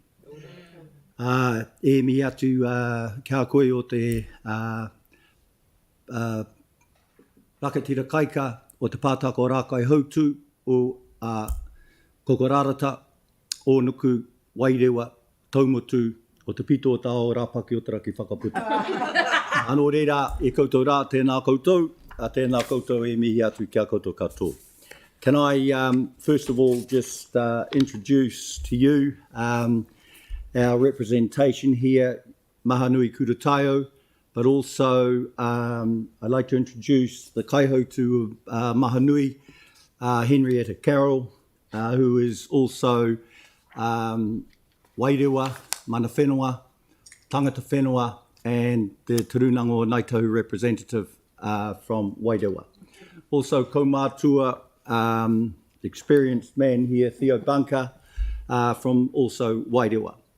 I'm representing as the spokesperson here, not only Mahanui Kurataio, but also Ngā Runanga, and as a mana whenua across Tuahuriri, Kokorarata, Rāpaki o te raki whakaputa, and Onuku. So between us now, what we would like to do is first of all turn your attention, and being conscientious councillors, I'm sure that you've all read this paper. So what I'd just like to do is and the paper is a proposal for a new policy on Māori freehold land. So basically taking the paper as read, and the summary itself, just to say that you would have also seen that what we have is actually a lot of tautoko for the policy itself. What we don't have actually, we don't actually tautoko the fact is that it's about the text itself. So if you've read through the paper, there is the background, there is the part on landowners and who those landowners are, or mana whenua, and then the introduction, and also the policy objectives, and also highlighting the fact that this came about from a local government rating of Whenua Māori Amendment Act 2021. And basically, within that act, there are some missing sections within this policy, which we've actually highlighted. So what we come to you with is not only our highlighting the concerns that we have and what we don't agree with, but we've also come to you with solutions as well. And so basically what you see there is in the conclusion, Ngā Runanga actually submitting a solution itself. So that is pretty much our submission overview. Probably just to finish off with the fact of 3 words: kāwanataka, tino rakatirataka, and mana mutahake. And one thing, as you will all know, kāwanataka is governance, tino rakatirataka is sovereignty and pretty much being in charge of our own destiny, and mana mutahake is actually about self-determination and independence. Kāwanataka should never ever sit above any of those. If anything, they should be sitting actually side by side. What reflects in this paper here is that kāwanataka is actually at the top of this. So that's just an observation that we've presented to you by way of what I've just said. So we'll pass it back to you, Leanne, and we'll take any questions. So the first issue is this question about recognising the terms of the settlement in the context of our own policy statement. So I think that, would you like to just speak to that? Because not all councillors will be fully aware of the terms of the settlement. And I know that I'm asking you to do something that should be taken for granted, but I just would like, in your own words, to describe it's wording within the treaty, within the Settlement Act that establishes this, and it's really to in a public setting to really sort of set that as the context for the rest of what you are requesting us to do. Is that okay? Well, I think the question is actually, where does this sit actually within the settlement? Is that right? Well, the Settlement Act is explicit for Ngāi Tahu in relation to tēnā rangatiratanga. Okay.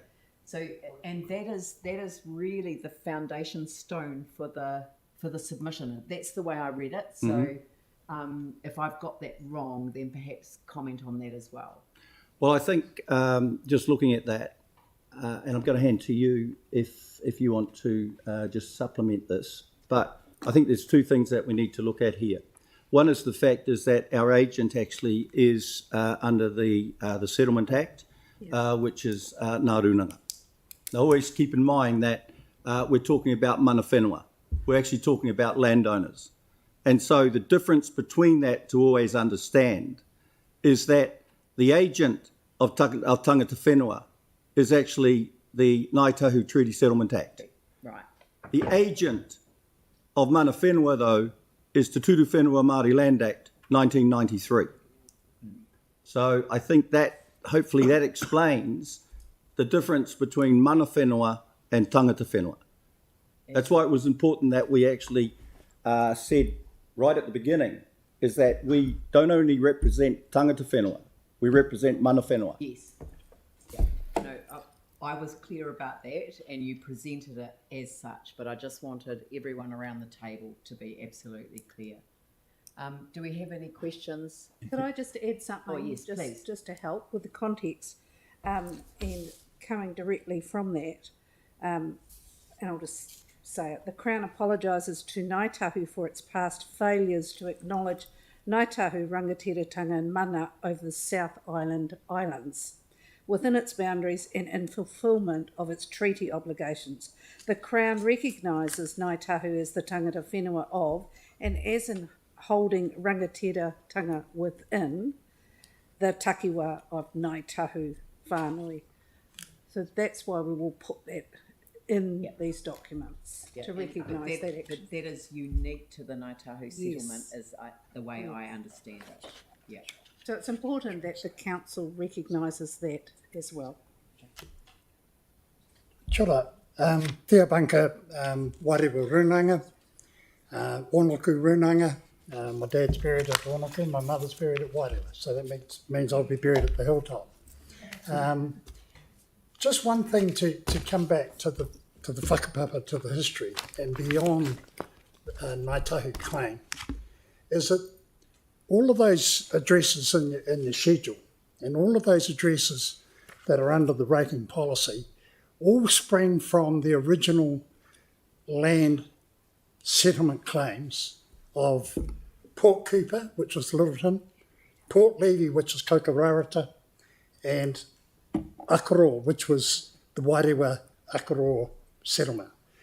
These all relate directly back to the reserves that were left as a result of the mid-1900 settlement. And each of those areas, for instance, in the Akaroa purchase, which I can speak from experience, born in Akaroa, that there was a reserve of 440 hectares at Onoku. There was a reserve of 440 hectares at Wainui or Puketahi. There were 400 acres at Warewa, where I come from as well. So in the Akaroa purchase, what was left was 400 or so acres in each of those localities under the one Akaroa purchase heading. Since that time, those lands have been diminished down through various changes in legislation, etc., etc. And if you take the Wairewa portion of the 440 hectares, there's only half left in Māori ownership. And the problem we've got with these ratings is the fact that we have multi-ownership of those lands. Small portions of land, large ownership. And that leads to the complications that you have as a council in applying the rating system. I don't believe that any of those reserves, being a settlement back in prior to Ngāi Tahu claims, should be rated at all. In fact, it was a 440 hectares of reserve given back to tangata whenua, mana whenua. Why would the Crown then later come along and tax it or put rates on it? It's as simple as that, really. Okay. So that's, some of that whakapapa coming through to the Ngāi Tahu claim, but we're still sitting on multi-ownership land. Some of those lands have, 200 owners in them. And for you to try and determine who are the owners, or how we get to the owners, the Māori Land Court's been trying to settle that for centuries and hasn't achieved it. I can tell you that I've been working on this for 5 years and they don't have those records. And I doubt whether you do as well. No. I think that, this amendment to the policy is designed to meet our obligations, which we're committed to in terms of the local government amendment and the Rating Act amendment that went through last year. And that's the intention. But you're saying that we have, in adopting the language that we've adopted, that we have not met the intention of the legislation. You go, Vic. I'm just checking, I just want to be really clear because, we'll get some advice, but from your perspective, the changes that we're making don't meet our obligations under the Act, or are you saying that they meet the obligations under the Act and you are asking us to actually review that and go further? I think that's actually tied up in what we're recommending. Right. That actually alleviates exactly what you're saying. That addresses it. And we've actually based that on what our solution to that issue is. Right. So we will take advice on this as part of our consideration of the annual of this policy rather, because we're doing the policy engagement or consultation at the same time as we're doing the annual plan, with the intention that it takes effect from the 1st of July. All right? Kia ora. Kia ora. Thank you. Thank you all, and thank everyone for coming. I think you said at the end that Rapaki was at the top of the the representation. No, I just acknowledged the beauty of yeah, that's what I was doing.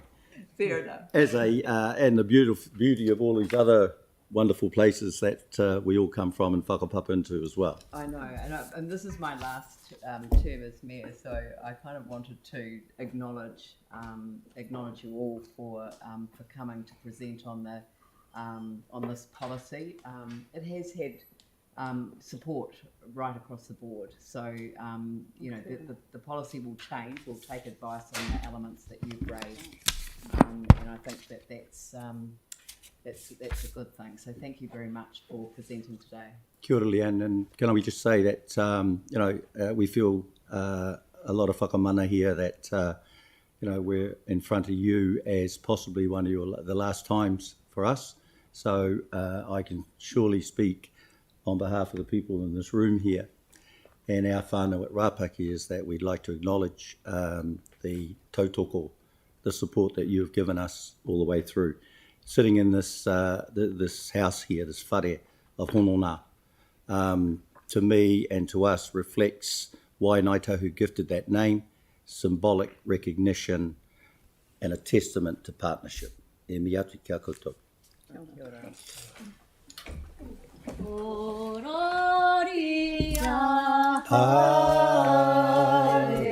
Hallelujah.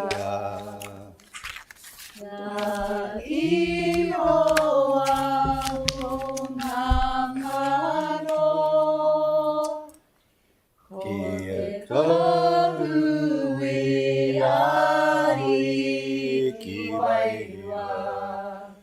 O te mangai he tautoko mai. Alo rira, apiti hono tātai hono rātou ki tonga mate ki a rātou. Apiti hono tātai hono tātou ki te honga ora ki a tātou. Koutou rā, tēnā koutou, e mihi atu kia koutou katoa. Kia ora.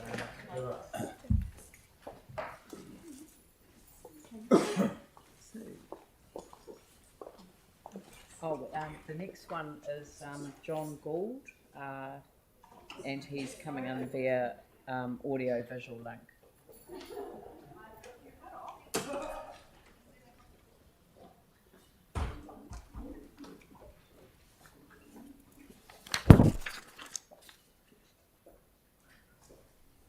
Kia ora koutou. Am I good to go? Yes, you're all good to go. Thank you. Thanks, Leanne. Just a quick word on my whakapapa.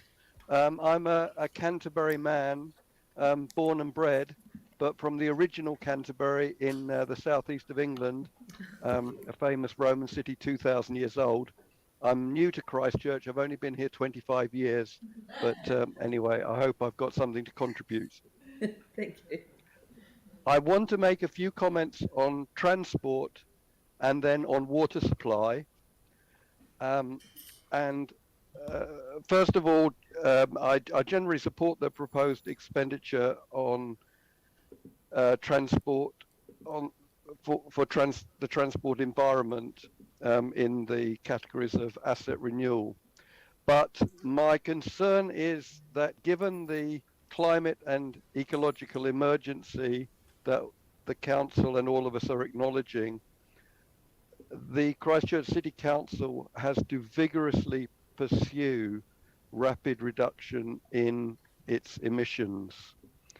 And the promotion and facilitation of greater use of public transport and personal transport such as cycling, e-bikes and electric scooters provide the best opportunity for reducing the city's emissions.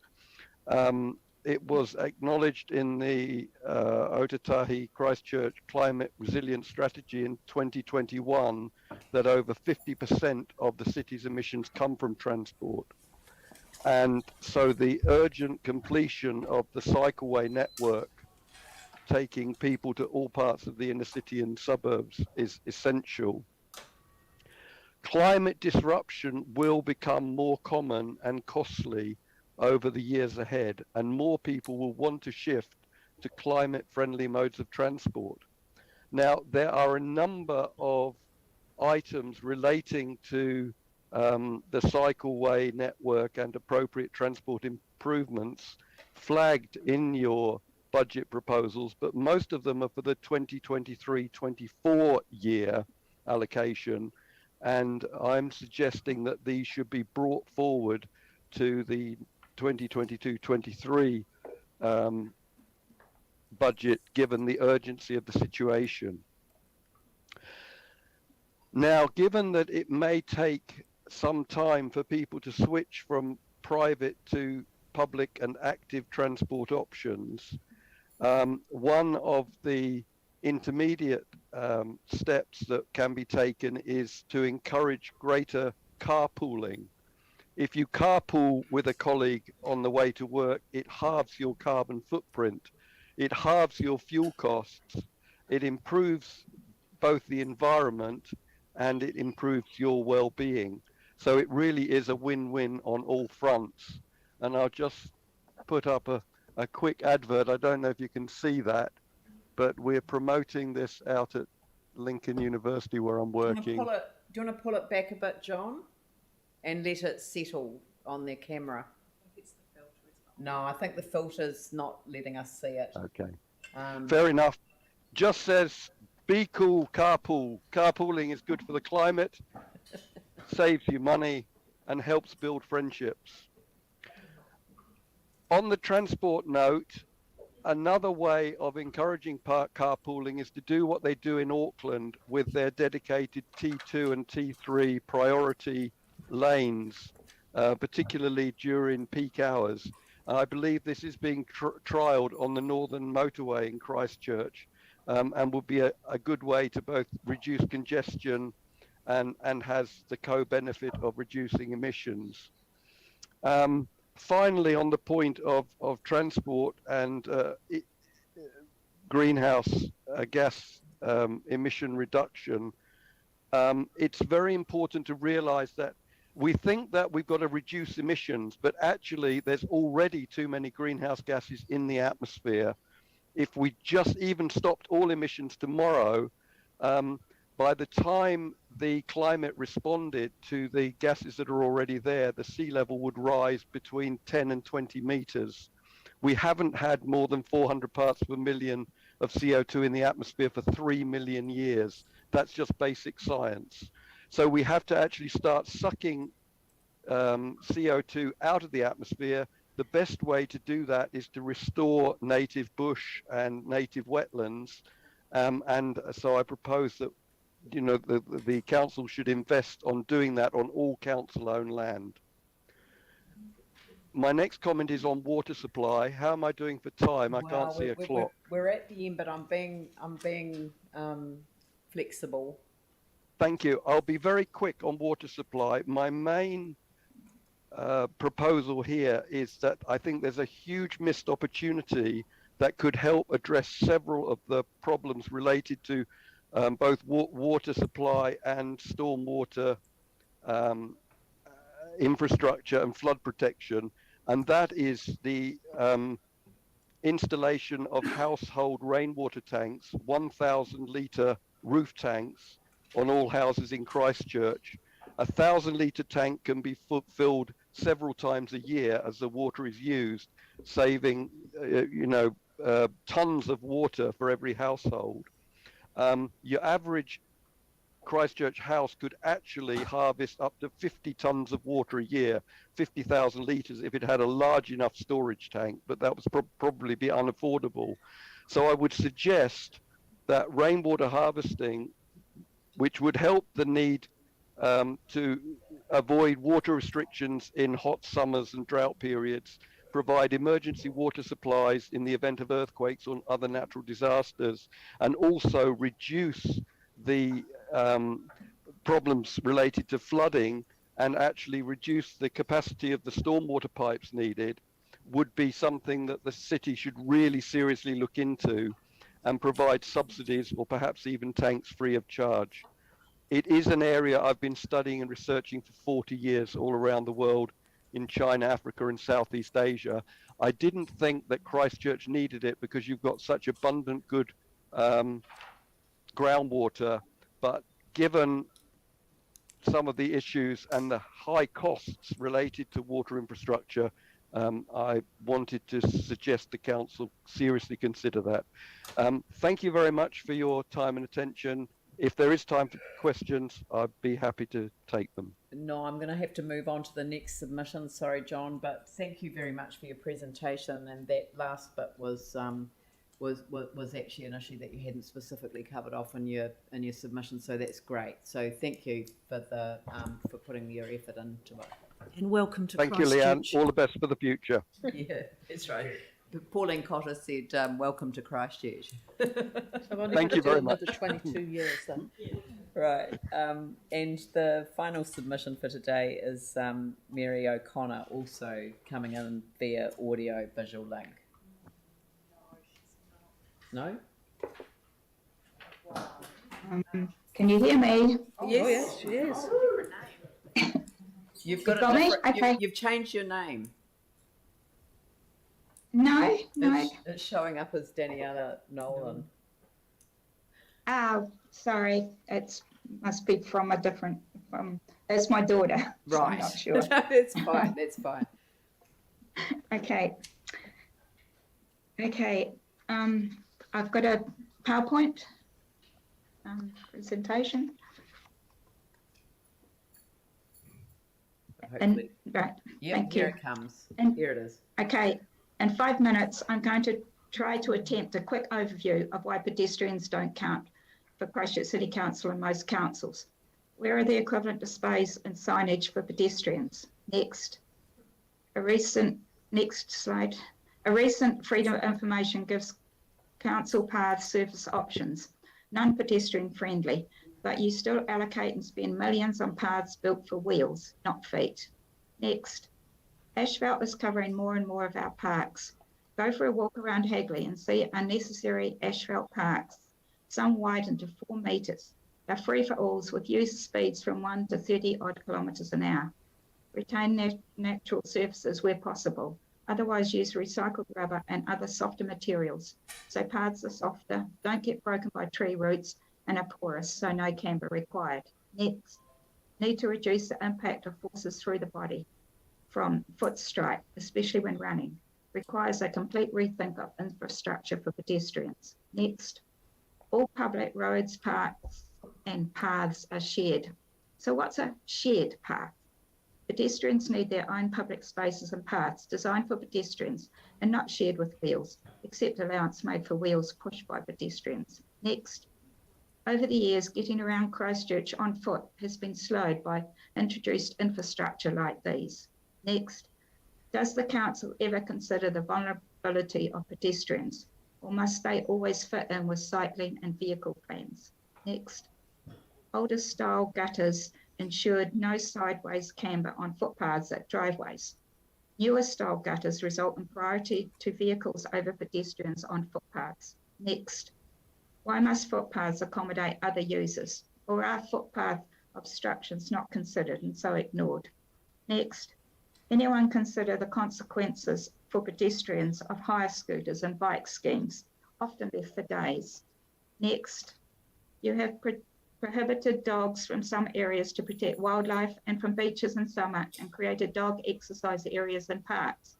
But for legal roads and surrounds, it's dogs on a leash, and for most parks under effective control, all regularly ignored. There is a need for dog-free parks to protect people. I'd like the council to begin by making Napuna Wai dog-free to protect the general public and especially athletes whose career could be ruined by a dog bite. Hopefully later this can be extended to other parks. Next, when flax is planted, it may be well clear of paths, but can grow to encroach on many places on two paths, creating a hazard for pedestrians. Next, the Port Hills is a great area for recreation and natural surroundings, but there is conflict between mountain biking and pedestrians. The proposed mountain bike track on Montgomery Spur to enter and exit onto already busy Rapaki track will be dangerous. Freedom of info and visual counts show pedestrians are not counted by the installed counter at the gate, as it only counts moving metal, bikes, the gate opening, but not pedestrians. At busy times, hourly averages suggest an excess of 400 movements per hour, yet the council proposes a mountain bike track to enter and exit onto Rapaki at a hilly point. Next, why create what will be a dangerous intersection on an already busy road? With the Adventure Park making the present purpose of Montgomery Spur mountain bike track unnecessary, a safer option is to make Montgomery Spur pedestrian only, especially with its peak and views so close to flat Christchurch.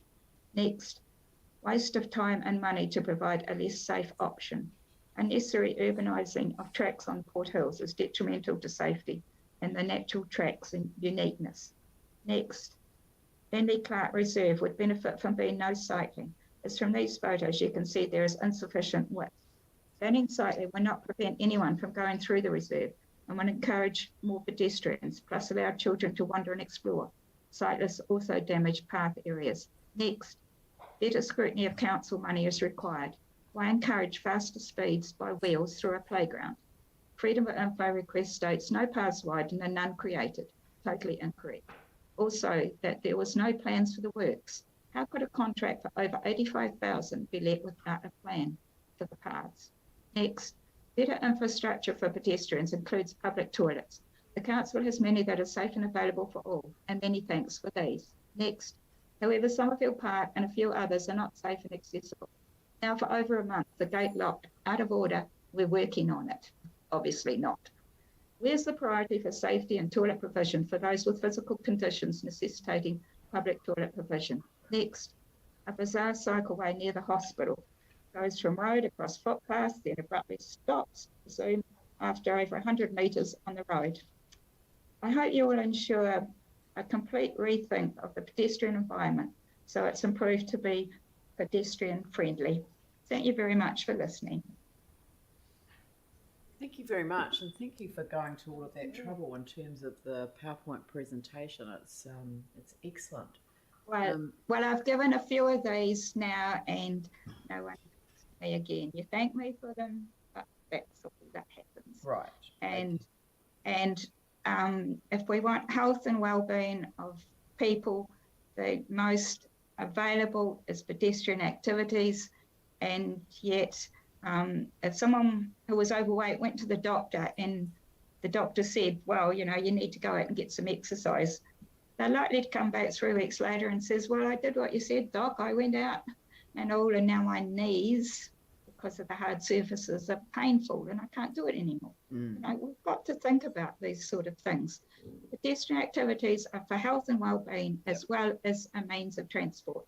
And I think that's also been ignored. There's a regular walker around Hagley Park. I couldn't agree more. Aaron? Yeah, that is feedback a number of us had. That was an incredibly crammed up presentation, lots of information. So thank you so much for all of that work, like the Mayor said. I've got a question for you around with people using other modes like bikes and scooters and things around bell usage. Like some people over years have said we should have to have bells, and I'm a fan of the bell. How do you feel about the bell? Would that make it better or not? And I will also say around the hospital there's been no reported incidents of cycle versus pedestrian, even though it's the busiest spot in the entire city for both, which is a positive. Yeah, so it's a perceived issue there, but it hasn't actually eventuated into an incident that I know of. Well, it's the only cycle path I know that is closest to the property line. Anywhere or most other places, the pedestrian is closest, and so you've got pedestrians who are crossing the cycle path in two places, and I just don't understand why it's put on the inside and the pedestrians are between the cycleway and the road. And the thing about bells, it's also the week for what do you call it? You know, the deaf. Yeah. And so you've got people who are deaf using these areas, and bells, insisting on bells probably doesn't encourage them to feel that they're safe, because they won't hear bells. Right, okay, thank you. That's lovely. Look, thank you very much for your submission, and that brings today's submissions to a close, and that means that I haven't got my... What am I doing? Closing the meeting. Oh, so that's the completion of the submissions. So I will declare the meeting closed. Thank you very much.